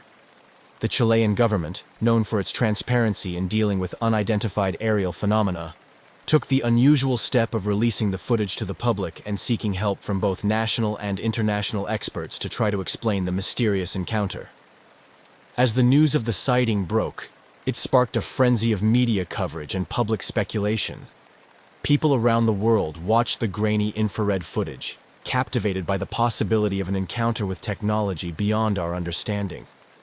The incident not only raised questions about what might be sharing our skies, but also highlighted the growing need for cooperation in addressing phenomena that defy easy explanation. This encounter, with its compelling visual evidence, was set to become a pivotal case in the study of unidentified aerial phenomena, inviting both skeptics and believers to ponder the possibilities of what lies beyond the known frontiers of science and aviation. As the Chilean Air Force helicopter continued its patrol along the pristine coastline, the crew inside was processing the surreal encounter they had just experienced. Equipped with sophisticated technology, the Cougar AS-532 had captured something unprecedented on its infrared camera, an unidentified flying object emitting heat and strange plumes, seemingly defying the known capabilities of conventional aircraft. The technology on board was primarily designed for maritime surveillance and search and rescue missions, capable of detecting heat signatures from great distances, making it an invaluable asset in identifying vessels or individuals in distress at sea. However, on this particular day, the infrared camera had recorded something entirely out of the ordinary, a fast-moving object whose thermal signature was unlike any aircraft or drone typically observed in their operations. Back at the base, the crew's initial report via radio had already stirred considerable interest among the ground control and senior officers. As they landed, the air was thick with anticipation and curiosity. The footage captured by the technician was immediately secured for analysis, with higher-ups in the Air Force and naval intelligence being alerted to the unusual sighting. The debriefing session was thorough. The pilot and technician were asked to recount every detail of the encounter, the object's appearance, behavior, and any electromagnetic interference noticed during the sighting. Questions were pointed and precise, aiming to rule out any conventional explanations such as experimental aircraft, weather balloons, or known drones. The crew maintained that the object moved with an agility and speed that were unlike any known aerial technology, further deepening the mystery. Following the initial internal review, the decision was made to involve technical experts in analyzing the infrared footage. This analysis aimed to verify the authenticity of what was captured and to gather more insights into the physical characteristics of the object observed. Specialists in aviation technology and infrared imaging were brought in, and they set to work examining the footage frame by frame. The technical analysis focused on several key aspects: the object's heat signature, which suggested an internal power source emitting a considerable amount of energy; the plumes, which could indicate some form of propulsion or discharge; and the flight pattern, which seemed to defy conventional physics with its abrupt changes in speed and altitude. Experts used software to enhance the image quality, hoping to glean more details from the grainy footage.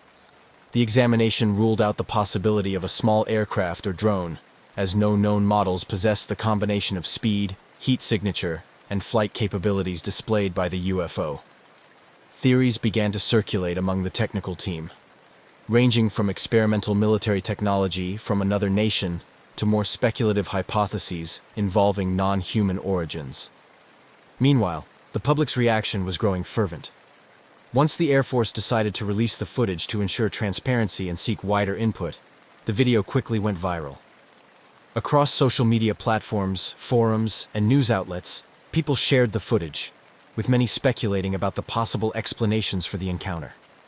The release of the video not only confirmed the authenticity of the event, but also opened the door to global scrutiny and debate. As the story gained traction internationally, ufologists and researchers dedicated to studying unidentified aerial phenomena took keen interest. They compared the Chilean encounter with similar incidents reported around the world, noting similarities in the descriptions of the objects and their behaviors. This global context prompted discussions about a possible pattern or phenomenon that transcended national borders. The media coverage varied from factual reporting by major news networks, focusing on the details of the encounter, to more sensational coverage by tabloids, which emphasized the mystery and extraterrestrial possibilities.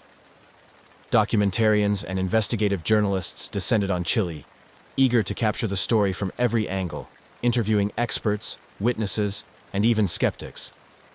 The Chilean Air Force's encounter with the UFO became a case study in how modern militaries respond to unexplained phenomena. The transparent handling of the incident by the Chilean authorities was widely praised, and it set a precedent for how such encounters could be documented and discussed openly in the public sphere. As interest in the incident continued to swell, the need for a deeper investigation became apparent. The Air Force, in collaboration with scientific and military experts both nationally and internationally, planned a comprehensive investigation aimed at uncovering more about the mysterious object. This next phase would delve deeper into the technical, environmental, and historical data available, hoping to shed light on one of the most compelling modern UFO sightings to date. After the initial debrief and the immediate technical analysis, the Chilean Air Force moved forward with a structured response to the unusual sighting. The military's first priority was maintaining operational security and confidentiality as they navigated the complexities of a potential, unidentified flying object that could have broader implications for national security.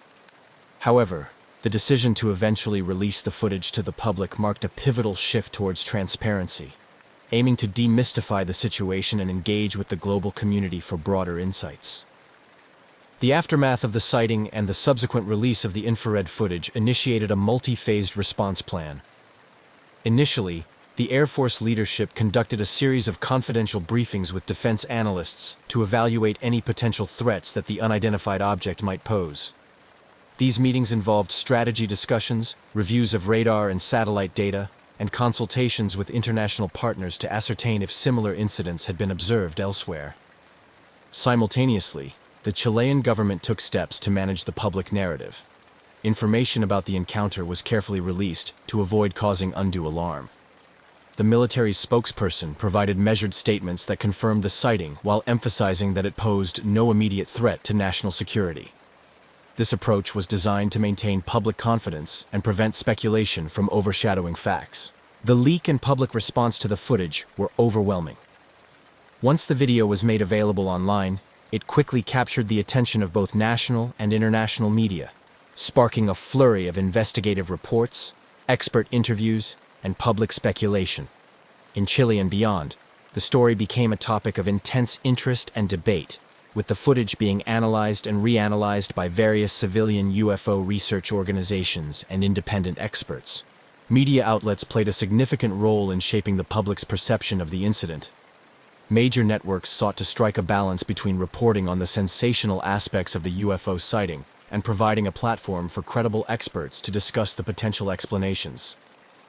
This coverage helped to elevate the discourse, moving it from mere conspiracy theories to more scientific and investigative discussions about what the object could have been. Online forums and social media also became hotbeds for debate.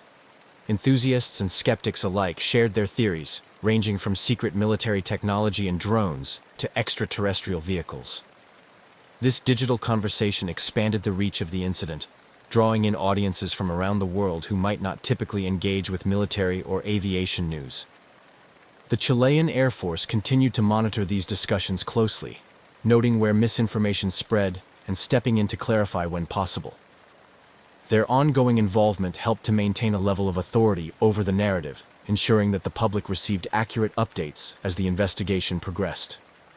In response to the burgeoning interest, the Air Force organized a symposium where experts from various fields were invited to discuss the sighting. This event included panels with aerospace engineers, astrophysicists, military strategists, and representatives from the global UFO research community.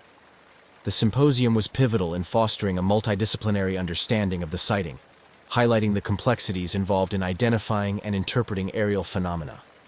This collective approach not only enriched the investigation, but also demonstrated the Chilean military's commitment to transparency and scientific inquiry. By openly discussing the sighting and inviting international experts to contribute, they mitigated the risk of sensationalism and grounded the conversation in a search for verifiable truth. As the investigation moved forward, the Air Force and other involved agencies continued to sift through data, looking for any clue that might explain the nature of the mysterious object. Each piece of information, from radar signatures to historical aircraft records, was meticulously analyzed in the hope of uncovering a logical explanation for the sighting.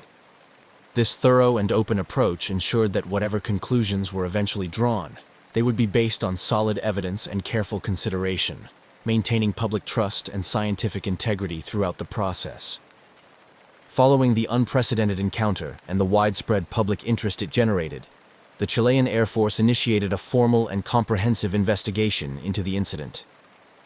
This step was essential not only for national security purposes, but also to satisfy the curiosity and concerns of both the national and international communities.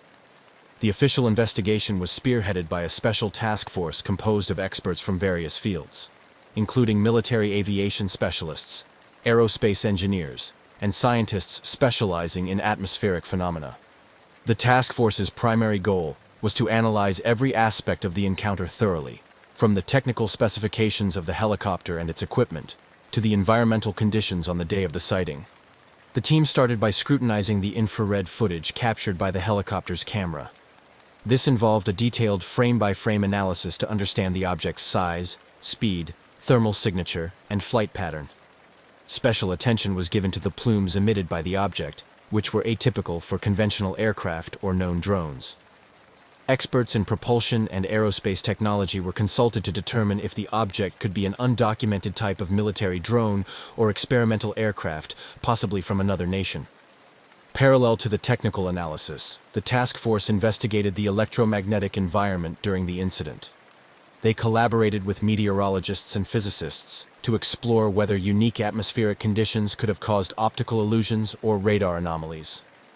This line of inquiry included a review of historical meteorological data to check for similar anomalies that might have been recorded but not publicized.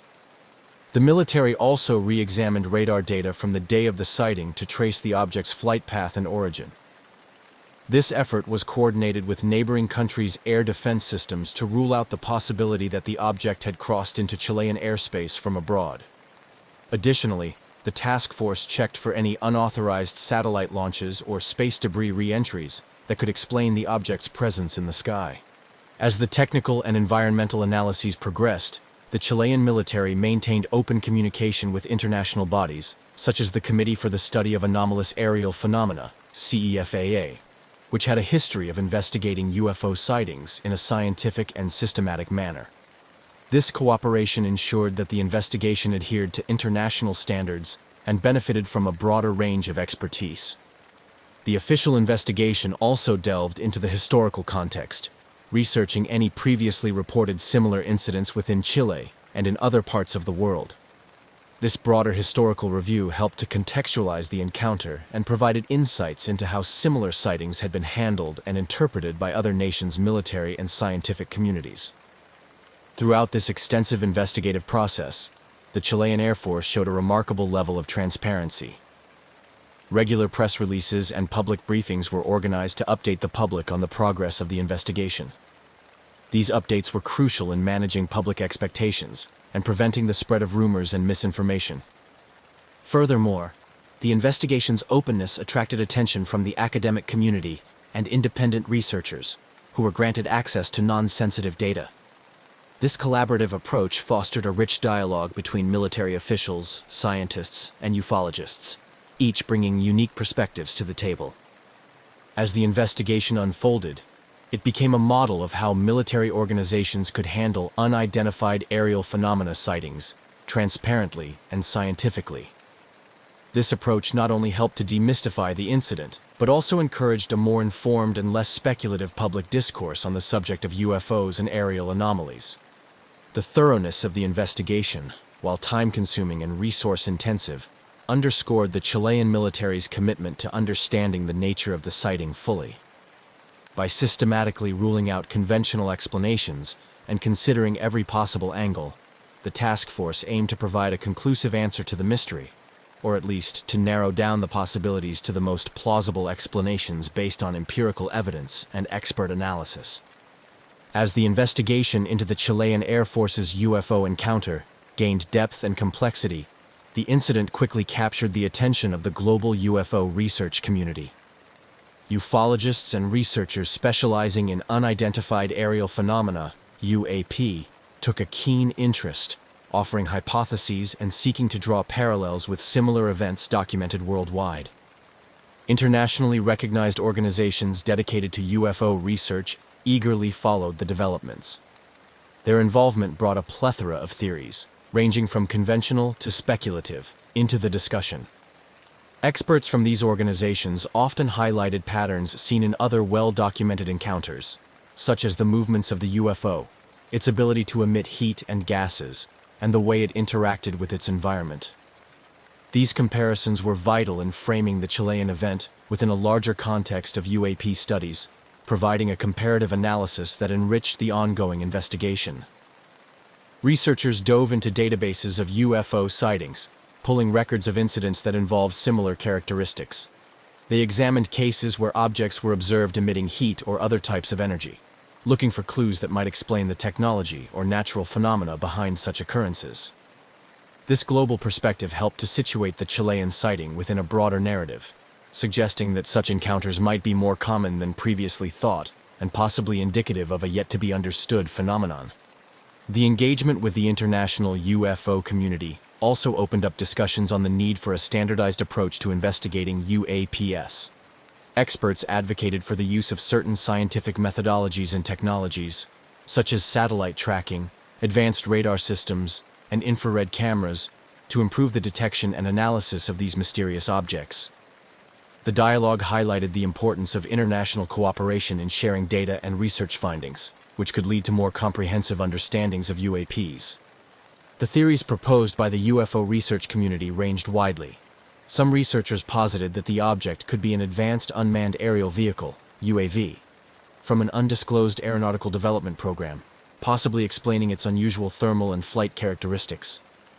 Others, more inclined toward extraterrestrial hypotheses, speculated about the possibility of non-human origin, citing the advanced capabilities that seemed beyond current human technology. Skeptics within the scientific and aviation communities, however, urged caution. They warned against jumping to conclusions without concrete evidence, advocating for a more grounded approach. These skeptics pointed to past instances where alleged UFO sightings were later explained through more mundane means, such as misidentified aircraft, atmospheric phenomena, or optical illusions created by environmental factors.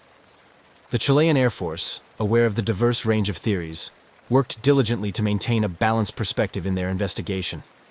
They collaborated with both skeptics and believers to ensure that all possibilities were thoroughly vetted. This inclusive approach not only helped in distilling the vast amount of information and speculation, but also ensured that the investigation remained anchored in verifiable evidence. In addition to the theories revolving around the nature of the UFO, the incident also sparked a renewed interest in how governments handle the disclosure of information regarding UAPs.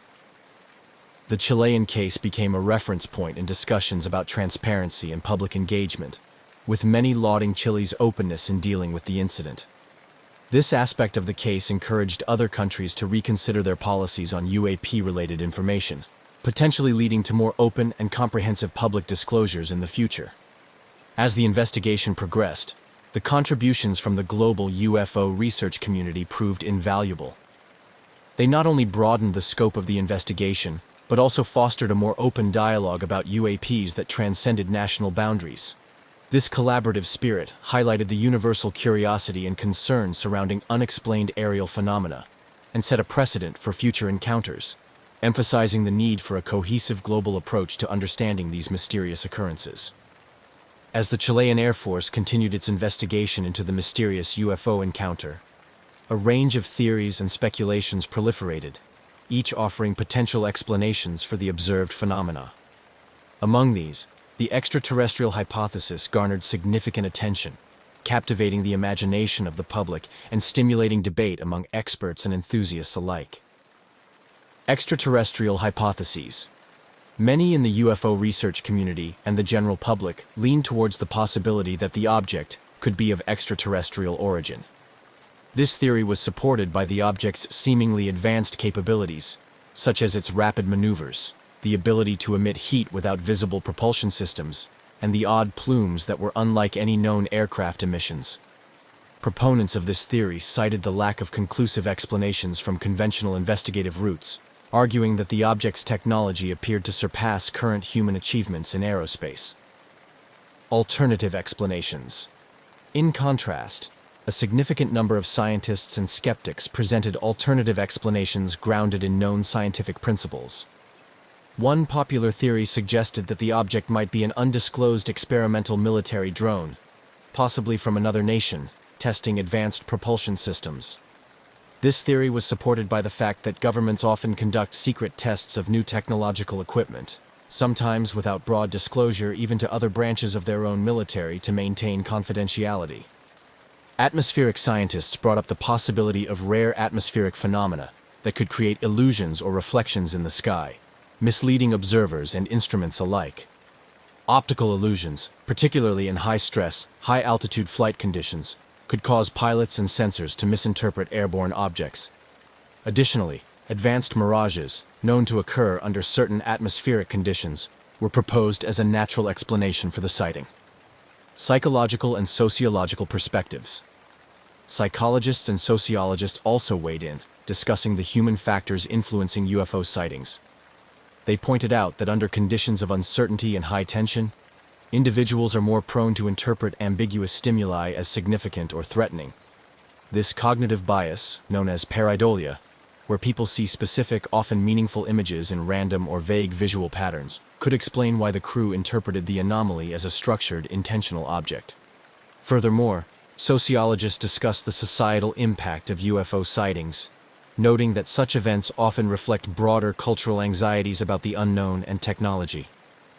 They suggested that public fascination with UFOs and extraterrestrial life often spikes during periods of social or technological change, highlighting these incidents as manifestations of collective fears and hopes about the future.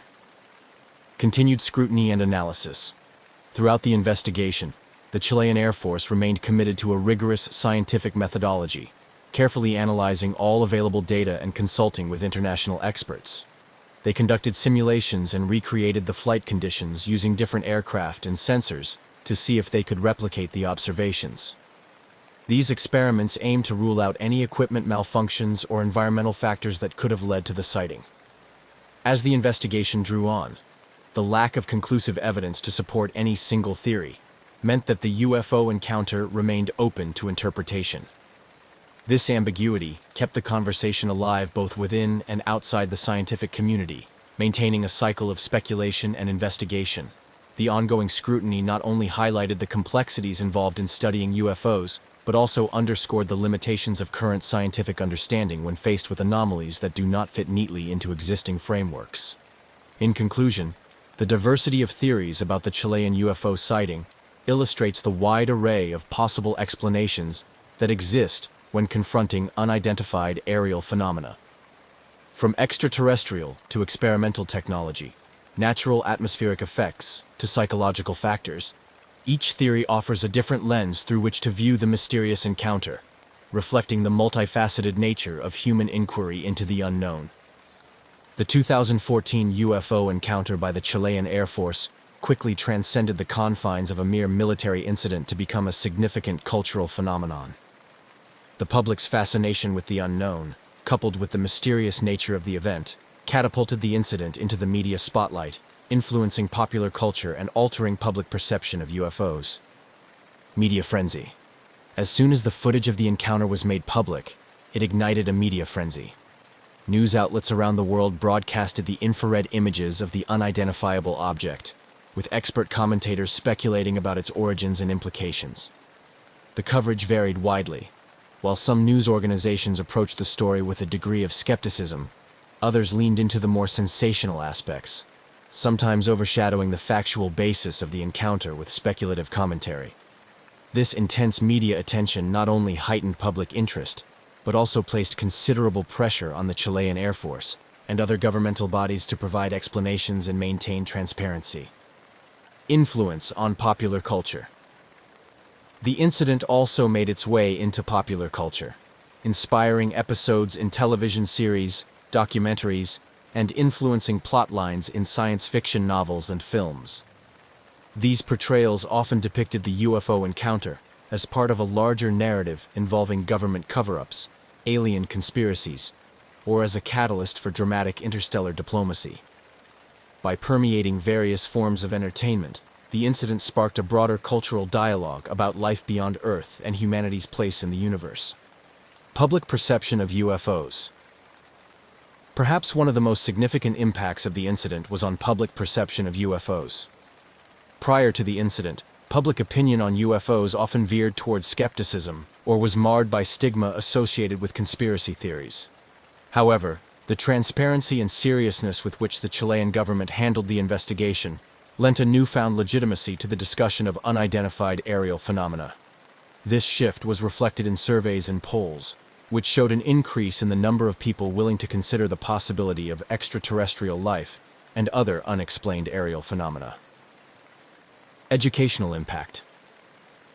Academically, the incident was used as a case study in various educational settings, from university courses in astrophysics and aerospace engineering to discussions in psychology and media studies classes.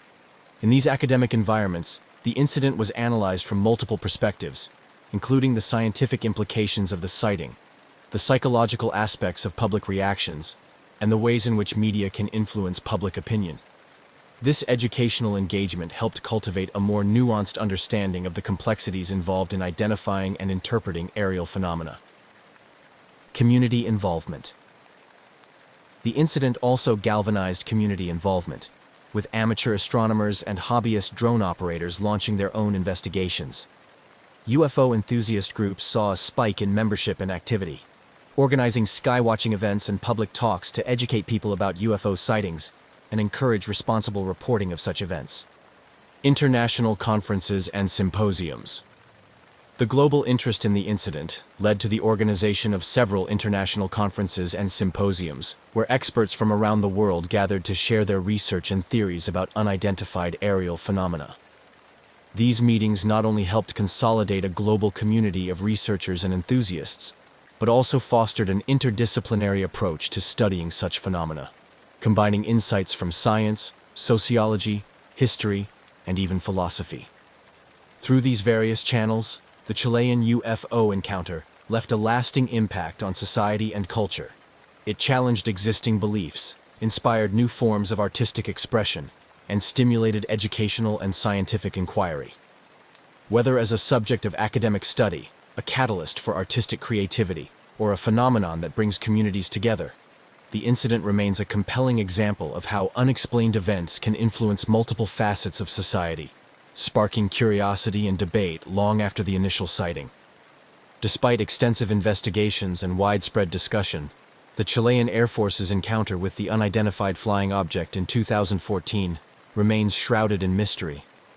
The lack of conclusive evidence to definitively explain the UFO sighting has left many questions unanswered, fueling ongoing interest and speculation.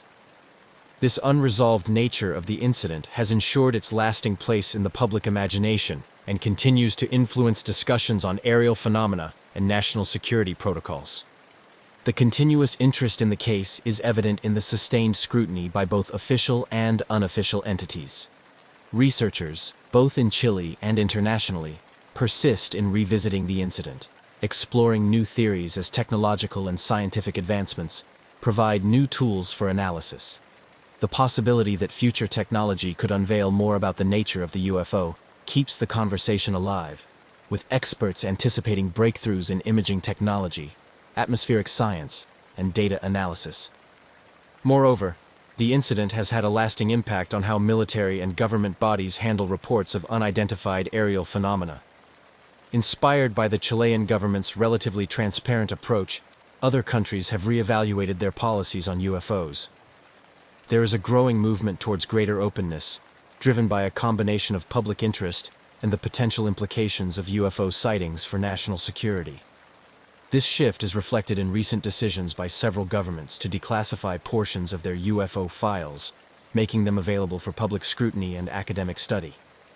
The ongoing mystery of the UFO sighting has also led to a broader public discourse about the nature of such phenomena. The incident has encouraged a more serious consideration of what these sightings might mean in the context of global security and humanity's understanding of the cosmos.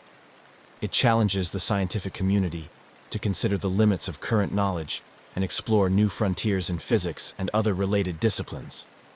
In popular culture, the legacy of the Chilean UFO encounter continues to inspire various forms of media expression. Documentaries, podcasts, and fictional adaptations draw on the themes and intrigue of the incident, often using it as a springboard to explore larger existential questions about humanity, technology, and the unknown. These narratives contribute to a cultural landscape where the fascination with UFOs is not only maintained, but also evolves with changing societal attitudes. Furthermore, the incident has fostered an environment where communities around the world engage in more open dialogue about UFOs without the stigma that once surrounded such discussions.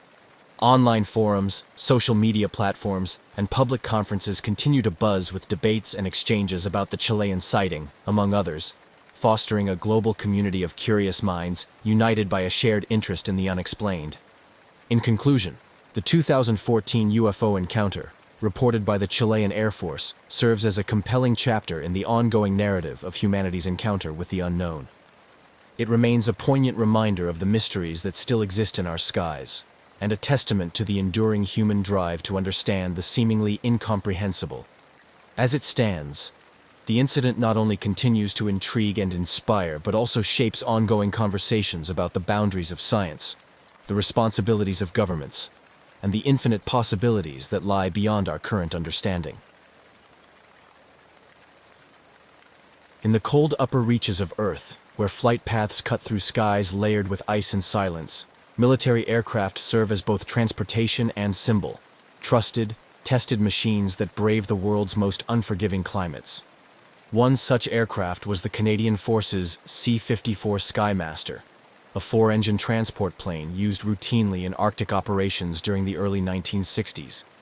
Built to be rugged and reliable, it carried cargo, personnel, and at times classified payloads through snow-blind corridors above the North Atlantic. On a winter day in 1964, one of these aircraft lifted off from Goose Bay, Labrador, headed for Thule Air Base in Greenland. It was a route the military knew well. The plane never arrived. Its crew called her the Snowbird, a name fitting for a plane that routinely danced with sub-zero altitudes, skating through clouds between icy islands and frozen fjords. That morning, the Skymaster carried 6 Canadian military personnel and a modest load of cargo. There was nothing unusual in the mission, and nothing in the pre-flight checks to raise alarm. The crew, seasoned in northern navigation, understood the hazards: crosswinds, poor visibility, radio blackouts, and the ever-present cold. But on that day, forecasts were clear. The aircraft's departure went as expected. Weather conditions were within operational limits, and the flight's course was well traveled, with military radars along the way ready to monitor its movement. Initial radio contact confirmed the Snowbird had reached cruising altitude. It was approximately halfway through its journey when the silence began. A routine position report never came. Controllers reached out, expecting a delay in check-in, maybe a frequency change or signal bounce. When there was still no reply after 10 minutes, then 20, the worry became formal. The aircraft had disappeared from communication, and soon after, from radar entirely. It was difficult to tell precisely when the plane vanished. In the Arctic, signals flicker, instruments shift under magnetic strain, and contact can dip in and out for no clear reason. But this was different. There was no fading signal, no static-filled final transmission, no distress call. The Snowbird had gone from present to absent in an instant, as if the sky had simply closed behind it. An immediate alert was issued. Canadian and American forces launched coordinated search and rescue operations from both coasts of Greenland and from Labrador. Aircraft combed the planned route, while teams on snowmobiles and dog sleds explored isolated fjords and ice fields. From the air, spotters scanned the snow for anything: an oil sheen, a shadow beneath the surface, a tear in the whiteness. There was nothing. The Arctic has a way of swallowing things. Planes, boats, and stories disappear into its depths, as if the landscape itself is complicit in their erasure. The rescue teams knew this well, yet held on to hope. Even with freezing temperatures and relentless winds, a survival scenario wasn't impossible. Emergency beacons had been known to fail in the cold. Crews had survived crash landings in worse conditions. But as days passed, hope thinned. No emergency beacon had activated. No visual trace of the aircraft or its crew was ever spotted. The grid widened, helicopters refueled mid-air to extend their range, and coastlines were flown over again and again. Search ships traced the edge of drifting ice, sonar pinging into black water beneath fractured floes. But still, there was nothing. No wreckage, no sound, no signal. Only the low growl of engines slicing through silence. After 2 weeks, the operation was scaled back. The official presumption was that the Snowbird had gone down somewhere over the ocean or ice shelf, breaking apart and sinking below visibility. The cause remained unknown. Icing, mechanical failure, navigational error, any could be possible. But there was no data to support any theory. The Arctic, as always, offered no clues. In the aftermath, families were told the search had ended. They were left with no grave, no explanation, only a cold void where answers should have been. For the military, it was logged as a loss during routine transport. Tragic, but not unprecedented. The Cold War had many such silences. Still, for those who followed the story closely, something felt off. This wasn't just a disappearance. It was the complete absence of any trace. No debris, no distress, no drifted parts. In Arctic aviation, Even violent crashes tend to leave marks. The snowbird, it seemed, had simply left the sky. Years would pass before questions resurfaced, and strange findings would cast shadows on the official account. But in 1964, the snowbird vanished with barely a sound, and the ice, as it often does, closed itself around the mystery. In the hours following the disappearance, a sense of urgency swept across Canada's northeastern military network. The Arctic is no place for delay. If the snowbird had made an emergency landing, time was already working against its crew. At temperatures well below freezing, with daylight brief and wind speeds cruel, survival was a narrow window.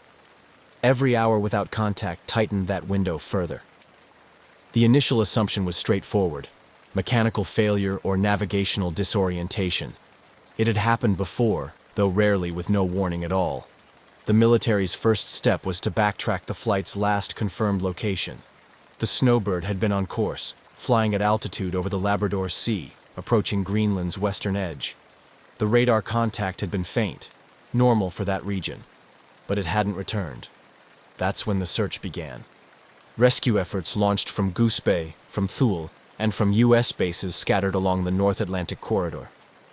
Aircraft equipped with infrared scanners flew grid patterns day and night. Their crews peered through frosted windows, tracing white on white, searching for the unnatural. A wing, a shadow, a glint of aluminum in the snow. Helicopters ventured into fjords and valleys, landing on remote ice to investigate dark spots or anomalies picked up by satellite images. Naval ships patrolled the open waters north of Baffin Island, ready for any sign of debris. Canadian Rangers, Indigenous guides trained for Arctic survival, joined foot patrols through the rough terrain, probing the snowdrifts and rock fields for answers. Despite these immense efforts, no distress signal was ever recorded. The snowbird's emergency beacon, designed to activate automatically in a crash, had not transmitted. Not even a fragment of wing or fuselage was found. Radios crackled with possibilities. Had the beacon failed? Had the plane broken apart mid-air? Could it have sunk under thin ice and vanished beneath the surface? Search teams remained hopeful in the first few days. Downed aircraft had been found before, sometimes after weeks, but usually with at least some clue. Oil, fabric, a life raft carried by current. Here, there was only blankness. By the fifth day, crews began searching beyond the original flight path, exploring the possibility that wind or ice might have carried wreckage elsewhere. Still, the Arctic remained mute. Back home, the disappearance dominated military briefings and gripped local headlines. Families clung to updates, each new lead a flicker of hope. But those hopes dimmed as the reality set in. There were no leads, only absence. The search lasted more than 2 weeks. As the days grew shorter and weather worsened, aircraft were grounded more frequently. Fuel costs climbed. Risks to search personnel increased. Eventually, the operation was officially stood down. An advisory was issued. Presumed crash due to unknown cause, no survivors expected. Officially, the file was closed. The snowbird and its crew had been lost during routine Arctic transit, likely due to mechanical or weather-related failure. But privately, among the pilots and officers who had searched, that answer never truly settled. It wasn't just the disappearance. It was the precision of it, the completeness, the lack of trace, in a region where even the fiercest crashes often leave scars on snow and ice. In the following years, the story faded from headlines, but not from memory.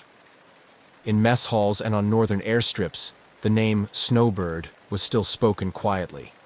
It became something of a ghost flight, a reminder of the unforgiving sky and the limits of technology in a place ruled by cold and silence.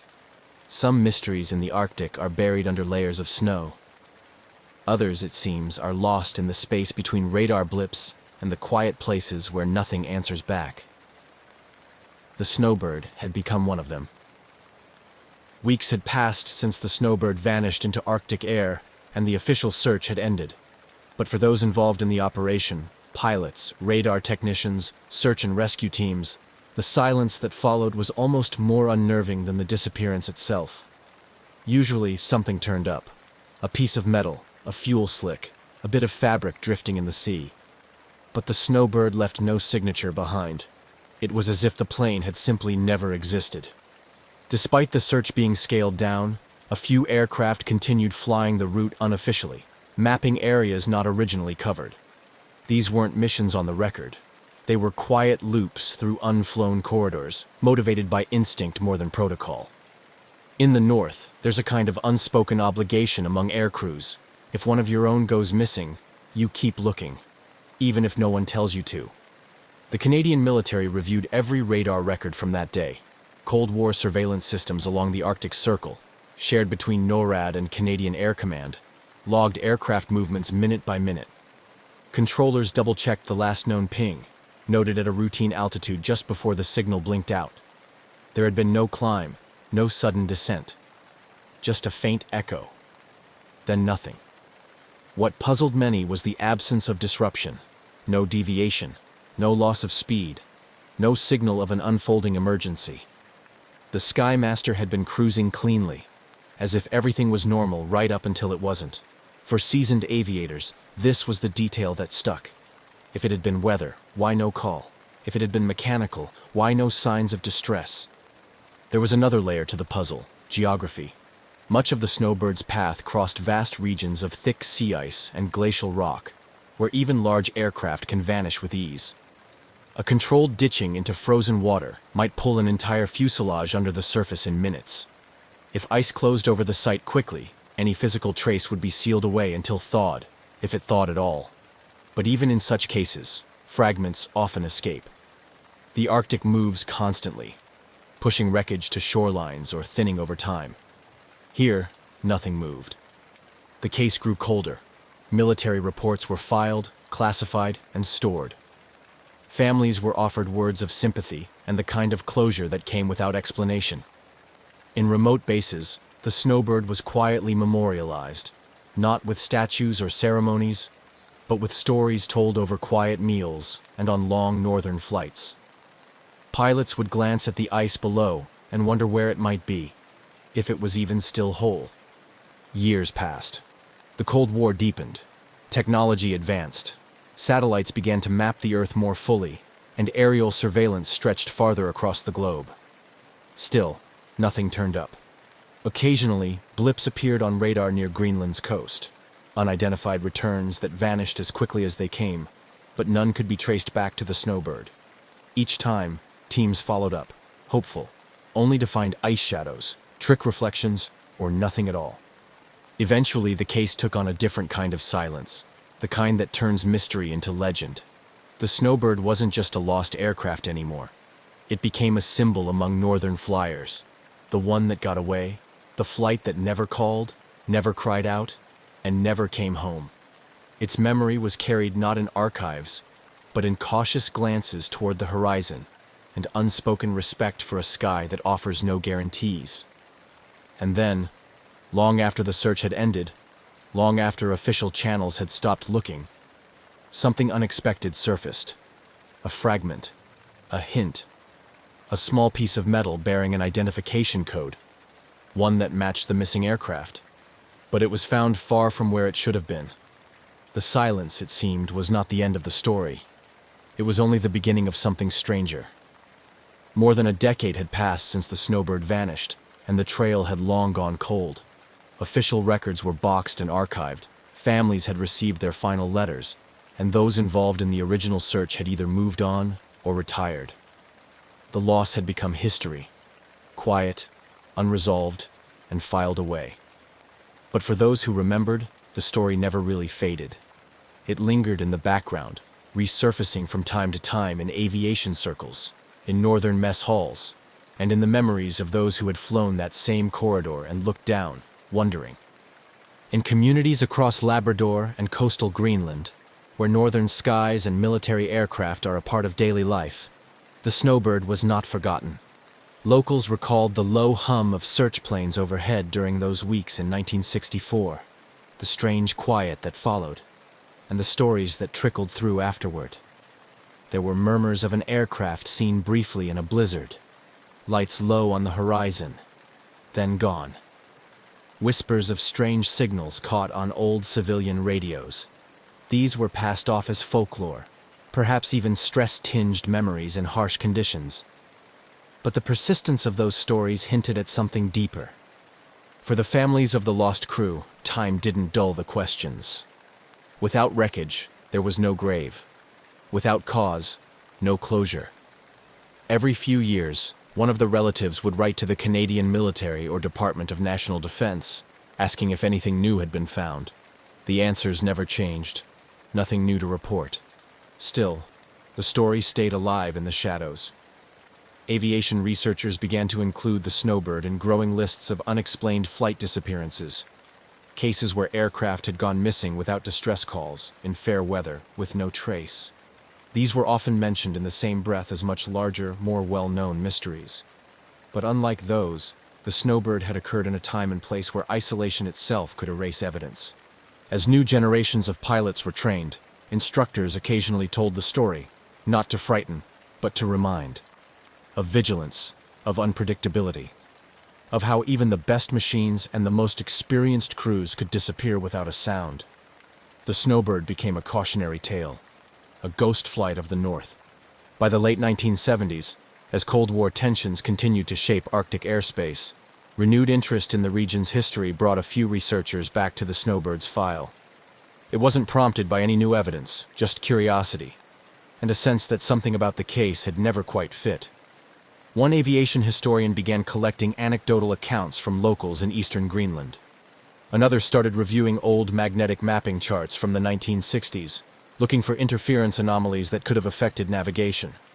What they found were inconsistencies, odd weather patterns logged around the time of the flight, irregular compass readings reported by other aircraft in nearby airspace that same week, and early military radar data that showed a blip deviating far from the snowbird's intended route, but never explained. None of it proved anything, but it was enough to reopen interest. Questions began to resurface. Could the aircraft have veered hundreds of miles off course? Was the failure not mechanical, but navigational?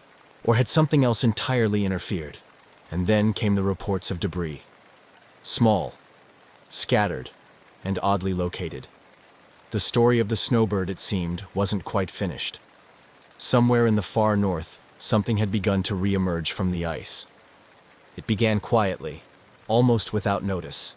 In the late 1970s, a geological survey team working along the southeastern fjords of Greenland, hundreds of miles off the snowbird's planned route, came across something unusual wedged into a narrow ravine. A section of corroded metal, half buried in scree, bearing faded stenciled markings. At first, it was assumed to be debris from a weather balloon, or perhaps Cold War military equipment dumped long ago. But one technician, a former airman, recognized the style of the code. When the fragment was analyzed more closely, it revealed part of a serial number, one that matched the Canadian Force's missing Skymaster, the Snowbird.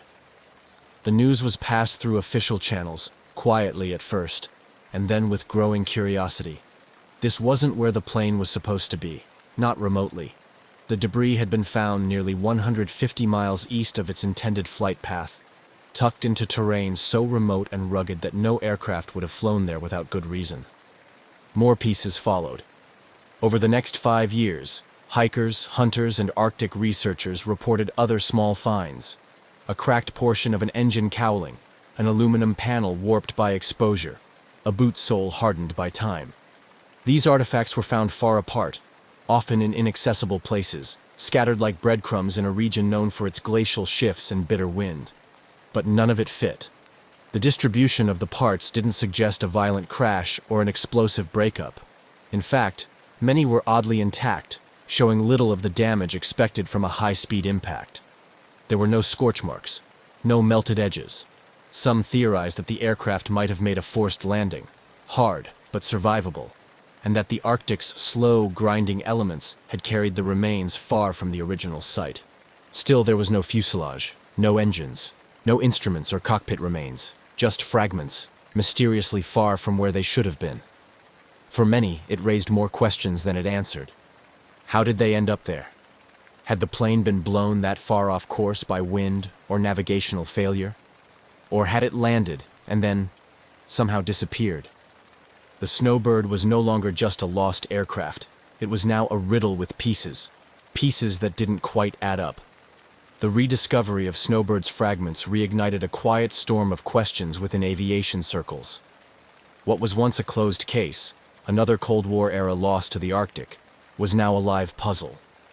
Researchers, historians, and retired military pilots began combing through flight charts, magnetic field logs, and weather data from that day in 1964. Theories that had once been dismissed were now revisited with fresh interest. Among the first ideas re-examined was navigational interference. In the 1960s, flying over the high latitudes often meant flying through areas where compasses became unreliable due to magnetic variation. Some theorized that the Snowbird's instruments could have been thrown off by a geomagnetic storm, an intense solar event known to disrupt radios, compasses, and even early autopilot systems. It wasn't out of the question. In fact, archived solar weather data showed mild solar activity during the week of the disappearance. Not enough to cause chaos, but perhaps enough to confuse a flight already vulnerable to Arctic variables. Another theory returned to the human element. Could the crew have made a decision to divert the flight, perhaps due to a mechanical issue they chose not to radio in? If they attempted a detour toward a more visible or familiar coastal route, it might explain the strange easterly position of the recovered debris.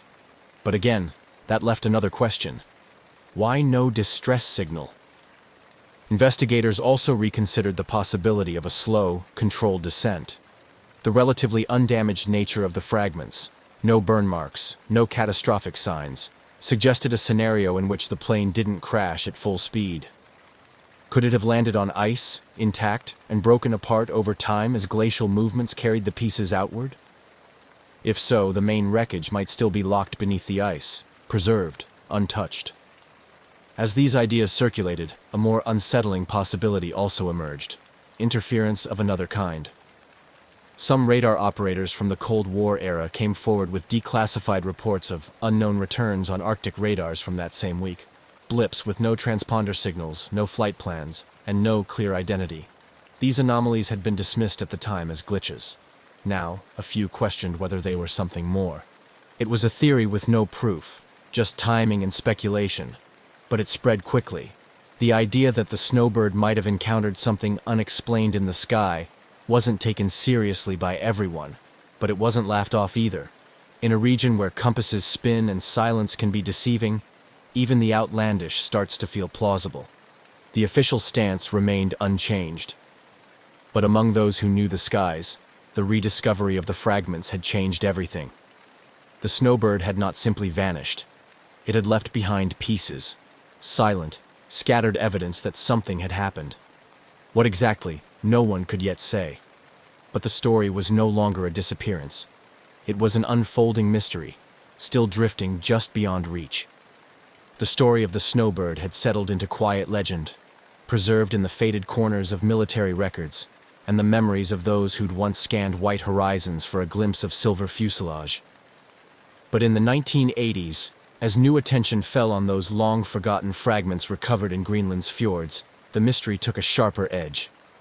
Now, it wasn't just about a missing aircraft, it was about what had been missed, or perhaps ignored, in the earliest days after it disappeared. The Canadian military, in response to growing interest from civilian researchers, quietly reopened its files on the Snowbird's final flight. What they found surprised even those who had been involved from the beginning. Alongside the official reports of the search and recovery efforts were logs that had never been fully reviewed. Handwritten notes from radar operators, preliminary transcripts, and internal communications between airbases and early NORAD listening posts. These documents hadn't been hidden. They'd simply been archived and forgotten in the shuffle of Cold War bureaucracy. Among the more curious rediscoveries was a sequence of radar returns logged by a U.S. outpost in northeastern Greenland. On the day of the Snowbird's disappearance, the station recorded an object moving at standard altitude across the radar net, initially presumed to be the Canadian aircraft itself. But then something odd occurred. The return abruptly shifted course, veering far east and dropping in altitude before vanishing entirely. The trajectory didn't match any known flight plan and wasn't flagged at the time due to the assumption that the blip had been an unrelated flight or a technical error caused by interference. After all, radar anomalies were common near the pole. But decades later, when the data was matched with the location where the snowbird fragments had been found, the path lined up almost perfectly. What had once been discarded as noise now looked suspiciously like a flight deviation, a real-time record of the plane veering far off its expected route. The question was, why? Retired personnel who had served in Arctic surveillance stations during that era were contacted. Some recalled the event faintly, but others remembered strange activity in the skies during that week. Unidentified blips, temporary equipment malfunctions, or radio blackouts that weren't fully explained. One technician, then only in his 20s, recalled a faint emergency tone heard briefly over a secondary monitoring frequency, one never used for official traffic. He reported it at the time, but it had been brushed off. There was no evidence it came from the snowbird. But in hindsight, he wondered. It became increasingly clear that the Arctic in the 1960s was a chaotic and heavily watched place. Military operations, weather experiments, early satellite tests. There was a storm of classified activity, much of which was never publicly documented. Some theorized that the snowbird may have unknowingly entered restricted airspace or encountered classified operations that, in the confusion, were never properly reported. If a radar station had tracked the aircraft going off course but didn't connect it to the missing Canadian plane, it could explain why the search had started in the wrong place, and why it ended without answers. Others took the theory further. Could there have been an interception? A misidentification? During the Cold War, such possibilities were not just conceivable, but dangerously common. Stories of near misses between NATO and Soviet aircraft were frequent in military circles. If the snowbird had been mistaken for something else, something unfriendly, could it have been forced down, accidentally targeted, or deliberately hidden? None of these ideas could be confirmed, of course. There were no records of interception, no reports of conflict. And yet, the gaps in documentation only invited more speculation. If the fragments were found in a location inconsistent with any plausible crash arc, and if no distress call was made, then something about the disappearance defied conventional explanation. Still, not everyone embraced the darker theories. Experienced pilots pointed to simpler, if no less tragic, possibilities. A navigational failure, compass drift perhaps, combined with a failure of the pressurization system could have rendered the crew unconscious. The aircraft might have continued on its own, guided only by autopilot or prevailing winds, eventually descending or breaking up in an area far from where anyone expected. It was a clean explanation, but it didn't quite match the condition of the recovered fragments. They seemed too intact, too misplaced. In the end, what the rediscovered documents did was shift the snowbird from a forgotten loss into an open case, one surrounded by layers of uncertainty and fragments of overlooked truth. Researchers compiled everything they could: satellite data, radar charts, recovered parts, and laid them out like a puzzle missing just one or two critical pieces. And that was the trouble. It was always just short of certainty. The snowbird had returned, in part, from the silence, but not enough to explain what truly happened that day in 1964. It remained a question half-answered, a story retold in parts. And as the search continued, now digital, now forensic, now historical, the Arctic skies seemed to hold on to their secrets just a little longer. Decades had passed, but the Arctic never forgot. It held the snowbird's final secret beneath its endless white, untouched, unmapped, and unsolved. The fragments discovered along Greenland's rugged coastline were all that ever surfaced. The fuselage, cockpit, engines, and the 6 souls on board remained where they had vanished, locked in a mystery that the cold seemed determined to keep. But while the land gave up little, those drawn to the snowbird refused to let the trail go cold again. By the early 2000s, advances in satellite imagery, ice-penetrating radar, and remote sensing technology offered new hope. Civilian researchers, retired military officials, and a new generation of Arctic historians began revisiting the disappearance with tools far beyond what was available in 1964. Scans of Greenland's southern ice sheet, especially along routes connected to the recovered debris, were analyzed for anomalies, depressions, or metallic signals beneath layers of compacted snow. There were moments of excitement. A radar signature, faint but structured, was detected in a glacial pocket less than 70 kilometers from the fjord, where parts of the aircraft had first been found. But harsh terrain, unpredictable weather, and limited funding delayed any serious ground exploration. The location, remote even by Arctic standards, remained out of reach. Some in the aviation community advocated for a renewed official investigation. They argued that the Snowbird wasn't just a lost plane. It was a case study in Cold War-era search limitations, the fragility of flight in high-latitude conditions, and the enduring gaps in early international cooperation over shared airspace. But official bodies remained hesitant. The case, long considered closed, wasn't a priority for a new generation of policymakers. Still, the Snowbird never truly left the public consciousness. Documentaries were produced. Articles resurfaced in aviation magazines. Podcasts dissected the case, drawing in new audiences captivated by the surreal image of a plane that simply vanished. With every new mention, another layer of curiosity was added to the legend. And then there were the families. Time had dulled the sharpest pain, but not the longing. For children who had grown up without answers, closure remained elusive. Some had never even seen the last resting place of their fathers or brothers. A few made pilgrimages to the region, standing in vast, empty landscapes beneath sky-stretched silence, where the only sound was the wind pushing through ice. They weren't searching for debris. They were reaching for connection, a place to grieve, a point to begin and end the story. In a small memorial ceremony held in 2014, on the 50th anniversary of the flight, veterans, family members, and Arctic pilots gathered at Goose Bay. Stories were shared. Names were read. The Snowbird was remembered not only as a tragedy, but as a reminder that in aviation, even the best-trained crews and the most reliable machines can be humbled by nature's scale, and by the unknown. What remains today is not just the unanswered question of where the Snowbird fell, but how easily silence can swallow even the most traceable of things.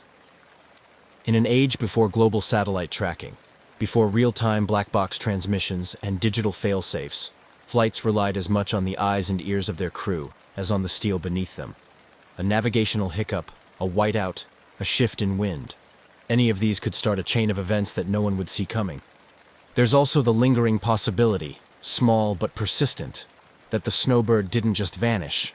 It was missed. Misread on a radar. Misplaced on a chart. That in the chaos of overlapping military activity, experimental aircraft, and sensitive Cold War operations, the truth of its last moments was quietly buried under layers of need-to-know silences and fractured record-keeping. But maybe the final answer will never come. Perhaps the Snowbird's real story lies not in a definitive explanation, but in its resonance. It represents the margins of control in aviation, the quiet power of an environment that offers no second chances, and the humility required to fly through such places. Not every disappearance is destined for resolution. Some remain, like the Arctic itself, open, endless, and frozen in time. So the Snowbird remains a question in the sky, a ghost in the ice. Its story told not in certainty, but in the search. And maybe that's what gives it its haunting power. That in a world so mapped, so digitized, so explained, we can still lose something so completely. Somewhere beyond the edge of radar, beneath snow too deep for memory, a plane waits. Whether it will be found or not doesn't change what it's already given. A reminder that mystery still exists, that even in silence, some stories still speak.